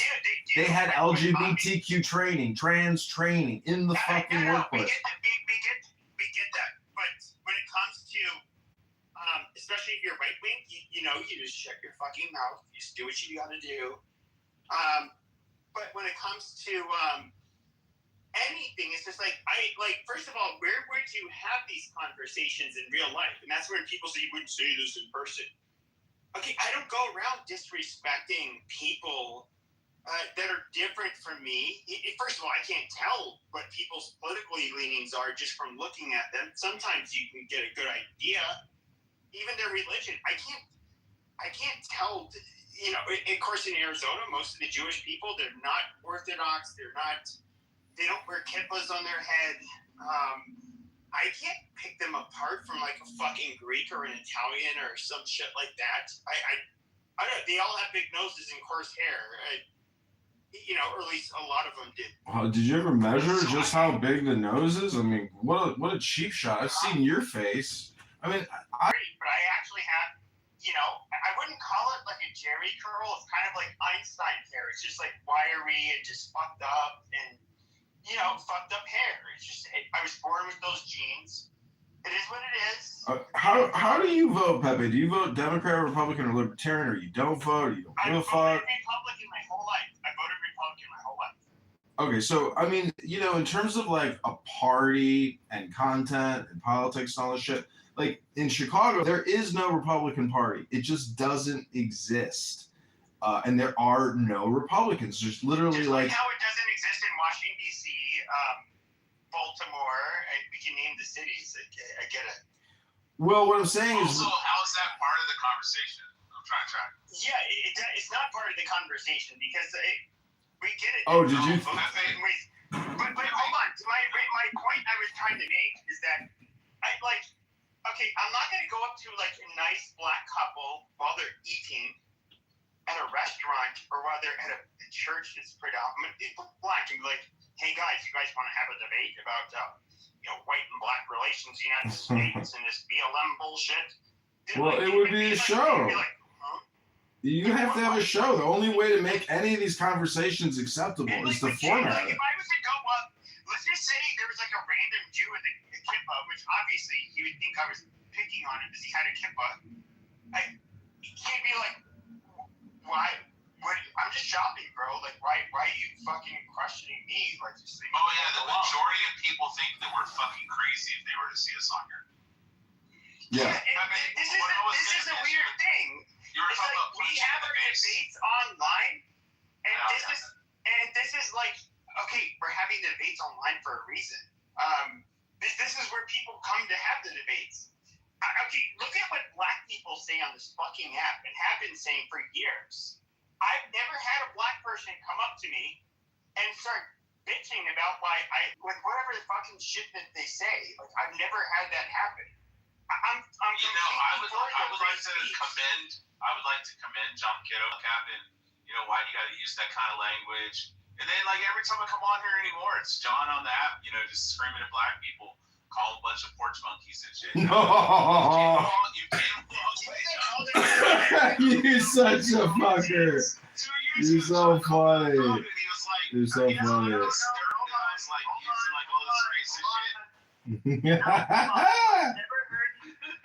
You are a true psychopath, Rich. You are the true, pure psycho.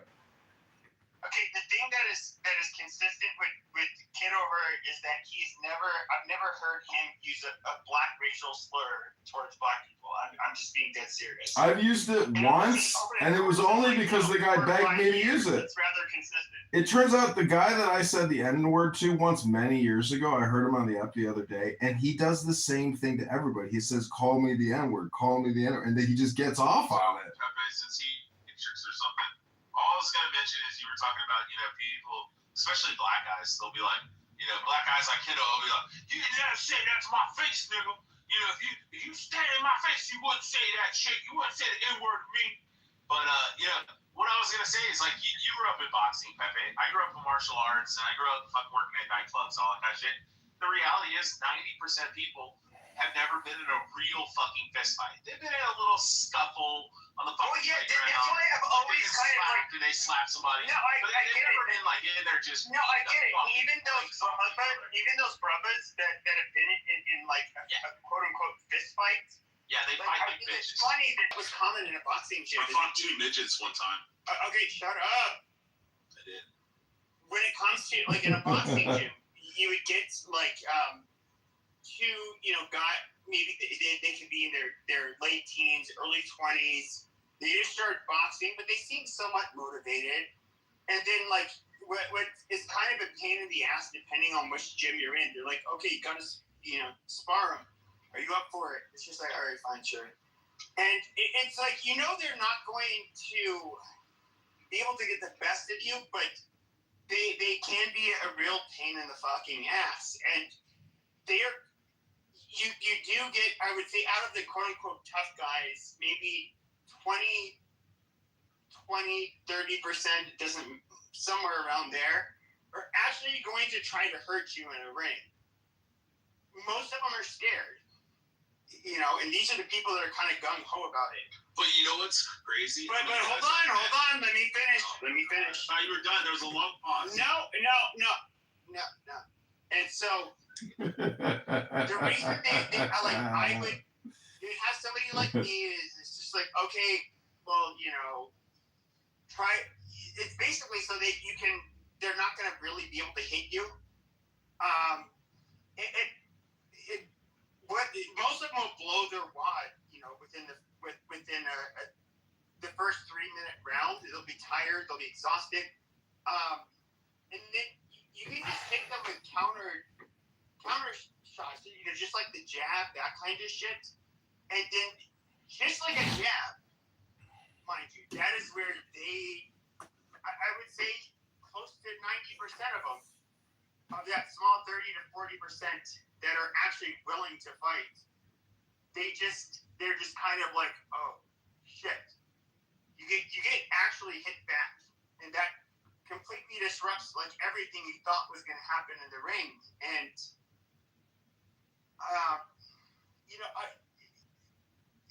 most boxing gyms, so if they have a competitive amateur,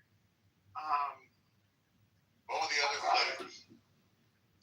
If they have boxers that are basically competitive, or whatever person has more experience. Nice to see you all. And people sometimes follow me around. I was following you around tonight, but you didn't have to find anywhere to stay. I was following you for 20 minutes. Oh, you're very welcome. No, I was. They were going to have one of their amateur conversations. Oh no, has me blocked. Where's Zach? The coaches I'll pay some people that. It's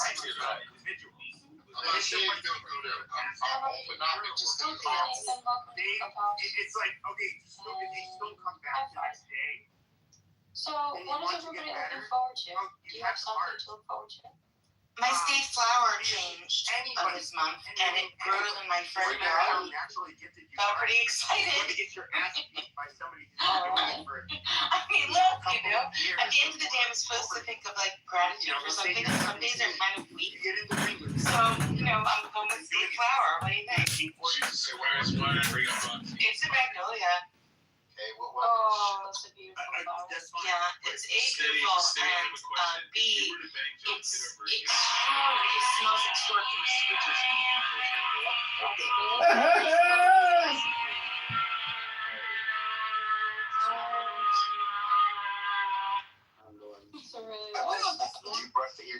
laugh is like you were asking me. No, Yes, sometimes I did.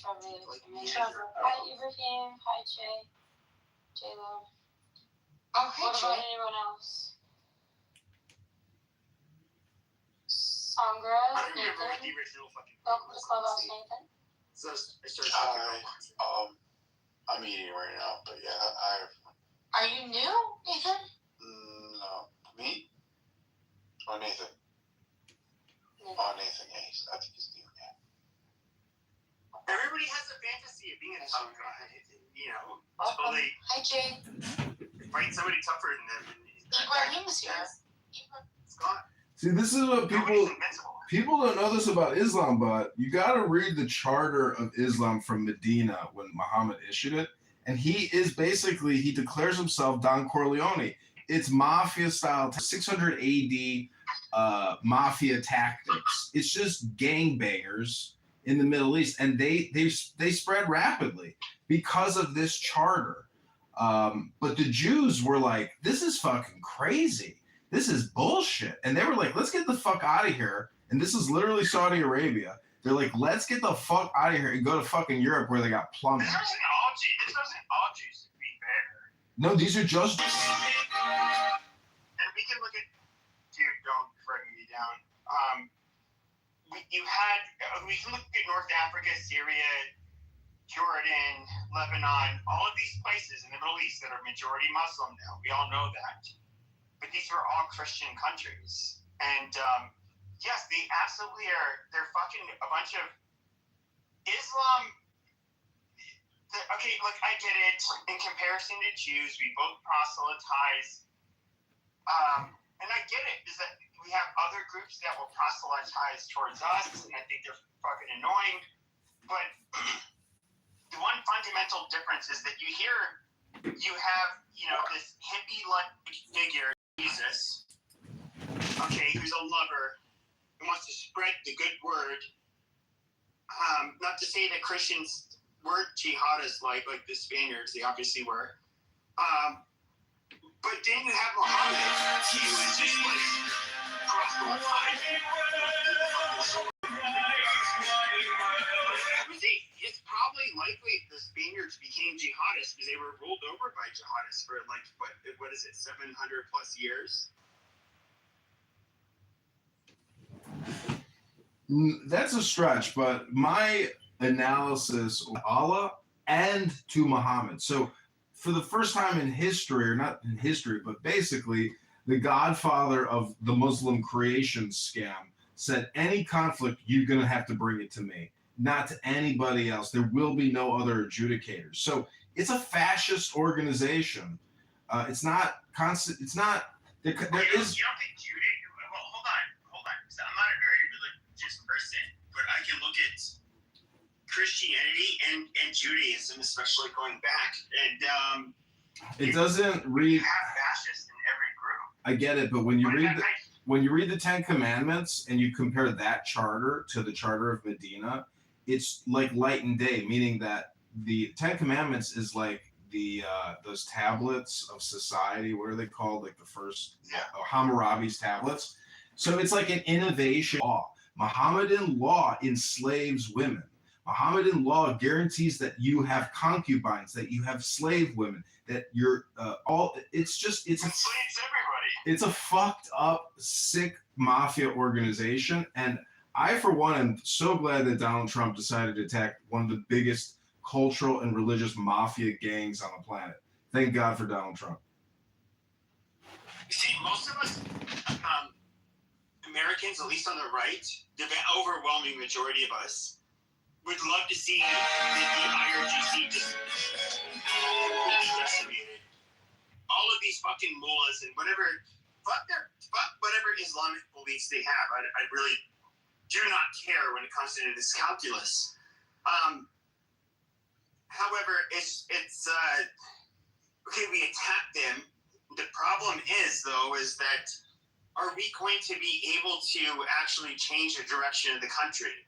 You now have people that are in power that don't really seem much better than the old guard, and I don't know if they're going to be any likely to. commit terrorism. I mean, really. And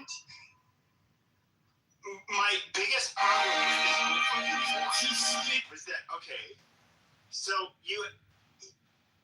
my intuition, I can't say this is a fact, intuition was that you're either going to have to wage a full-scale war with a lot of boots on the ground.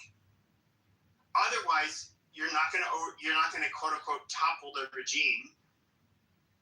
And we will attack them. They'll attack a lot of shit in return in the Middle East, and of course take the Strait of Hormuz, and then what? What did we actually gain? It's one of those things where you have to be willing to go all in, or you don't go in. And this is why I thought it was like a stupid move by Donald Trump. Yeah, but they did go all in. They killed 100,000 IRGC soldiers, bro. They eliminated the Navy, eliminated the ground forces. So to think that it wasn't a success, I don't know. I know you probably haven't seen the clips, but there's a press briefing with Trump saying, "Oh my God, such a piece of shit." Exactly, and they got this fucking poser ass Chicagoan up here fucking lying, not knowing what the fuck he's actually talking about. Like the Middle East had their own like God and religion. There was only certain places, right, that follow foundational religions. Yeah, sure. So my biggest criticism of which, if I make a criticism of Judaism's foundation, it's ultimately going to be a complete revocation of any. I don't know. But are you aware of the context of empirically? Go ahead. So, like, if I was to bash Judaism, I would have to. It would attack Christianity at its core, because it's obviously Old Testament, New Testament, and they call them Abrahamic religions for a reason. So even with Muslims, if we were to attack Judaism, it would all of it falls apart, really. But you have a bunch of you have Zoroastrians and the different Canaanite religions, and which a lot. it doesn't fall apart, man. A lot of the same shit. I'm telling you, Muhammad is a scam artist. There's a big difference here in terms of legal intelligence. But here's the thing. You can call him a scam artist. But even if we're to look at Jesus, that's what I'm saying. It's not about the person. It's about their code. It's about their law. Sure. You used the word scam artist. Yeah, Muhammad scammed everybody. So he was good at it. Look, we got 1 billion people still scammed right now in 2026, and they don't even know they're scammed. That's how good the scam is. Amazing. But you could use the same argument regarding Christians. You know that, like, Jesus. You can't. It's totally different. And I'm only. Well, because this is Pepe's room. Yeah, I know it's Pepe's room. Fake white ass down and let the top left say his fucking words and get his boss out. Listen, your PTR. What I'm trying to say is that you could make the argument, and this is something that I've literally thought, since I was a child, really. What if you had a Tony Robbins type of individual that proclaimed himself to be Jesus Christ? That's what Tony Robbins does. He's a hypnotist. It's a scam. Sure. I mean, go ahead, Pepe, because I want to respond. Yeah, so like he has this big not exist. He's the story of multiple individuals that lived in that region at the time, and then you have that he was leading. And I mean, but we can look at the evolution of religions in this region. Judaism was not the first. A lot of things you hear in Christianity and Judaism didn't happen for the first time in either of these religions. So I don't know. Like I personally, I'm not a religious person, as you guys can probably tell. Yeah, but I know you know the Bible, right, Pepe? So let me just ask you something. Who, like, according to Jesus himself, who actually does his narrative challenge? Who was he here to correct? He was here to correct his own tribe. His own tribe, his other Jews, right? That sat in a specific hierarchy of Judaism that actually were, scam artists. They were fucking scamming. But then we have to. Here's the thing, though. So you have to levy the argument both ways. So if we look at the original adherents of Christianity, and who all of the original Christians were, they were Jews.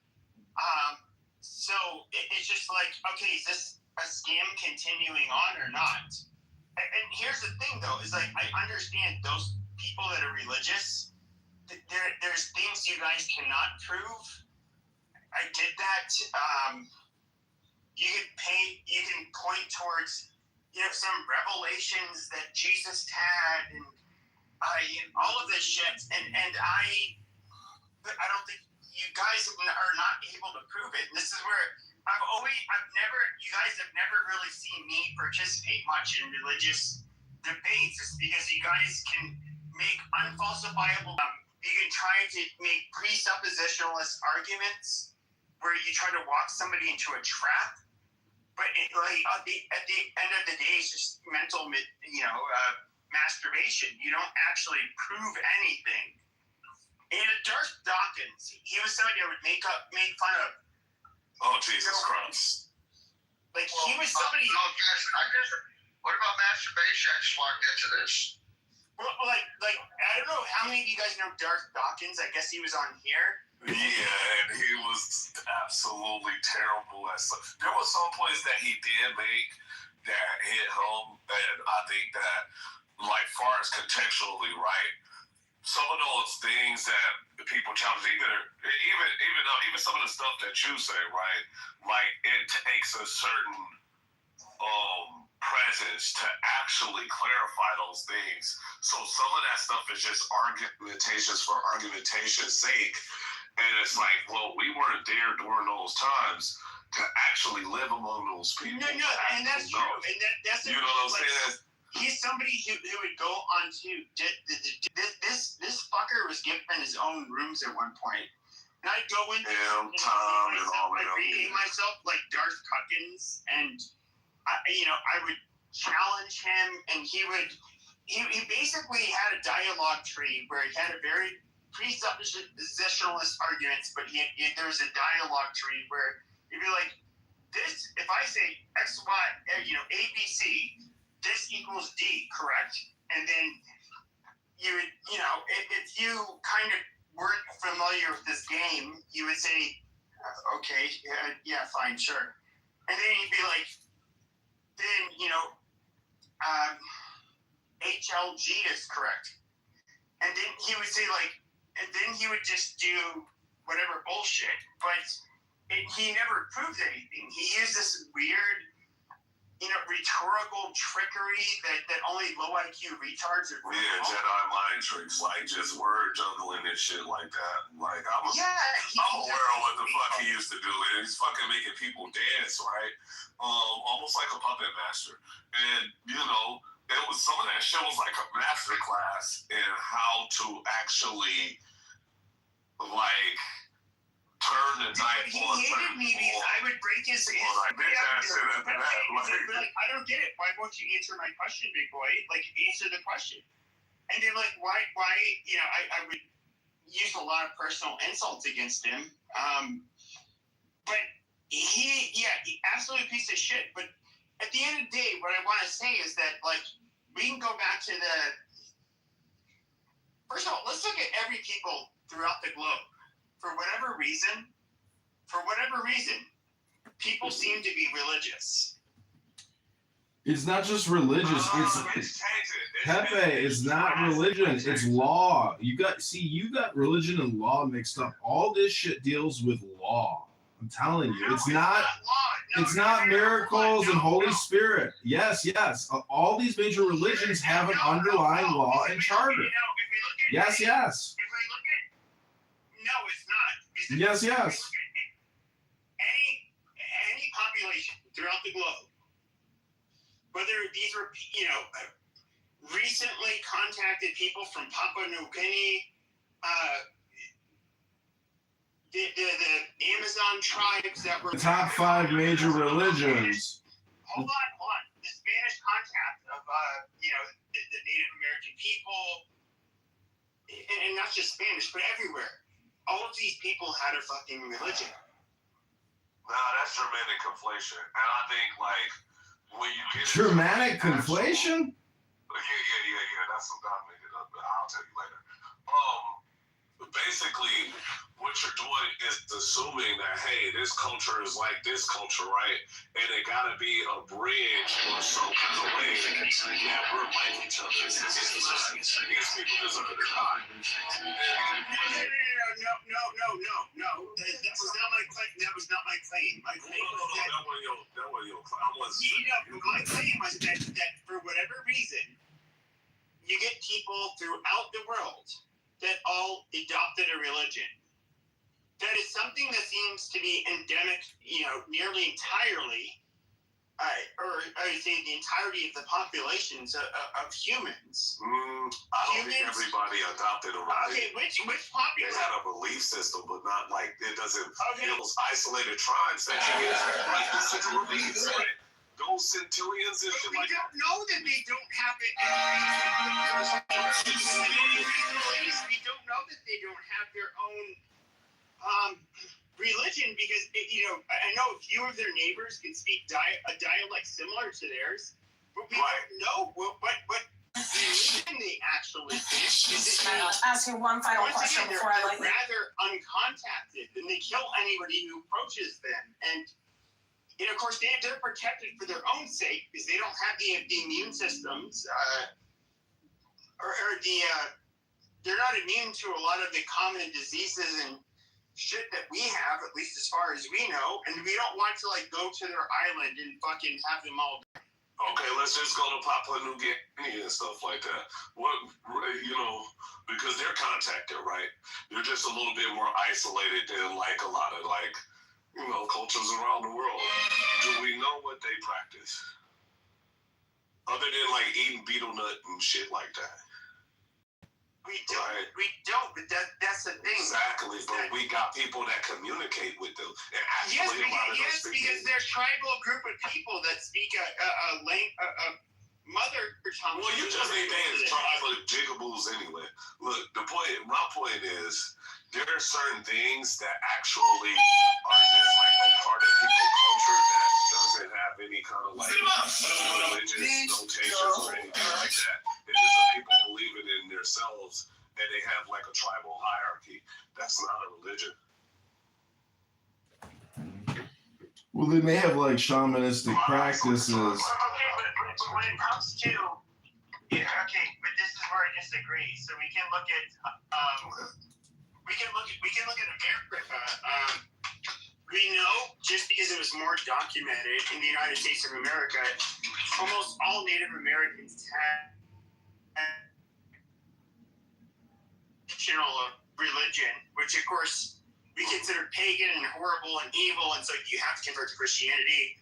Ours was not anyway. Of course, we can look at Mexico, where we have these very sadistic group of people, the Aztecs, that were basically not only sacrificing their own people, but sacrificing, the Mayans and whatever fucking Toltec, group that lives around it. And these are, I don't know, I just... Yeah, I think those are just translation barriers because some of these cultures, right, and I get what you're saying, because there are some, Native American tribes and stuff like that actually had, a religious practice and stuff like that. But there are some that would translate it and stuff like that when they discover actually what the context of what their language is, and they actually sat down with people who, studied their language figured out what this word means and stuff like that. These are people just describing their way of how they interpret history. It isn't like this is them like worshiping some shit and shit like that. But there are some that, again, that did do the little worship and shit like that. So I'm not trying to flatten people. What I'm doing is separating them, right? And when you separate them and you look across the board, the people who actually had a religion out of those groups were a very small population of people. So I think that's who you're honing in on. You're not getting like the whole picture. You're not getting the whole puzzle. You're just focusing on the piece that you're comfortable with. Shit, then you're gonna say the same shit, and it's circular. That's what circular is. Not the second one, John. Work with the eighth one. I was agreeing with you a little bit too, but you're fucking too stupid to recognize that. You dumb bitch. Hello? Well, listen, this is a crash out space. Feel free. Go ahead, Ashik. Every time you say hello, I cringe. You do? Hello? It's just terrible thing. Where do you cringe? Like in the leg? In the leg that's healing, or is it in your gut? Hello. It's a clubhouse thing. Hello? It's a weird ass thing. See, there's only a few weeks ago, he pops up on my X feed, but I guess he primarily does this shit on TikTok. But he basically he'll answer questions. He's an Orthodox rabbi, by the way. But he what's weird is that he people have hard questions. That, you know, and they could be hard because of, you know, moral dilemma, whatever. But of course he's a very I guess you could say astute scholar of the Talmud and a lot of this other stuff. And he gives like super good answers to. Yeah, he's a lawyer. You got any kind of what you calls you can post from? Because I would like to see. Just for further context. His last name is it's Rabbi. What do you remember? Rabbi like Landau, like L-A-N. What do you remember that stuck with you that you were like, oh wow, that's true. It's like, and then I saw today that there was an article about him. I read like the first paragraph, but it was based an Orthodox rabbi that has his students. I forget what the fuck you call them. Talmud Chachams. And he Rabbinic students are called Talmud Chachams. He's basically just talking about like it's basically wisdom about everyday life. He doesn't really make geopolitical videos. Yeah.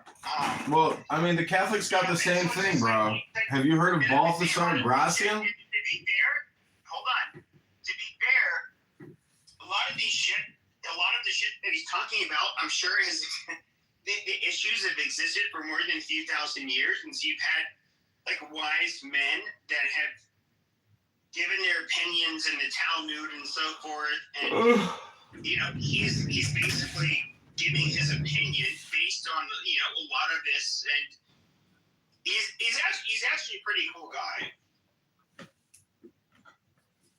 Yeah, I think when it comes to that, I think what we kind of lose because we're so stuck in our modern times and like how the lines have been drawn and like, you know, decades of like decision making and establishments actually taking over and implementing their structures that we don't understand that in Could you be ancient succinct, please?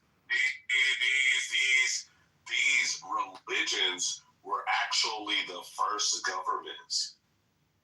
No, it's the formulation of intelligence. It's actually like AI.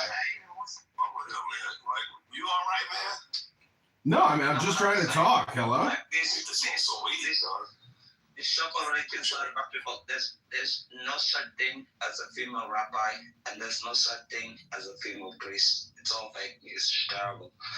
I don't understand why people just deal with this nonsense. You know? I agree with you. I'm just trying to say that. If you go to a church, Hello? I just want to say something. If you go to a church and Jewish and the rabbi is famous. And if you go to this is why the Catholic Church will be waiting for 2,000 years. They want to corrupt everything. The day that a woman becomes a priest in the Catholic Church is the Catholic Church dies. Women are too psychologically, mentally ill to become priests. And that's what Peter said. And it was correct. You cannot have a woman that is a priest. They can't, they're like, you need like, Well, they have priestesses in ancient civilization.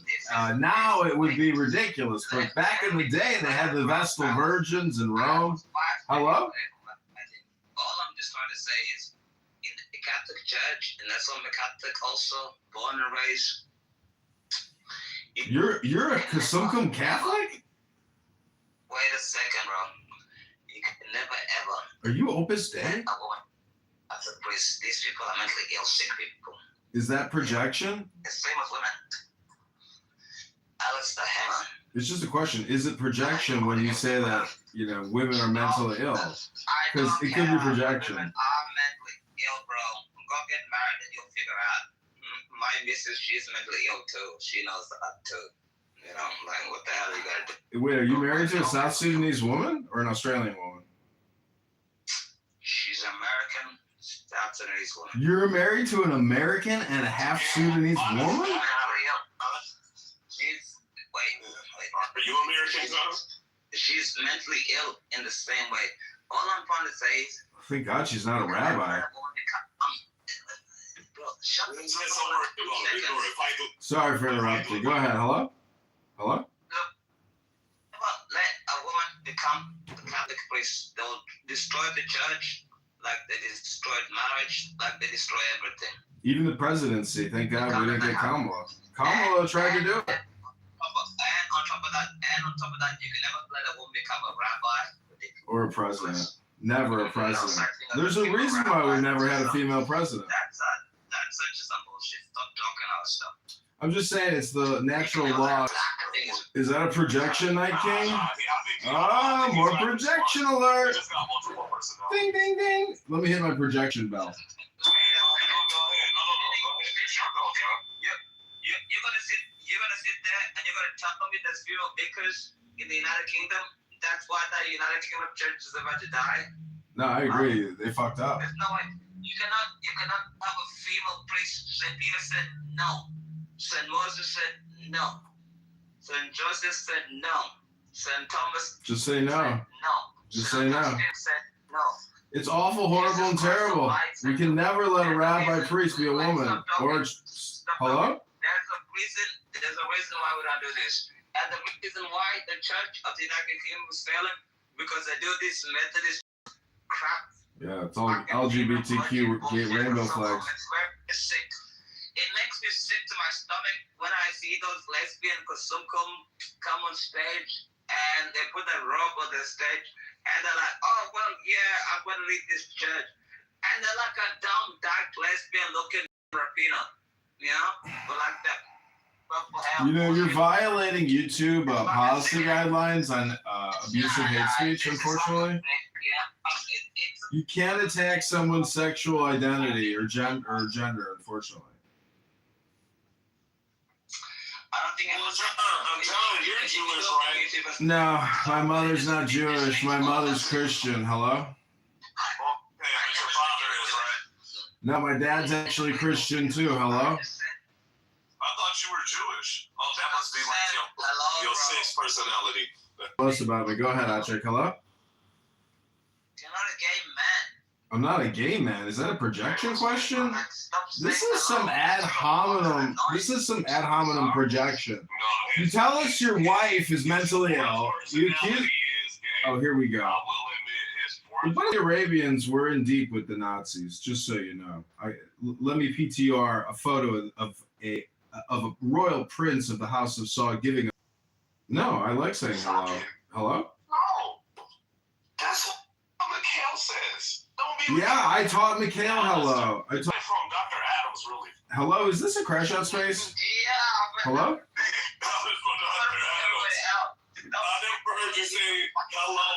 you met Dr. Adams. True or false? Nobody gets something a lot. So annoying. Hello, annoying. Number two, you only find it annoying because John Kitover says hello. Hello? Yeah. Let's do a survey. Number one, when did you find out you were gay? Number two, do your mother knows you're gay? You know, my mom called me up one day and she was like, your sister and I think you're gay. And I was like, you think I'm gay? Hello? I think one of your personalities is gay. Hello? That divorce hurt you? Yeah. No wonder why she did Bring him back up. Bring him back up. He got faith. You see, that means I'm winning. I hate to tell you how these game rules work. Look at my PTR. That's a Saudi prince giving the Heil Hitler at Adolf Hitler's Berchtesgaden in Germany. These Saudis are no good. I don't trust them. I've seen them kill goats, eat goats. They're like Satanists. We all know that. Hello? The Saudis did. The thing is, though, we all knew that at the time Hitler is alive, the Saudis absolutely Jews. And it's not like they were exactly fans of Christians. They thought we were absolute pieces of shit. Damn, you already slow down. I have the hiccups. Holy shit. See, the friend of our enemy is the enemy of our friend, meaning that these goddamn Saudis are so in tight with the king and the royal families of the world that they're the natural enemy of our liberated democracy. Hello? Worked in unison. And in fact, when they were expelled and thrown out of those fucking countries, go look it up, bitch. Because I'm very good at history. I'm really good. I'm even better than you, and you come from that culture. I'm better than you at your own shit, right? Challenge you on that. Anyway, when it was any one of them motherfuckers that you want to, right? There was always a Jew in the hierarchical system that actually was running things right next to the Muslims. And even in fact, let's go even further. Let's go to the Crusades. You can even hear about the Lionheart, one of the best battlers that came out of Europe, said this verbatim, that he could not believe that he had to shed the blood of a Jew on the battlefield next to a Muslim. Come on. One thing about history. What's your point? Hello? Yeah, but the problem with history is that, okay, so if I was going to look at like a Jew hater, he's going to point towards the opening of the gates of Laredo, where you had Jews that basically welcomed in, the Islamic conquistadors of the time to invade Iberia. Now, when it comes to that, though, the Muslims they didn't treat them well, but they treated the Jews and the Christians on equal footing. No, they did not. That's why I brought up the Charter of Medina. They do not treat Jews on an equal footing. It's intimidation and mafia gangsterism. Okay, do I have to move you? Stop. Now, if you're to look at one place in time where arguably the Muslims did treat Jews better than Christians, we can look at, when they had their caliphate in the Iberian Peninsula. And this is the other thing that is weird, is that, I'm not a religious person. We all know that. But I do hear a lot of Christians cope with the fact that, like, no, we would never do anything wrong. We're perfectly fine. We would never fucking mistreat the, like, Christians absolutely fucking slaughtered people by the boatload that came from different denominations of Christianity. And when it came to Muslims and Jews, they were considered,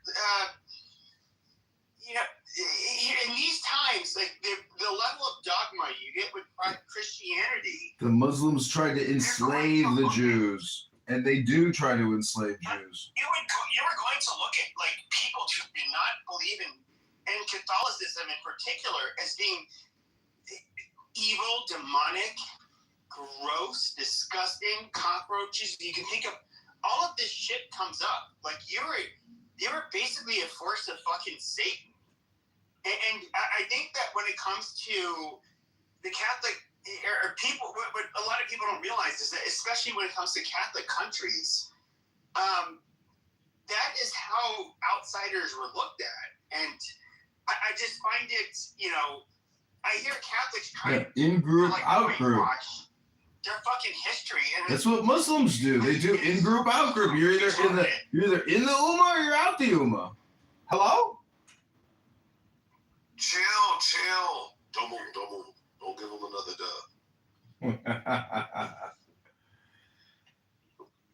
But anyways, what's your point? Hello? You gotta look at it, even like between the Jews and the Christians. The Christians were never a natural ally of the Jew. They literally mistreated them. Where do you think Christianity came from? From a Jew. It came from a Jew. Jesus was a Jew. Hello? Move to audience, amazing. We were like this, and I get it. And by the way, it was a Christian who coined the term Judeo-Christian. It wasn't a Jew.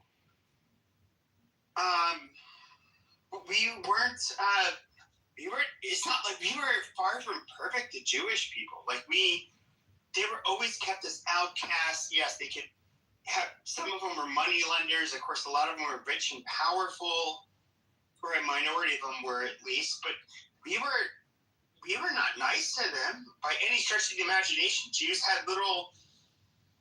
Germany's probably the best case example where, if you look at from like the 1700s, of all of the immigrants, they could not tell Jewish Germans apart from Germans.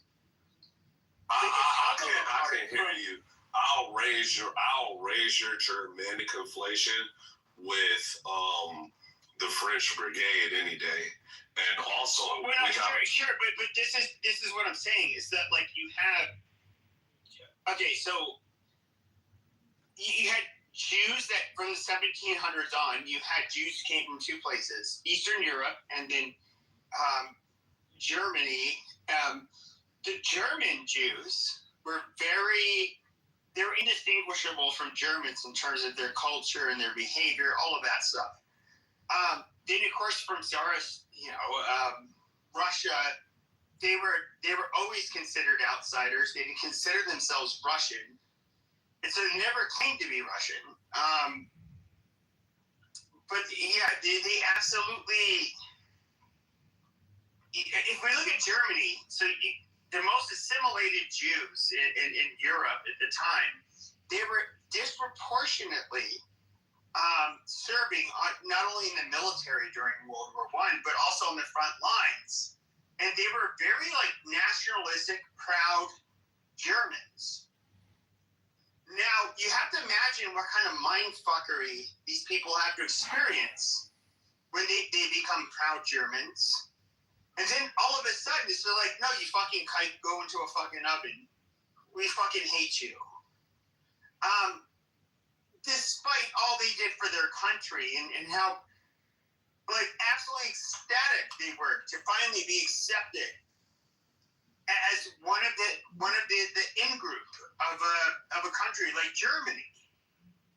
I mean, Christians, I'm not going to say the Nazis were Christian. I would say they're very secular.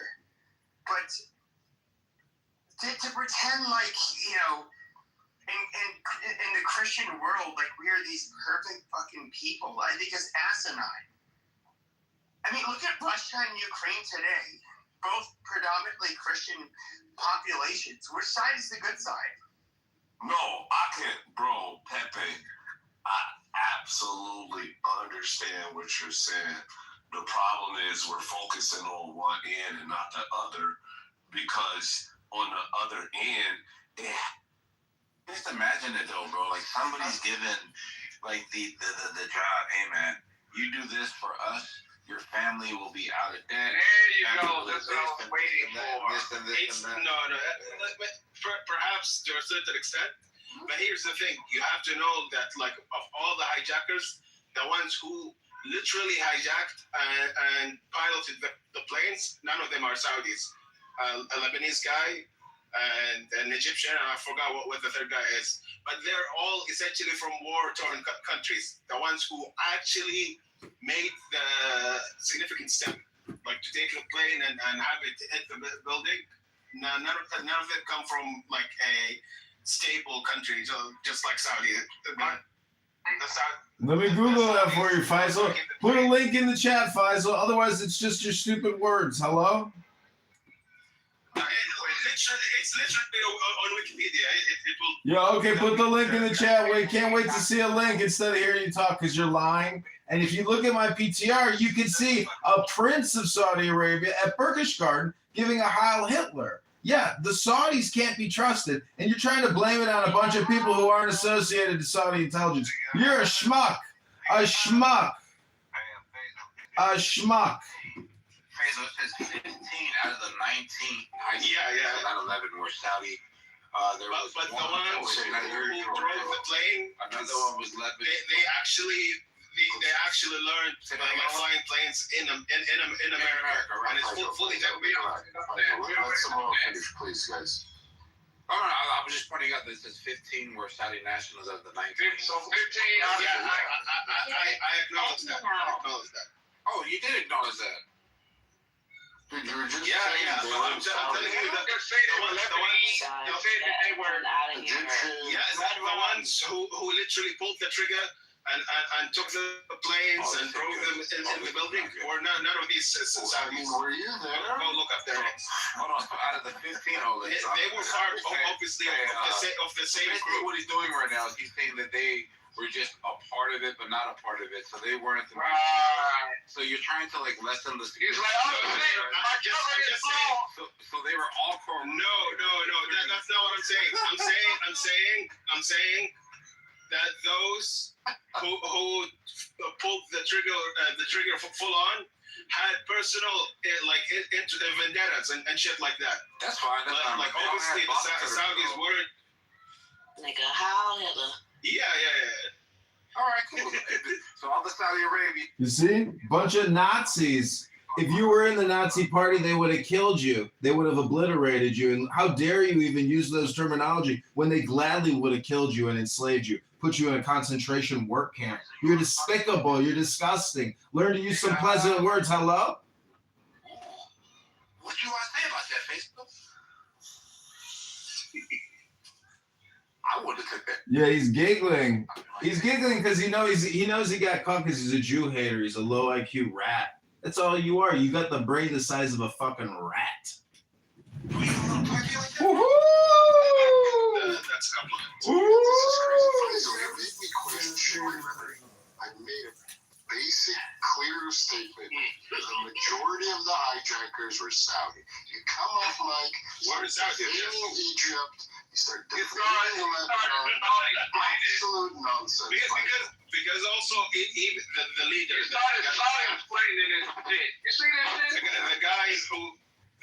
the guy who staged the project itself, like his engineered it essentially, also an Egyptian guy, and he had been also widely celebrated at the day of the attack in Egypt. We'll get to the Egyptians too. But right now we're on the Saudi. Are these people considered martyrs in your country? Widely, no. out. So, but you can find pockets of people who. Can you name one by name out of the 15?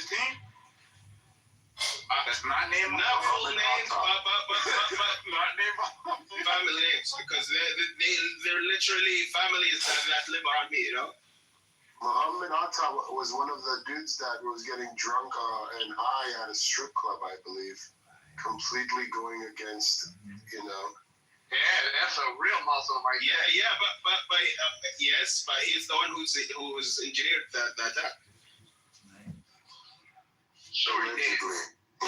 He engineered like it was some shit. The only reason why they got away with it is because fucking we just thought it was a typical fucking thing that was gonna be resolved. Those fucking donkeys would never be able to get away with anything like that now because we would fucking rip their heads off. We wouldn't take a chance anymore.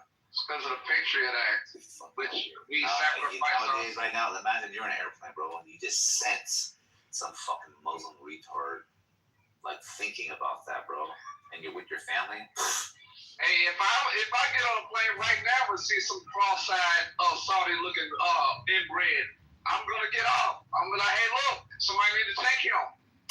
Check him down. You need to make sure he can even see right. I know he's not flying. I know he's not flying.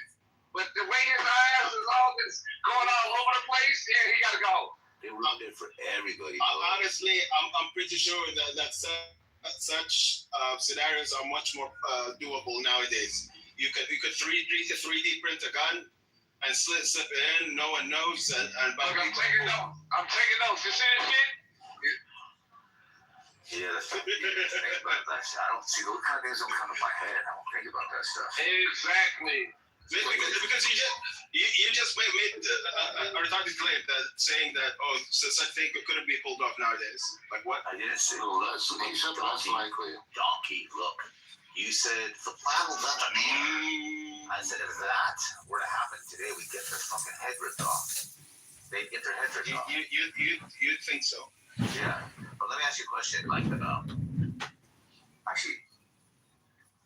See, he's part of the Ummah. If you're in the Ummah, you're in the in-group. And that gives you taqiyya, and you can lie in order to deceive anyone outside of the Ummah. These people are Nazis. And the king of Saudi Arabia's favorite gift is his golden dagger from Adolf Hitler. They're just a bunch of royalist, Nazi, Illuminati, piece of shit, polygamists, Satanists. That's all Muslims are. They're scam artists. Because Muhammad is the leader of the scam, and he's a fraudster. It's called the Medina Charter, the Medina Constitution. Look it up. Muhammad wrote it. It's his first scam when he tricked everybody and said, I'm the new Godfather, and you're all going to come to me for your conflicts. I'm the new Supreme Court, or we'll kill you. That's called gangsterism and mafiaism, and everybody knows blood in, blood out. And the whole Medina Charter deals with blood money.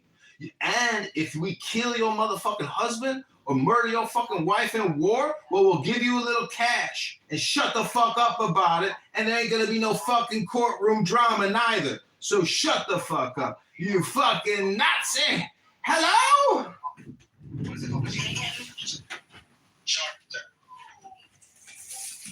Fucking kick him.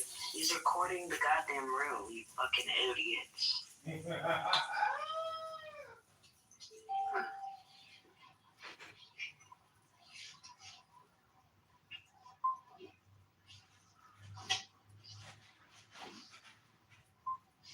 Y'all are useless mods, I swear to God. It's usually sedated around this time of the hour. Oleg was just talking. Probably on his fifth drink. I haven't started yet. Kick Edmund. You know I ain't wrong. Hello? Yeah. You must be a Muslim. Oh, that's right. You date Muslims. I forgot, Shai. Hello? I do not date no goddamn Muslim. Yeah, you part of the Ummah. I heard you one day. You know I listen to all these rooms. You a goddamn Muslim. Well, then play it, you pussy. This is me, Shai. I submit to the will of Muhammad and Allah. I am now a Muslim, inshallah. I heard you say it one day. Some Saudi Arabian sent you $100 on Cash App, and you were like, inshallah. Hello? Hello. Hello. Oh. So I want to welcome everybody back to Chillism, the longest running mind virus Nathan, the artist, has ever created. The most unstoppable clubhouse repetition. It's Groundhog Day. Nathan has created the Groundhog Day effect. He's created a ripple in the universe where he's torn a hole into the fabric of time itself. Nathan, the artist! That's right.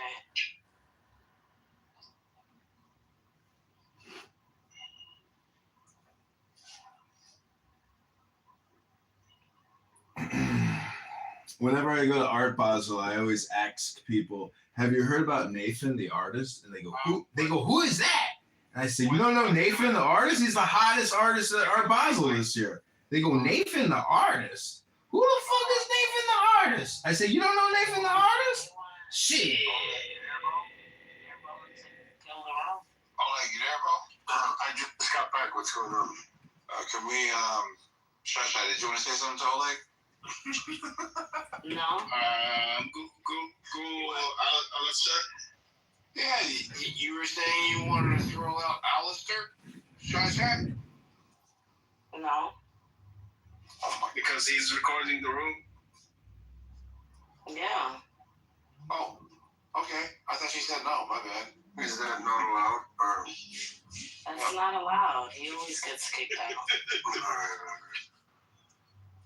Shasha, what the hell was that? What? I'm just saying he's supposed to be kicked out. Hello?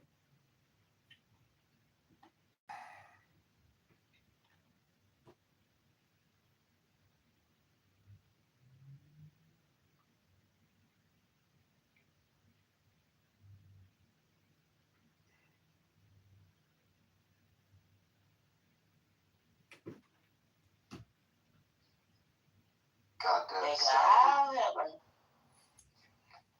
what do you think, Faisal? You think the war is going to keep going in Iran or it's going to end soon? Beyond me at this point. Nice. Good answer. Me too. What does your gut say? What does your gut say? I did the precaution that I need to was, do like, for example, successfully, filled and with that's Jews. Judaism ceased to exist. I just came back from Hong Kong yesterday. Stop talking about Jews. I get a high-end PC back in January before the war.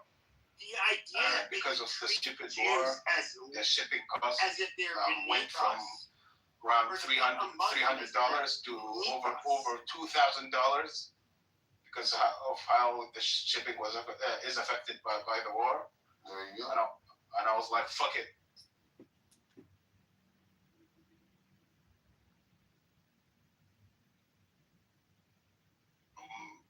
Jeddah to Hong Kong. I went, took my PC, toured a little bit. Why did you? All I'm trying to say is, as a Catholic, I believe.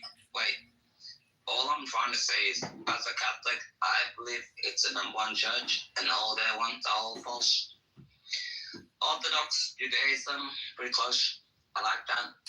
Well, what about Jesus and just the teachings of Jesus versus the organization known as the Catholic Church? Hello? Wait. Orthodox Judaism, I like. Yeah, it's universal. It's universal. That's why it's like if we all okay, hold on. But you know this better than anybody as like coming from Zip it, chimp. population. Zip it, chimp. Can you let me land, bro? Okay, no, Sorry, getting emotional. But you come from the most melanated people in this fucking world, the Dinka. Darkest people in the whole world, yeah. I check. How does it? And so, but the Catholic Church. Hold on. The Catholic Church adopted you guys as Catholics, and would you agree that it is considered sinful for somebody like myself to mistreat you as a fellow son of God? Would you agree with that? To mistreat me in what way? Hello? as if you're subhuman, that because of your skin color, It's not 1920 colonial rule of Africa. It's 2026. Hello? Shut the fuck up. It's not going to be another part of calm down. So, you really think the Catholic Church is going to look at you a little bit different? The Catholic Church just means the universal church. We're all the same under God, brother. Exactly. So in other words, I cannot mistreat you as being lesser than under we're God. all the same under God. It means the universal church, yeah. Do you use it? Yeah. I don't understand why people get emotional about it. What does it It's come the with? same. You know, Catholic just means universal. That's all it means. come I don't understand why people get so butthurt about that. Yeah, that's why they call it Christ consciousness, universal consciousness. Donald Trump has it. Pepe has it. Beaver has it. Uma Porn has it. Dr. Jordan has it. Even the Night King has it. Enough, bro. Pepe asked a genuine question. There's sometimes you troll and there's sometimes asking a genuine question. It means the universal church. And he was raised in that. And that's all it means. Exactly. It means all the same under God. That's it. Yeah, and that's one of the things that they kind of promote, especially in the United States. Like as a person who actually got a scholarship to actually go to one of their colleges and shit like that. I turned that shit down. Like fuck that shit. Because I actually can recognize what he's saying as far as when it comes to this nature on the other side and the things that they don't recognize, that they're abiding by a rabbinical culture that's really not tied to the Catholic Church. In fact, they went to war with each other. Catholics had an army. They got a Roman Catholic army. Did y'all even know that they had a fucking army, nigga? Do what they did, but here's the holy shit. I don't want to get into the Vatican. Get into that shit. Get into that. Don't be But scared. if you're looking before the Second Vatican, we can look at what I do.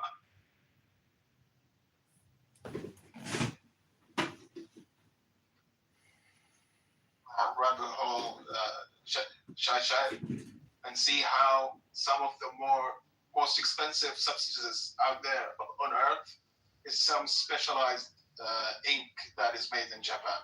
I hate it so much. The shit. He rubbed his finger over it in 3 seconds and it's still smudged. What the fuck are you paying $600 for? Prestige. It's smudged. It's still just prestige. 1800s, late 1800s, and then you had the evangelical Christians that were it spread on like wildfire. But you're talking But about other than that, Protestants when I say we, I mean people that were raised Christian. We don't. Well, actually, let me put it like this: the Christians were absolutely responsible for a lot of the anti-Semitism and hatred towards, and we can look at where the Catholic countries were, and even Spain, Chile, France, Italy, like they were absolutely they blamed they fucking target the fucking religion for a large part of the time. And I don't. It's kind of weird to me whenever people try to downplay it. Like once again, I'm not that religious of a person. Yeah. I can stand up for what it means to be like a Catholic today. But if we're looking at the Catholic Church throughout time, like they were totally anti-Jew, and to this day, I don't think this is anti-Semitic. We all. Yeah, that's good. Yeah. And we, for example, Catholics for the most part are going to believe that Judaism ceased to exist 2,000 years ago. The covenant has changed. Yeah, that's what is the New Testament for a reason. Yeah, sure, but even still, as like Catholics, we're not. That does not devalue Jewish people as any lesser than us. Like they are children of God. We cannot mistreat them. We cannot do anything bad to them. Really, I mean. Yeah, but that's before or after the war. Have a question whenever. Well, go ahead, Ann, because I've been kind of going back and forth for a while. So go ahead. This is a little bit of a silly thing, but Pepe, were you raised Catholic or Christian or whatever? I was raised Catholic. I'm not a religious person. I'm not either, but I was raised Catholic. He's an ethno Catholic. Good. You know, every time I hear somebody say they were raised Catholic, they're about to give me the most retarded take in the whole entire world. Go ahead, Ann. Okay. Regardless, I was raised Catholic, schools Catholic, sacraments and everything. But as an adult, I don't. Let her know about the but the whole point was I was just to say about with Jewish people. I remember maybe Pepe, you did we were raised, thinking the Jewish killed Jesus. I thought Jewish people were bad. Not because both John Paul. And I know. That's not how Catholic. That's just what we were told. Hold on. Wait. I'm not making an argument. I'm just saying being raised No, Catholic. because they're full of shit every time somebody tells me they were raised Catholic. I know Here's the audience. So actually, that was not the point. Okay, so if we were to look at, I was born after 1965. Okay, after Vatican II. I was brought up. My family, the Catholic schools, the churches that I went to, did not blame the Jews for the killing of Christ. And what I've always found ironic is that, yes, the Jews were ultimately responsible, or I should say the Jews, that turned Jesus over to Pontius Pilate to convince him to execute Jesus, were, obviously they are responsible. But if we're to look at the first Christians, all of the first Christians, whether it's Jesus, his disciples, everybody, they were all Jewish. And those Jews, I guess you would say, were obviously the righteous Christian, new Christians. And so, and of course, Jesus died for all of our sins. He if you believe in Christianity, he saw all of this coming. And he died for all of our sins. So it becomes kind of futile and stupid to talk about. You can't. It is. I just was saying, as a Catholic, did you feel like you were kind of raised with the vibe of Jewish people aren't good? I guess I did. I was in a little bit, but I also had no exposure. Where we live, I don't know. So there's no Jewish people anywhere near me. We don't live anywhere. So it's very weird. So in Catholic school, you get a lot of Jewish surnames with a lot of kids that were Catholic because their father was Jewish, the mother wasn't. Super common phenomenon, at least, for me growing up. I'm not going to say it's the same everywhere else in the United States. I would say the only, how do I put this? So you get a lot of out-of-staters from places like New York. Now, I couldn't tell a lot, especially growing up, the Italians from the Jews, and I would hear a lot of, for example, Italians would those that I should say that came from New York talk shit about Jews. I felt like it was more of whatever drama they had from where they came from. It was about that. But for the most part, I didn't. To be clear, a lot of the schools that have it hit. I've never heard the ones who want to have it here, just like how they had it back home. No, it comes from just frustration. there's nothing to do in the country I was born in. There's zero opportunities. They grow up there, they become 40. That's all I'm saying. And they fucking come here and they feel like the world owes them something, but in reality it doesn't.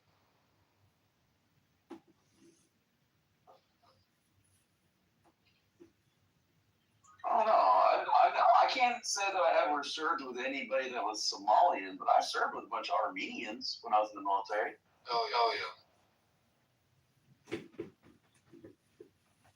Yeah, I've never thought of anything negative about Armenians, honestly. Yeah, that's other than that maybe he's a little bit gangster over there. What's this about? It's one of our stereotypes. What are you guys talking? Hello? How you doing, Elsa? I mean, I had the same impression about Greeks, but here we go. Hello? Again, I don't have any issues with any Greeks. I mean, I think they're pretty badass. I mean, militarily speaking. I'm saying that's something that's always gonna be a moneymaker. Like preying on people's like sexual proclivities, that's always gonna be something that's gonna make money. Wow. Greek is just a bunch of islands. Okay. I don't live from Greece.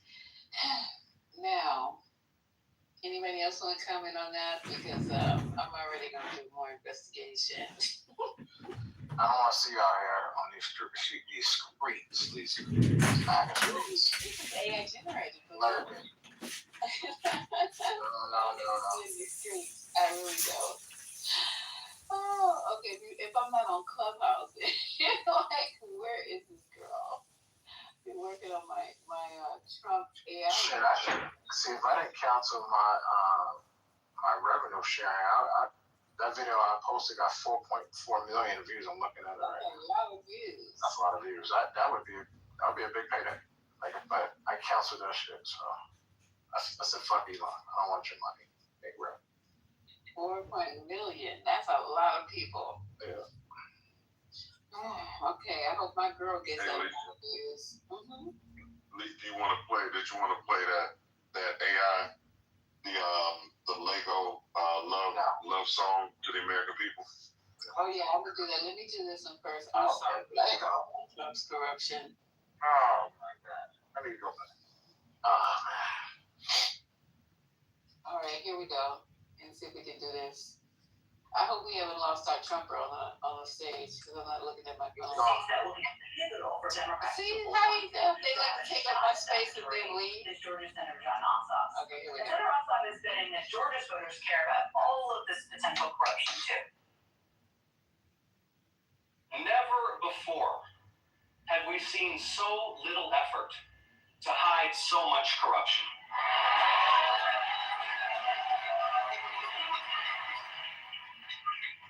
The Mar-a-Lago Mafia has taken American corruption to spectacular new heights. But corruption in America runs a lot deeper than Donald Trump. Because how does American politics really work? It's coin operated.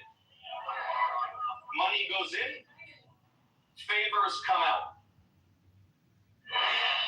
Joining me now is Democratic Senator John Ossoff of Georgia. There's always so much to ask you about, and especially given the state of corruption in this administration and this country, I want to get to most of that. But first, I have to ask you about some news that just broke today, which is that the Secretary of the Navy, John Phelan, was ousted, it seems, by Pete Hegseth. And this is, of course, coming at a time when the U.S. is right in the middle of a war with Iran, when we're learning about how long it's going to take to reopen the Strait of Hormuz, even if that's resolved. And this is a long list of firings. What's your reaction to that ouster? Yeah, thank you again for having me, Jen. And I met with Mr. Phelan when he was trying to get confirmed by the Senate.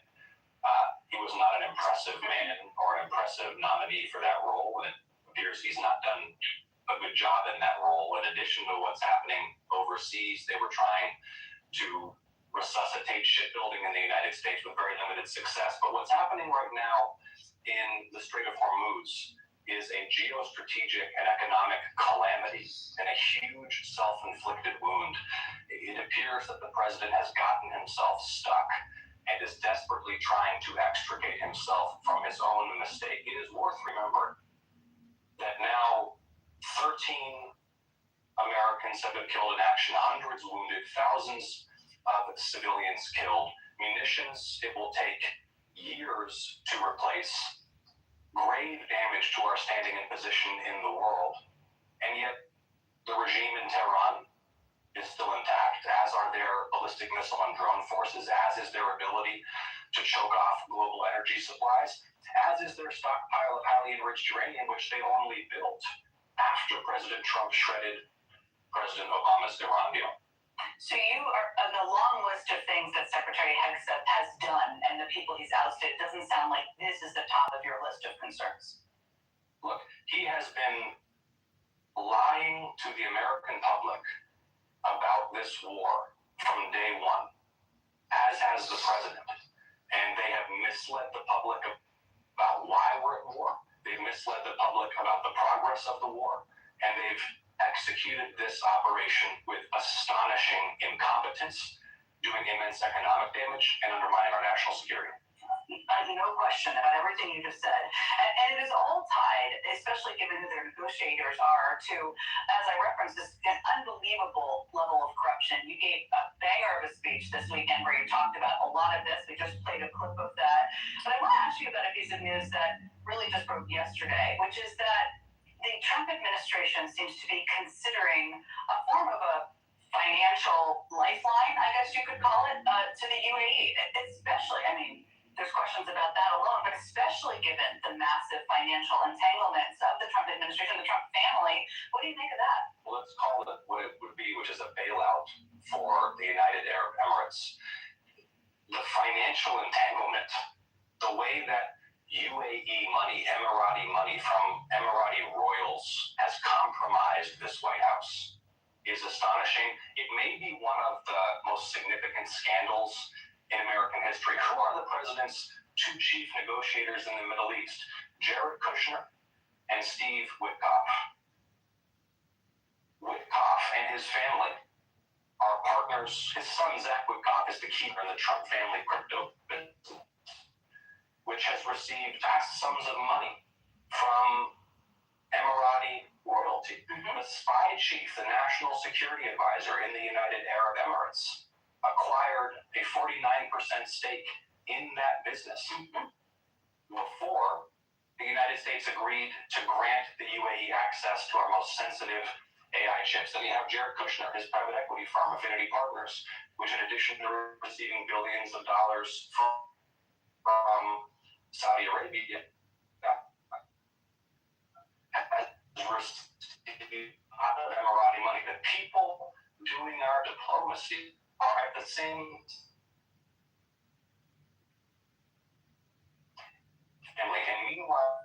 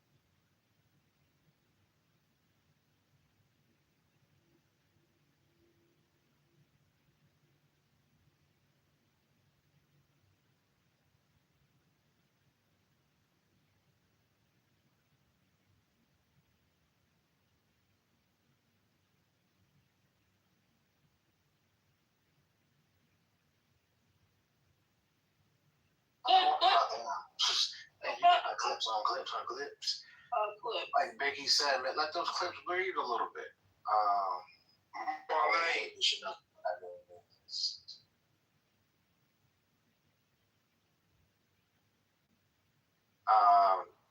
Yeah. Did you talk about the California? They had a debate today for governor. I didn't know there was a big a governor's debate within California. I don't know nothing about that. Yeah, it was on the news. Who was there? It looks like all of them. You had Steve Hilton, you had Katie Porter, you had Steyer. I'm trying to see who else was there. Sarah? Who? What's his name on Clubhouse? What's Not the his name? Sarah, not the from who? Clubhouse. Yeah, Greg Cardone. No, he wouldn't make it to that stage. He said he was running, and people on here talk about he can win. Grant Cardone.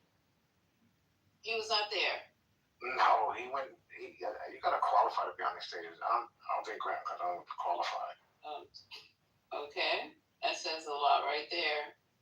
And he was on Clubhouse yesterday. You can't be on Clubhouse the day before and then prepare yourself for a debate. So he just. No, there, California. Grant Cardone is here. Okay, so he's not making the. He's not in the debate circle. Okay.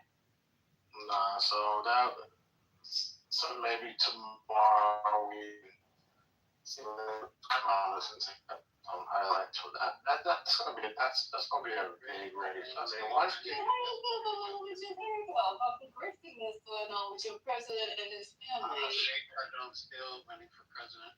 I mean, governor of California. President? No, sorry, I didn't.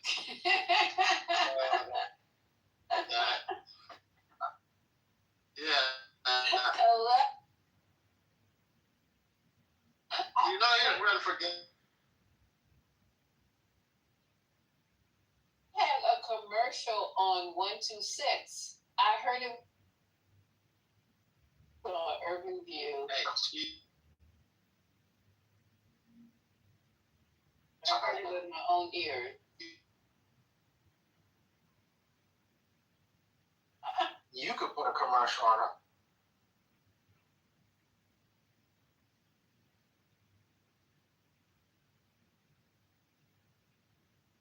People give him a pass to say whatever he wants, so he feels comfortable around the. He would be a person that would be welcome to Negro land, right? So that's TC's mentor, he said. Did you guys talk about the Cash Patel suit? The one that got thrown out? In the Atlantic? They got thrown out, right? No, that's the old one that got thrown out, not the $250 million. Okay, so I know one got thrown out because I saw it on. Yeah, that's the old one, but the new one is kind of interesting. Their strategy, right? Because he's probably not gonna. It's probably gonna get dismissed, right? Because. Which suit is this, left? Because I know he's going to sue the Atlantic. Is that the one you're talking about? Yeah, the Atlantic one for $250 million. Yeah. So what's the new update? Well, just that lawyer that's representing him is known as a serial losing lawyer. Yeah, he's been losing a lot of cases. But the thing about it, I watched Midas Touch, right? Our legal AF. And analysis was that this guy is probably good for one thing is exposing the anonymous people that that reported this whole thing, that whole network being kind of bad, right?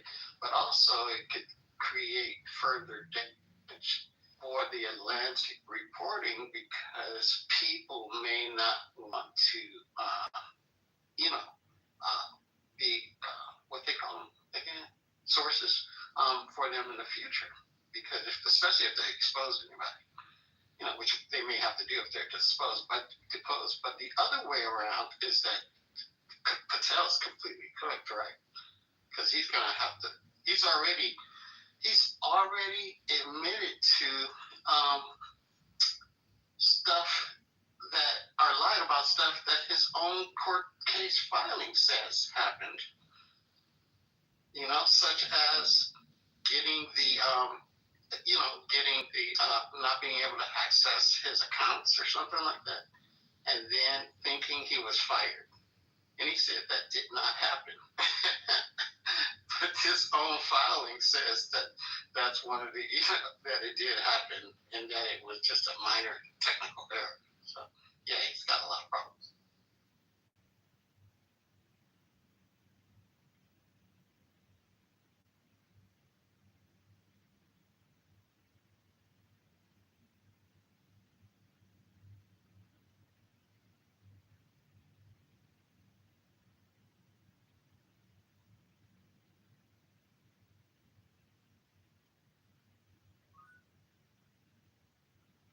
Is it quiet or is it me?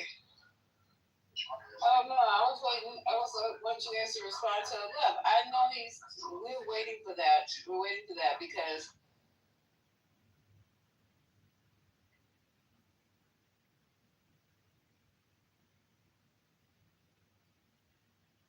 that Kalshi and Polymarket must be going crazy with Red, knowing who's going to be the next person to lead the Trump administration. well, we got.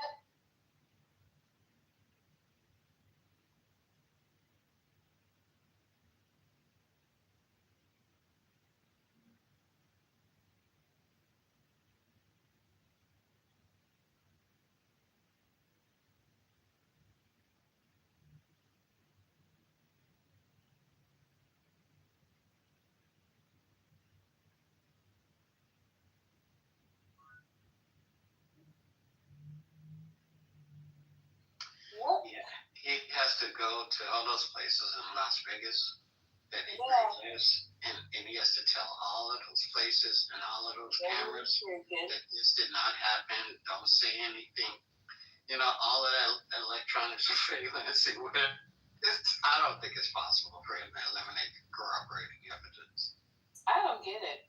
I don't really get. I'm just. And then the other thing that's really going to destroy his career and everything else and his life is that he said he has evidence of the 2020 election that it was rigged.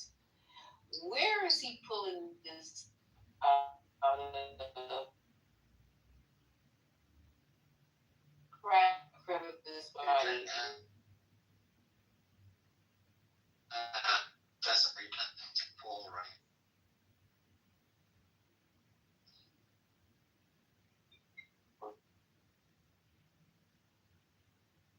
How you gonna get your Somebody ass else out of gonna die. that and Somebody else gonna get shot. now? This is gonna be good too. That's what I'm worried about. What? You know what I'm saying? You know what I'm saying? Love, exactly. I'm worried about that. Exactly. Wow. That was on the desk, bro. The names on the desk already. Hey, you know that 80? I know that person was 80 years old, that Democrat, you know, that died in the Congress. Oh wow, that was. But how convenient though? You know, if they start figuring that shit out. All you gotta do is push them off the side of something. So I think you said somebody got.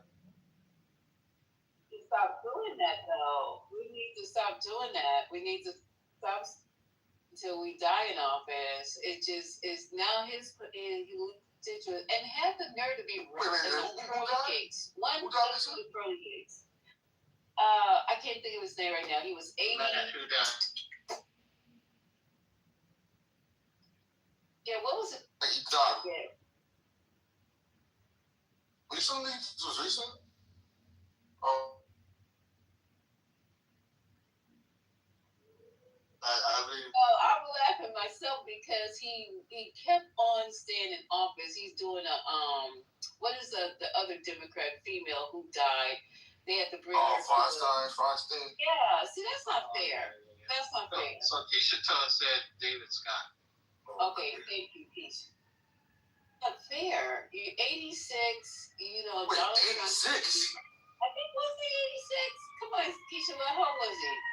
He knew he was on his way through the pearly gates. He was already in a wheelchair. 80. So he was actually running again. I said he's still gonna be on the ticket though, even though he's dead. 80. He could be a healthy 80 though. Oh, I get it. No. What is going on with you? You could be a healthy 80 trying to help somebody. I'm talking shit though. But I'm just saying, I'm just thinking about my pops though. He's 78. What do you want to tell me 78? That's true. I get that. But at the same time, he ain't trying to be no politics either. So yeah. It might be kind of You start bringing up people behind you. You start creating that spot. You already know how I feel about that shit. Absolutely, that's what you're supposed to do. That's what you're supposed He's to probably do. If you're a leader, you're motivated by fucking, training future leaders. That's just like you're having a baby at 80. It's like, bruh. My grandfather did have his last kid when he was 76. Just because you can't don't mean you should. It's like that's like breastfeeding the baby when you're 80. That's not like having. Nah, I don't think I can have it, bro. That shit dried up. That's powdered milk. Hey, that's powdered milk. That's crazy. I'm only gonna know my father for a few weeks. Is this crazy? Just because you can does not mean you should. So he was running, and now he died in office and left all his constituents out there without no representation. So I'm just like, bruh. Well, to be fair, all of America has representation when it comes to presidents. That's secret vacant for a year already. Well, I'm just saying, but all the wealth of knowledge that he had, all the mentorship, hey, was he doing it? No, because he was running again. I would be like, no, let's find some young blood, somebody else, back somebody else, whoever the fuck, but I'm not going to do this. Nope. So, yeah, that happened.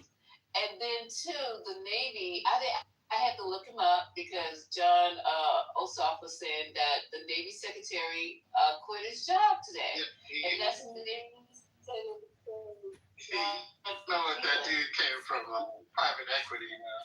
That guy came from private equity. He wasn't I don't know. Yeah, he's from private equity from what I heard. It's still bad, a lot of chaos, I think Hexet. It's gonna be like a race between Hexet and Patel. We need to take wagers. I think going first. Anybody want to take that bet? What? Yeah, fucking. My neighbor upstairs. The sperm of the stomach. Almost going on my neighbor. Okay, so the Navy Secretary abruptly left his job yesterday, which is Wednesday, in part because of a hugely expensive new battleship that he wanted built. So, and the people who got mad at him was actually Pete Hegseth. I mean, no, it couldn't be Pete. Pete was probably, I can't imagine him being against this battleship, because listen to what the battleship was about. Phelan, who served just over a year in his post, had helped conceive of the new battleship to curry favor with President Trump, according to two people familiar with the matter. It was going to be called the Trump class. Remember that when he was like, I don't like stealth battleships. That was ridiculous. I don't like the way they look. What was it going to be called? It's going to be called the Trump class battleships, were major source of frustration for Hegseth and the Department Secretary Stephen Feinberg because they did not serve the Pentagon's broader strategy to pivot towards smaller, cheaper, uncrewed ships, according to two people who, like others in the story, were granted anonymity to discuss the sensitive matter. He was trying to build these huge ships, which are called the Trump class. So it have to be big. It has to be gold railing, gold fixtures, gold toilets, all this shit. So he's mad because nobody wants to get on board with it. It's gonna be called the Golden the Golden Fleet. I just can't with this gold and Charles. Imagine going into war with fucking gold. Yeah, I like the girl when she says secondary embarrassment. This is crazy. So I saw this goal for the secretaries, whatever. What is plural called? Secretary of War or whatever. But I saw the polls for those guys. this, and he is like the absolute worst. His poll rating is lower than Kash Patel's comparative poll ratings. It was like 30. It was positive 35 for Cheney. I think it was like positive 20 plus for Hillary, and I forget the next person. The next person was in the 30s or something, 20, something like that, between Cheney and her, and his was negative 30. Oh no, Dick Cheney was positive 65. That's right. So it's like a 95 difference.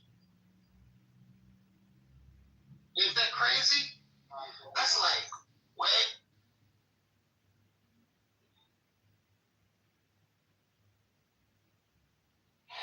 I don't know where this country is gonna be when finally, however he leaves office. I don't know where we're gonna be. We have floating gold ships in the ocean. We got turns to Gold must be fucking green, yo. That fake fucking fake gold. Yep. Gonna be out there turning green in the middle of the ocean. It's just crazy. The Trump battle class. And it's the Golden Fleet. It don't make no sense. It just, nobody there says, no, this sounds fucking crazy. Are you a fucking idiot? But I see that they're going to pick smaller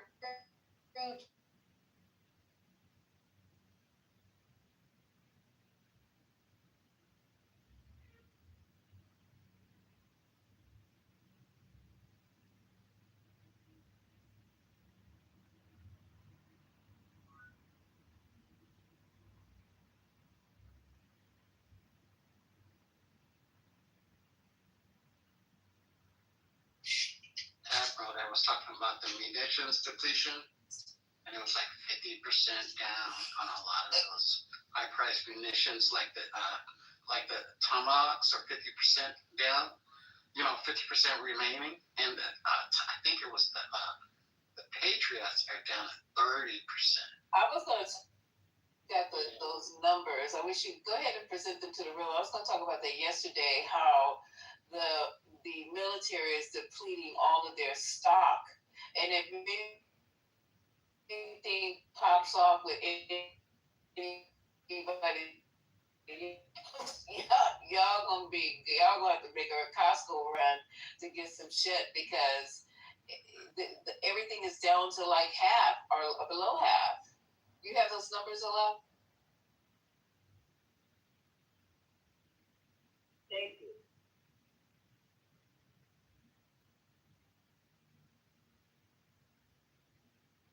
Strike PRSM, TAC MS inventory has been used. And then we're down to 30% of the stockpile for the cruise missiles, the Tomahawk missiles. 850 of those have been fired. I think it's also interesting to know that some missiles take like 1 to 5 years to replace the munitions that have been used in the conflict. So even if they do get to 1.5 trillion, it's going to take time to replace everything, unless they have a way of accelerating, like putting all of this to work on. Don't worry about it. It replaces itself like it's 8 years old itself. Yeah, I guess we'll just have a lot of optimists doing it, Are those made in dark warehouses or all the windies you see in LA, those are actually garbage. I don't know. And we need the money to replace that. So I know that he's asking for an additional. Let me go down here because it says in this article. So the military invaded Iran. And a week before Hesef is set to testify on the Pentagon. Oh no, this is gonna be a shit show. So Hesef is set to testify on the Pentagon's proposed $1.5 trillion budget. When is that gonna be? Let me just finish reading this. I have no idea. The Oster of Phelan, comes amid the U.S. military's campaign in Iran, and a week before Hesep is a week before, so I guess next week, is set to testify on the Pentagon's proposed $1.5 trillion budget, which would involve significant boosts to key Navy programs. This includes Trump's Golden Fleet. So he gonna actually bring his drunk ass before Congress to talk about the fucking Golden Fleet and ask for $1.5 trillion. I want to see who votes on this shit. Definitely need a tracker for that. Yeah, this is gonna be hilarious. That's gonna be good content for real, when he goes and tries to sell this. I might stay home that day. Me too. This is like, oh, this is gonna be so good. Oh my God, he gonna be high as a fucking kite. Nervous. He gonna be worse than RFK. RFK is just I don't know what. I don't even know why he agreed to do this. I don't know why. He looks crazy as hell. I think he's still on the stuff, because he took like every drug imaginable. He was on meth, everything. Yeah, he was on everything. And, if somebody is narcotically sophisticated, that's on them. They can do whatever they want to do. But then when you put yourself in, those positions, especially health, God, that's just so. Exactly. How we gonna get health? Can you imagine going to the hospital and not at work? You like Cedar Sinai. Get an IV from a fucking. This is rich, okay? So when he testified at RFK, he's been testifying. No, I'm saying, like, watching what he was saying. What has he been saying? You didn't hear when they caught him on the one? He's the one who said that all black children. Oh yeah. Okay. Okay. So now somebody is talking to him. Elizabeth Warner is talking to him about Trump RX. Bernie got on him too. Bernie asked him directly. Bernie was like, "So do you still believe that we have more mortality deaths because of vaccines?" And he was like going through all this other shit. And Bernie kept cutting him down. And basically he was like, well, he didn't want to say it. He didn't want to say that vaccines is not the cause, In that position, the lady was saying that, he has all the people who are on his board, they're all some type of investor or some type of crypto person. There's nobody that has the degrees and the science behind any of this. They just sitting around making shit up and making policy behind it. Got Kaz on that board, yo. Not Kaz.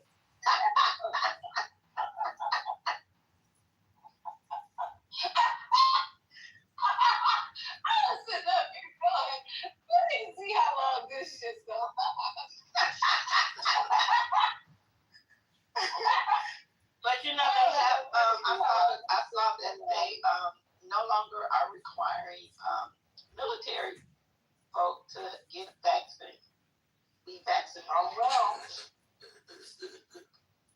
I'm not even, listen, I don't even care anymore at this point who's not vaccinated. As long as me and mine are vaccinated, I just do not care anymore. It's your right. And you know the whole thing with the vaccine too, right?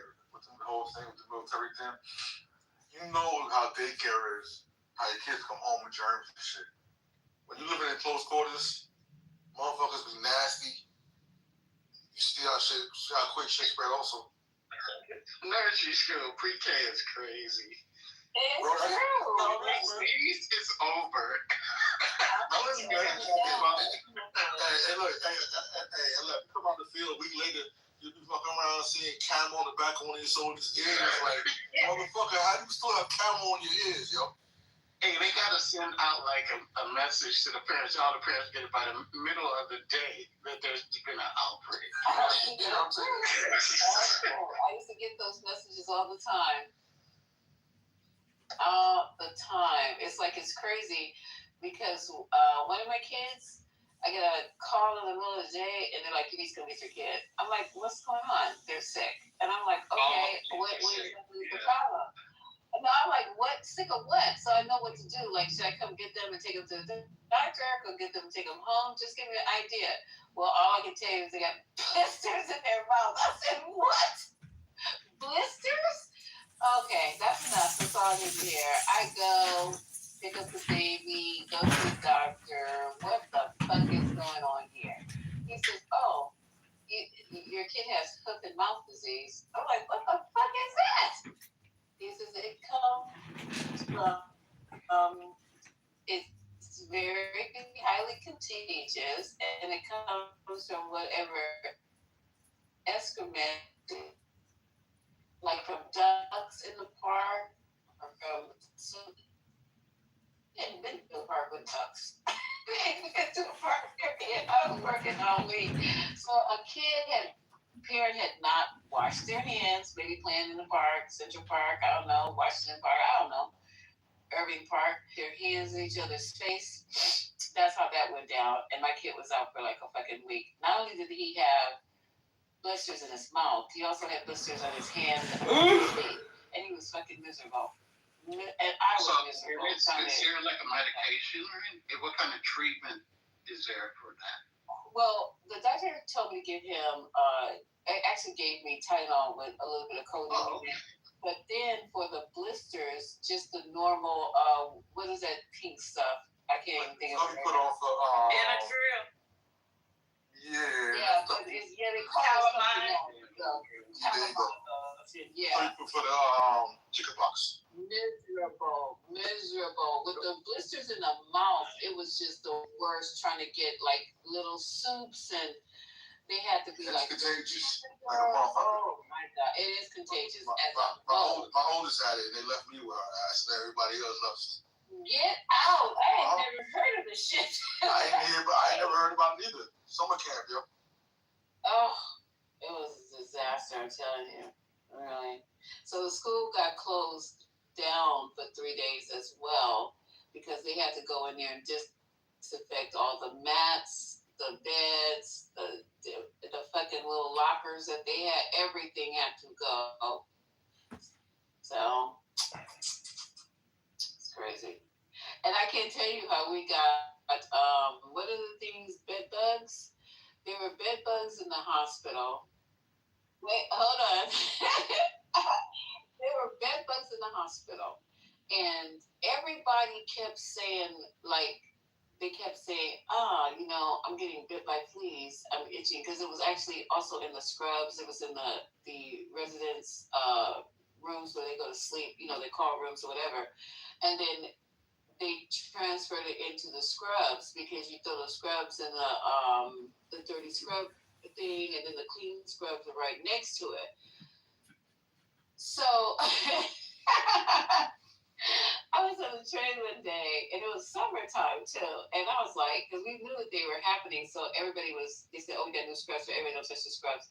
So I was on the train one day, and I had on sandals, and I kept saying, "Why is my foot itching?" It's just random. It's like so random. And I didn't think anything about the fucking bed bugs because I hadn't been nowhere near that. So I get to work and put on the scrubs, and I'm telling everybody, "Gee, I don't know what's going on." So I started going through the NARC box, trying to look for something to put. So the comes in, and my feet, for some reason, are itchy. And she said, "Come when you get finished with this case, come on in to the office. I have some chemical." I said, "Okay." So I go in, and she looks at my feet. She says, "Girl," I said, "What?" She says, "That's bed bugs." I said, "What?" She said, "Yes, you're getting eaten alive." I was like, "Damn, we had to take all the scrubs out." Everybody had to report who had on hospital scrubs. and take off the fucking scrubs, and we have to put on our clothes, and we have to stay in the hospital till 3 so we can clock out. But it was like, you had that certain hospital family members that, like, yo, when they come, they should keep their bags the fuck out. Be careful with this shit. You know what I'm talking about, right? Definitely. Definitely. The road.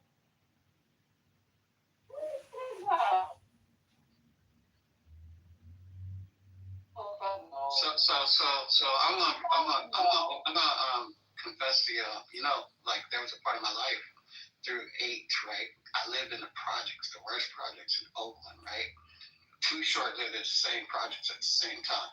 So little badass kid saying, "Bitch." Hey, look. When I would go across to the other side of the project, on a too short side, I was like on the worst side, right? But on the other side, right, my aunt lived there, and she would pour us a big bowl of Raisin Bran, you know, and check it out, bro. When she put the milk in, they scattered. Yes. Every kid, the elementary school was like 2 blocks away. Every kid had roaches. It was impossible to get rid of roaches. People look at that shit like pets. They be just talking about it so casually, and I don't know if they're just cringing. It's like, oh, you know, the roaches and that. I put the stuff in the bowls with the Ziploc, and I was like, yo, what? So, and then talking about their mice and shit, and how they eat mice and the hole in the wall. Oh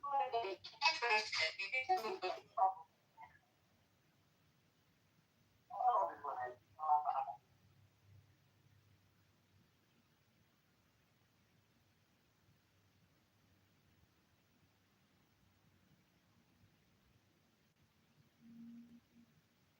Oh my God. No, they don't. They don't. Because you can sit up in New York and hear people discuss their fucking kids. Like they talking about like daily, daily family shit. It was like, what the hell? Yeah, the rats in New York are infamous. I'm amazed to see those when I visit my friends out there. But there's some crazy rats in San Francisco. They're just not as big.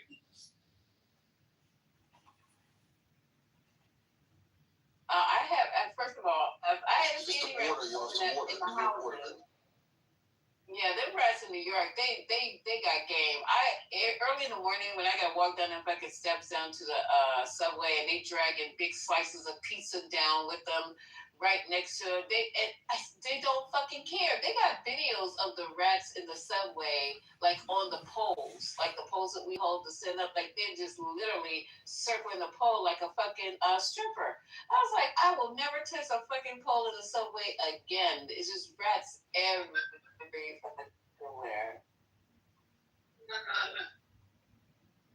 You know they probably got lots of strippers.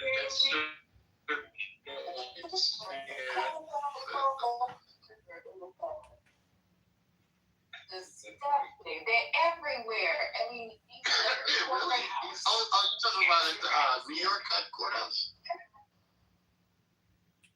Oh my God. On 1-1 Center. They're you can shit quick shit. They be jumping on top of the table, huh? Oh God. I can't deal with no rats. I tell you. No rats either, you know. I've got my roach days. You know, I had a girlfriend back in the day, and one came up the wall behind me. Wait, you had a girlfriend? And I'm just saying, like, you know, that's the kind of thing you never want to happen, you know. So I just remembered that. She was on that plastic, bro. On that plastic couch that's covered. Yes. You know about the plastic couch? Deborah, you know about the plastic covered couches? Yeah, my mom had the plastic covered couch. Yeah, so she had that going on, and I had her, clean the living room, and she's sitting out there, the lights down. Oh, you get out of here, why? You disrespectful. You don't even know what you're doing. You never even saw plastic couch. Did you see? But anyway, that push came up behind her head. I'm trying to tell you, I was sucking hard to get her not to look around. I was like, yeah, so.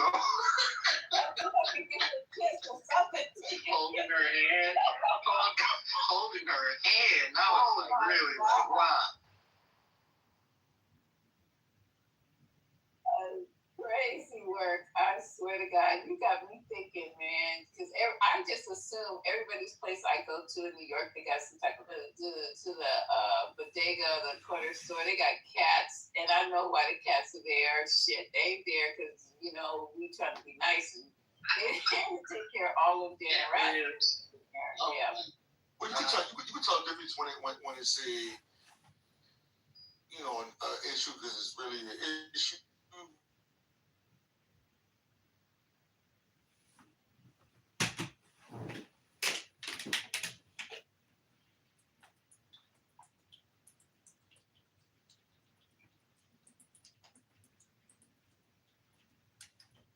The bathroom. Anything else in between that, You want those restaurants where they cook in front of you, But they gotta store this shit in the back. They gotta have something like that, but at least try to catch it somewhere because those rats, they gonna follow that food. Yeah, they are. And I always wonder, the vendors that are on the street, where are they washing their fucking hands? Where are they eating? I don't eat none. Where they washing their hands? Where they washing it? Yeah. Shit, don't we wash their hands? Yeah, the hot tools, the halal fucking trucks. No.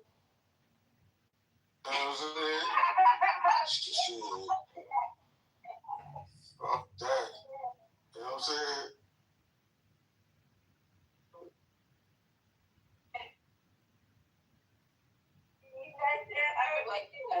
And then on top of it, New York, there ain't no fucking bathrooms. And washing their fucking hands. And then the little joints who do have a bathroom, it should be saying out of order, or it's not out of order. So motherfucker be having some. Right, because they don't want to go wiping that hat. Ugh. Yep, they do not. Yes, they did. That was selling hot dogs. I was like, my daughter was like, man, immigrants. There was this lady. Boy. You could smell it. Maybe 2 blocks away. It was something just smelling so good. I was thinking it was coming out of one of them little restaurants or whatever, little holes in the walls, whatever. And my daughter goes, no, wait till we get to the block. We're going to see black schools on. I said, well, what am I going to see? She goes, oh my God, you and your tacos. You love tacos. I said, yeah, of course. I mean, shit, is there a new place I hadn't seen? What's up with the tacos? But you could smell this with cooking. We got maybe 2 or 3, I would say maybe 10 feet before the school. And there was this lady, you could tell she was just newly arrived. I'm sorry, you could tell. I'm sorry. And she had a whole fucking pig. I mean, the whole pig, right? With the whatever that is that goes through the mouth and comes off the ass, and then they rotate it on the. She literally was rotating a pig over some hot ass wood in the middle of the street. I was like, what the fuck is going on here? Literally, and getting ready with her knives to cut it up. Had the tortillas and shit all over there, the fixings and everything. My daughter had the audacity to say the word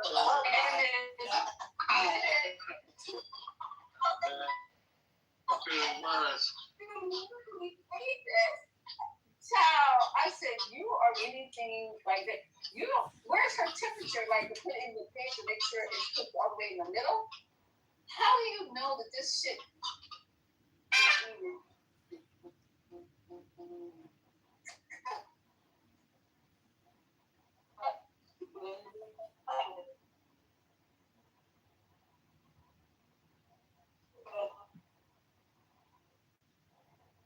Oh, yeah.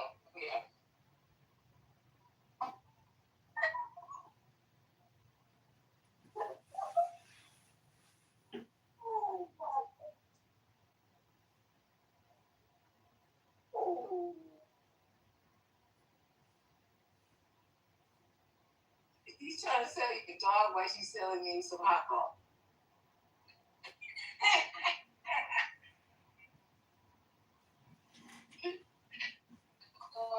Yeah, you talking about the corn? Yeah, don't eat the corn, man. It's the nastiest, man. You ever see the corn? With mayo on it, and then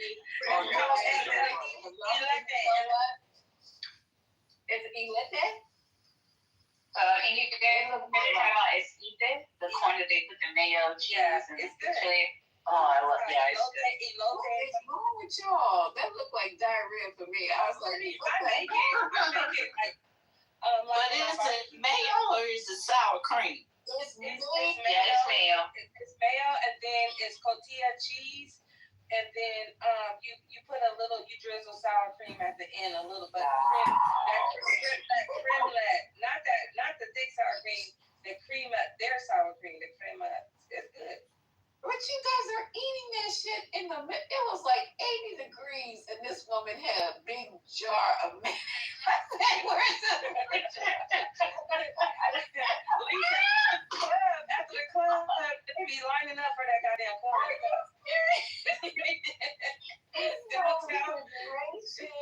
But they not there no more. I miss them people like at the beach. They scared now. Yeah, well, good, because the health department, I said, I'm going to call some numbers. This is crazy right here. I mean, literally in New York, it was 80 fucking degrees at least, and pigeons everywhere, and she got a big ladle taking the mayonnaise out. My daughter was like, this is good. I said, you lost your damn mind? This is why you always sick. You will end up in the hospital in intensive care, and I'm not gonna know why. Stop eating off the street, y'all. Stop. You don't know where they putting their ingredients. There's nobody, like no inspectors, nothing. They don't even wear their. You just gotta say your Hail Mary, just go for it. No way. More people out there trying to get their hustle on.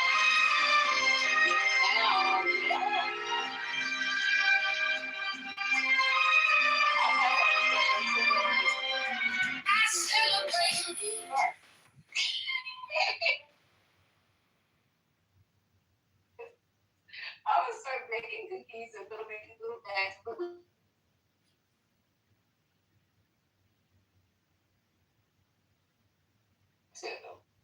Yeah, you're right about that. I carry no cash. Oh, that's funny. Okay, so let's see, where was I?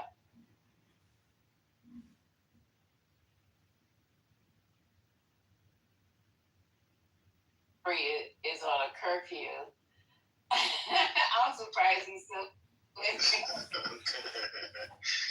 Don't be telling people I'm on a curve. Really?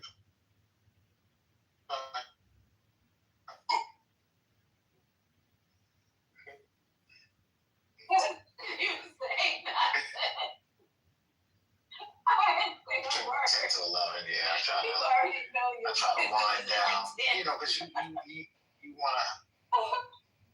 It was 11 yesterday, but you want to have mental quietness. You want to have serene tranquility when you're going to bed. It's super. I like it loud. No, you want to wake up the next morning and don't have to worry about He arguing didn't even with get it. people He over. didn't even get it. That's why I know he's not getting any. I said I like it loud. Oh.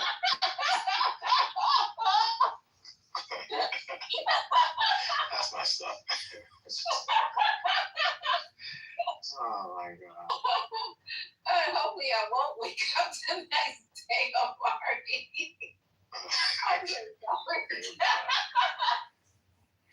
Somebody save her. Where you at, Wah? That's funny. Okay, so anybody else have any breaking news? I have things. I have a clip about how Trump is very popular in Africa. Did you guys know that? In Africa.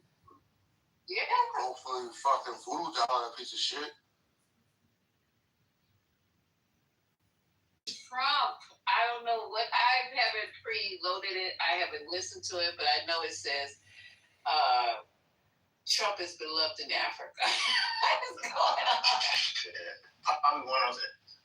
Probably those Indians who are making money probably created that video. I don't know. So let me go on mute for a minute, and then I come back. Anything else break in? So we talked about the guy who quit in the Navy. Told you about the AI MAGA girl that you can make thousands of dollars. We missed. You know what we missed? I'm surprised Haitian or Patty didn't talk about it. I think they had the generals. I think they testified today. Maybe they talked about it in the other room, but they were. You had the commanders and the people in the military were on Capitol Hill, and that was kind of. I didn't hear much about that, so maybe tomorrow we can discuss that.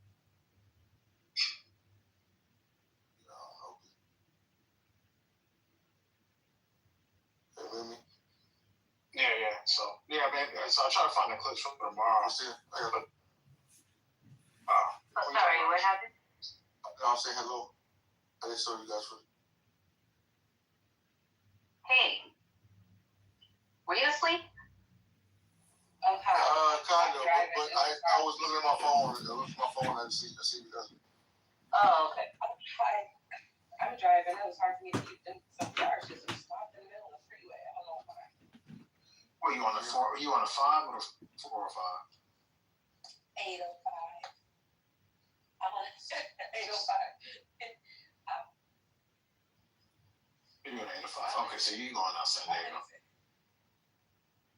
Yeah. So are we at war? I'm on What'd you say? Did Trump start a war? What happened with the fight?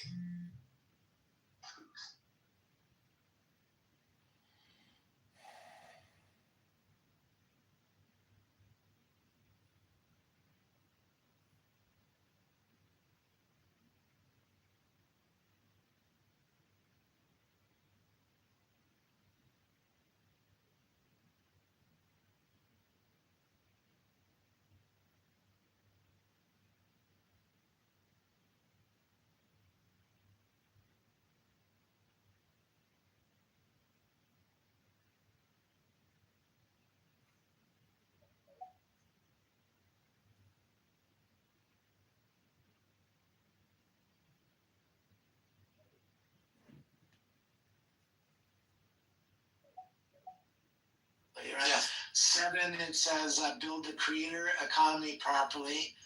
8, solve the AI slop problem, which is an interesting. Not 9, bring back the chronological option for power users. But you X Pro. So with anti-gravity, what you can do is you can create all these multiple terminals, and inside the terminals you can run Claude code. And so you can have anti-gravity have exactly what you're talking about, then use Claude code inside of 15 different terminals, which are agents, right? And essentially anti-gravity will start to break up everything that you're giving it, and then it'll start assigning each one of those little terminals a piece of what you're talking about. And it'll start to build, because Claude code's better at back end, anti-gravity's better at front end. Everybody knows this shit. But so essentially you can just kind of like go back and forth, and it will build. And you should let me show you. I created the Grok Imagine Theater. So That's awesome. That's fucking cool. I'll show it to you. I love it. Yeah, one thing.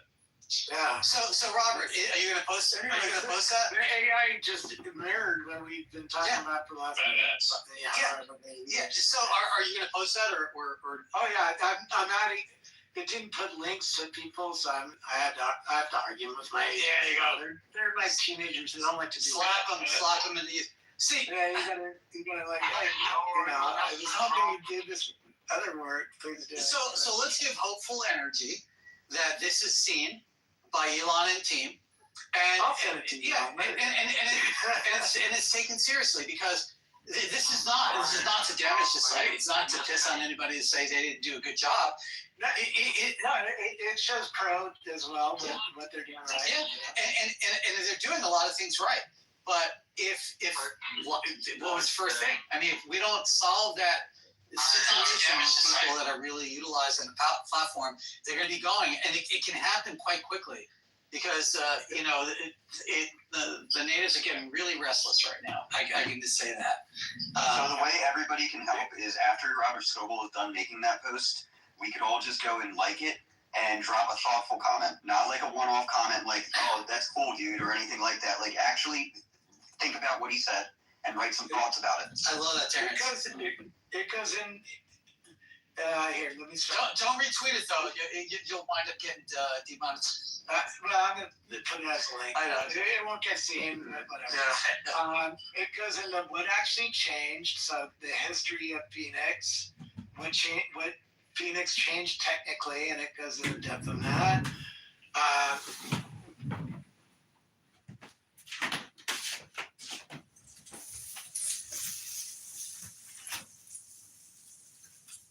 What Nikita Beer's decisions have been made so far, and then it goes into is equally real and equally significant. Creators are losing reach, for instance, and it goes into depth on how much. The algorithm rewards AI slop and engagement bait. It goes into depth on that. External links are being killed. Geolocation-based distribution problem, right? The clusters of one topic problem. And followers don't see your posts. I mean, that's how we started the show, right? And my own observation, I'm seeing lots of people complain that their region's down. Yeah. So I even pulled in my mind. Anyway, this AI is very good at analyzing things and analyzing things after reading everybody's opinion on X is fucking insane. It is, right? And folks, it's not rocket science. It had 1 million tweets that it has in the database, so it can see everybody's point of view. Because I guarantee you, if it really goes deep in that, there's a lot of complaints about that. There is, yeah. And it's not rocket science. We're talking about stuff, tools that we all have available. And a lot of praise. I've praised it. Yeah. And so this is, I think, a starting point. But it's going to get even more complicated because as AI invades everything that we had considered social media to levels we haven't dreamed of yet, it's going to be even more difficult for people like Elon to make these platforms useful in their old ways. Like Robert said, we're coming into a different type of social media, and it's happening very quickly. Hey, Robert, I gotta say something. I gotta say thank you for the quote post. By the way, I realized it got retweeted by Elon, and that shit was a fucking probably. They have 40 million views. 40 million views. I'm glad I brought up the topic, but obviously you made the connection, so gotta say thank you for that. So. Yeah, it's not. The problem is he didn't lower the price for reading the content out of the list, and so it's still. In fact, let me go to the developer console. Oh, you're talking about for the API itself? Yeah, because I got to grab 40,000 posts a day. I talked to the developer. He said I was on point whenever, but I literally just copied the email that they sent out. So, all right, in 2 days I've spent $113. All right, I was spending $300. I think just cut it over. I don't think they got it done in time. They were a little late on it, but the other part. Yeah, they were doing some testing. They're still doing some testing. The other part of it is I saw you got 40 million engagements and I got a 500,000. So I had to throw that out there. I just didn't know. So when Elon reposts what you say, you guys got the same number of engagements. I was visible in his post. Because you were visible? Right. All right. I didn't know that. You were the third post down, so people would have had to click on my post to see what started it. Anyway, I thought that was... And that's another problem. That's another problem with the algorithm. It's just an interesting... I thought it was an interesting conversation. But I do appreciate that. No matter what, I'm thankful. I don't want to seem like I'm unthankful or ungrateful, man. I really do appreciate it. So I didn't know how it worked, obviously. I've only had a couple posts hit over 1 million views, and usually, all three of the other ones were completely negative. And it's mainly because people are arguing in the comments, right? You get 2 million impressions and whatnot. If you want to play the Elon game, you got to figure out.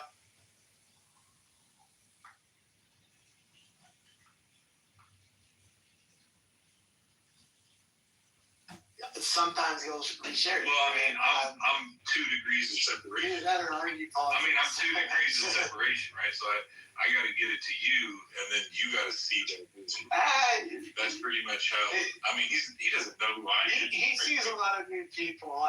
I mean, he's pushing the new people thing because he's trying to spread his brand to new people too. About 20% is new people that he deals with. Anybody in that kind of position knows every touch you make on somebody's account makes them ecstatic, right? And they remember you and they think better of you. Even if they hate Elon, if he's like engaging on them, it's like a little harder to hate him. I tell you, the thing that blew me away was when he did a subscription on me. That kind of was like, all right, I got to write a little better now. It gives you a little bit of pressure, so it's a double-edged sword. You have to really think about what you're posting. And it brings a lot of idiots to your oh my God. lies. I've gotten quite a few DMs of people who were not happy, but neither here nor there. I've dealt with that before. It doesn't bother me. So. I like the ones that can you introduce me to Elon? I want to have this baby. Oh my God! The number of Elon Musk. It would not stop. The number. It would not stop. So I did kind of an experiment. I had I kept replying to Elon whenever he would post something, and at one point 1/3 of my followers were Elon Musk, and so I had to go through and delete them. I called, so it was crazy. I called it spam farming or whatever, reply farming. But essentially, I was able to find holy cow, there was just this is probably a year, maybe 2 years ago, when I was doing this. I think I've said this a lot to people who are probably in here, but anyway, I thought that was funny. You can see on my timeline where all of a sudden I lose 1/3 of my followers, and it's because they're all Elon Musk. You lost Elon. Yeah. Well, so let's, Robert, really appreciate you, man. Thank you for having the space and interacting. I think we got to do more of this stuff. Before you close out, Brian, you're gonna jump in. I got a couple good things for you before you shut it all down. Okay, what's that? I'm sorry I was late because I was coding and I'm building AI. I'm in the same zone as you are. I hear you, man. I could not, but so things are going well. I'll tell you that much. But I was going to say real quick, gig work and temp work and nonprofit, that needs to be in the X jobs category, right? Yeah. So these post-scarcity employment, which is not really employment, it's this is meaning, right? There you go. Meaning. Right, and then the other one was Spaces needs to be better than Discord. It needs to be just beyond phenomenal with live streaming integration, with the full capacity. And it doesn't even have to be inside of the Spaces app. Just link the video stream to the Space identity. I love that. Yeah. And so that way you can have the interoperability. People can choose to do it. They could dynamically be in and out of video streaming or not. That would be that way to solve that issue. And then the final thing is, live music performance would be excellent. I was trying to do that. I've done experiments with this thing. I tried. The sound quality just doesn't get there. It's just you can't. Yeah. And then I guess at some point, if we're gonna be saying, people are being sponsored, then maybe on our idents have a rotational logo option, so that if you are being sponsored, you can rotate your logo with a sponsor that's sponsoring.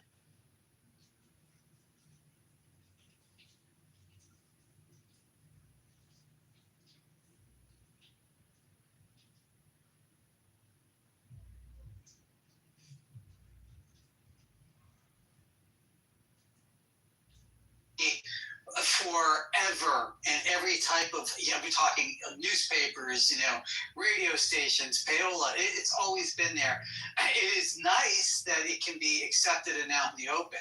I mean, I know Robert will agree with this. We get hit every day for some kind of sponsorship. I don't do very many, and I will only promote something that I actually am using, and that makes it very difficult for people. It's just like, why aren't you doing this? It's free money. It's like, I'm not using your product. I don't plan to, and I'm not going to do anything. But if you think about this,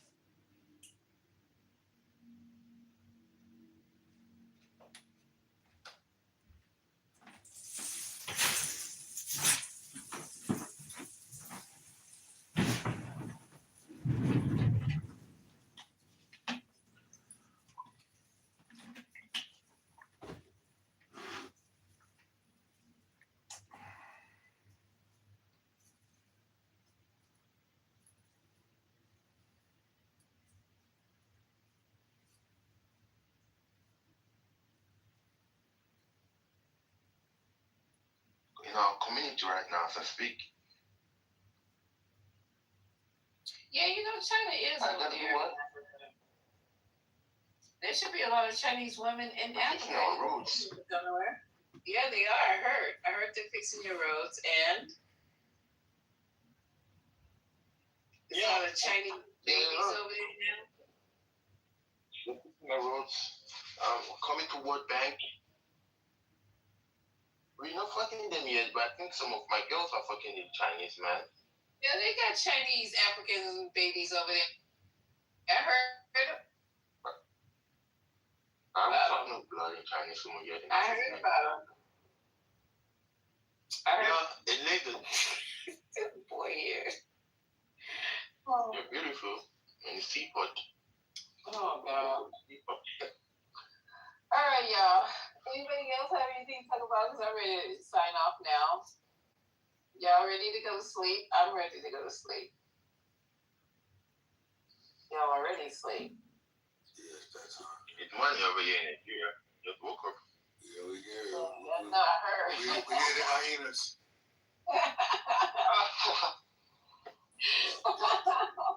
We heard all the Jungle Book over there. Man, keep watch.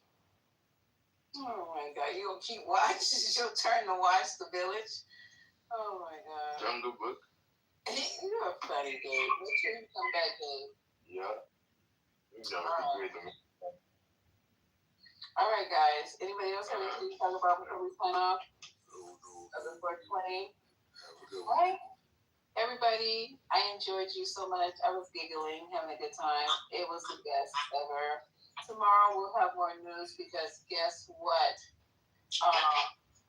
What's his name? Yeah, it's gonna be more.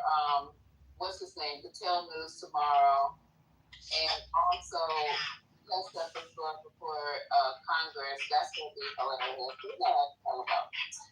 All right, guys, peace out. Have a beautiful night. And as for the survey, 52% says we can have men baby come and pitch his Negro land. 52% of you guys said yeah, sure. And only 40% said nah, I'm good. And then 9% said who. So now we're gonna have our pick tomorrow. I'm gonna have the back channel man baby and have them come in and pick Negro land. Thank you for your time. Leave y'all some money at home. Don't be hating, Debbie. 52%, bro. That's a lot. Oh my God. Bye. Good night.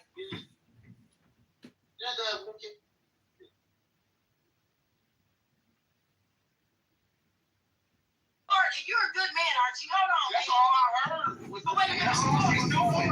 No, shut the fuck up. Lord, you're a good man, Archie. And I think you're a good man. So I'm being very distinctive in my words when I say that there are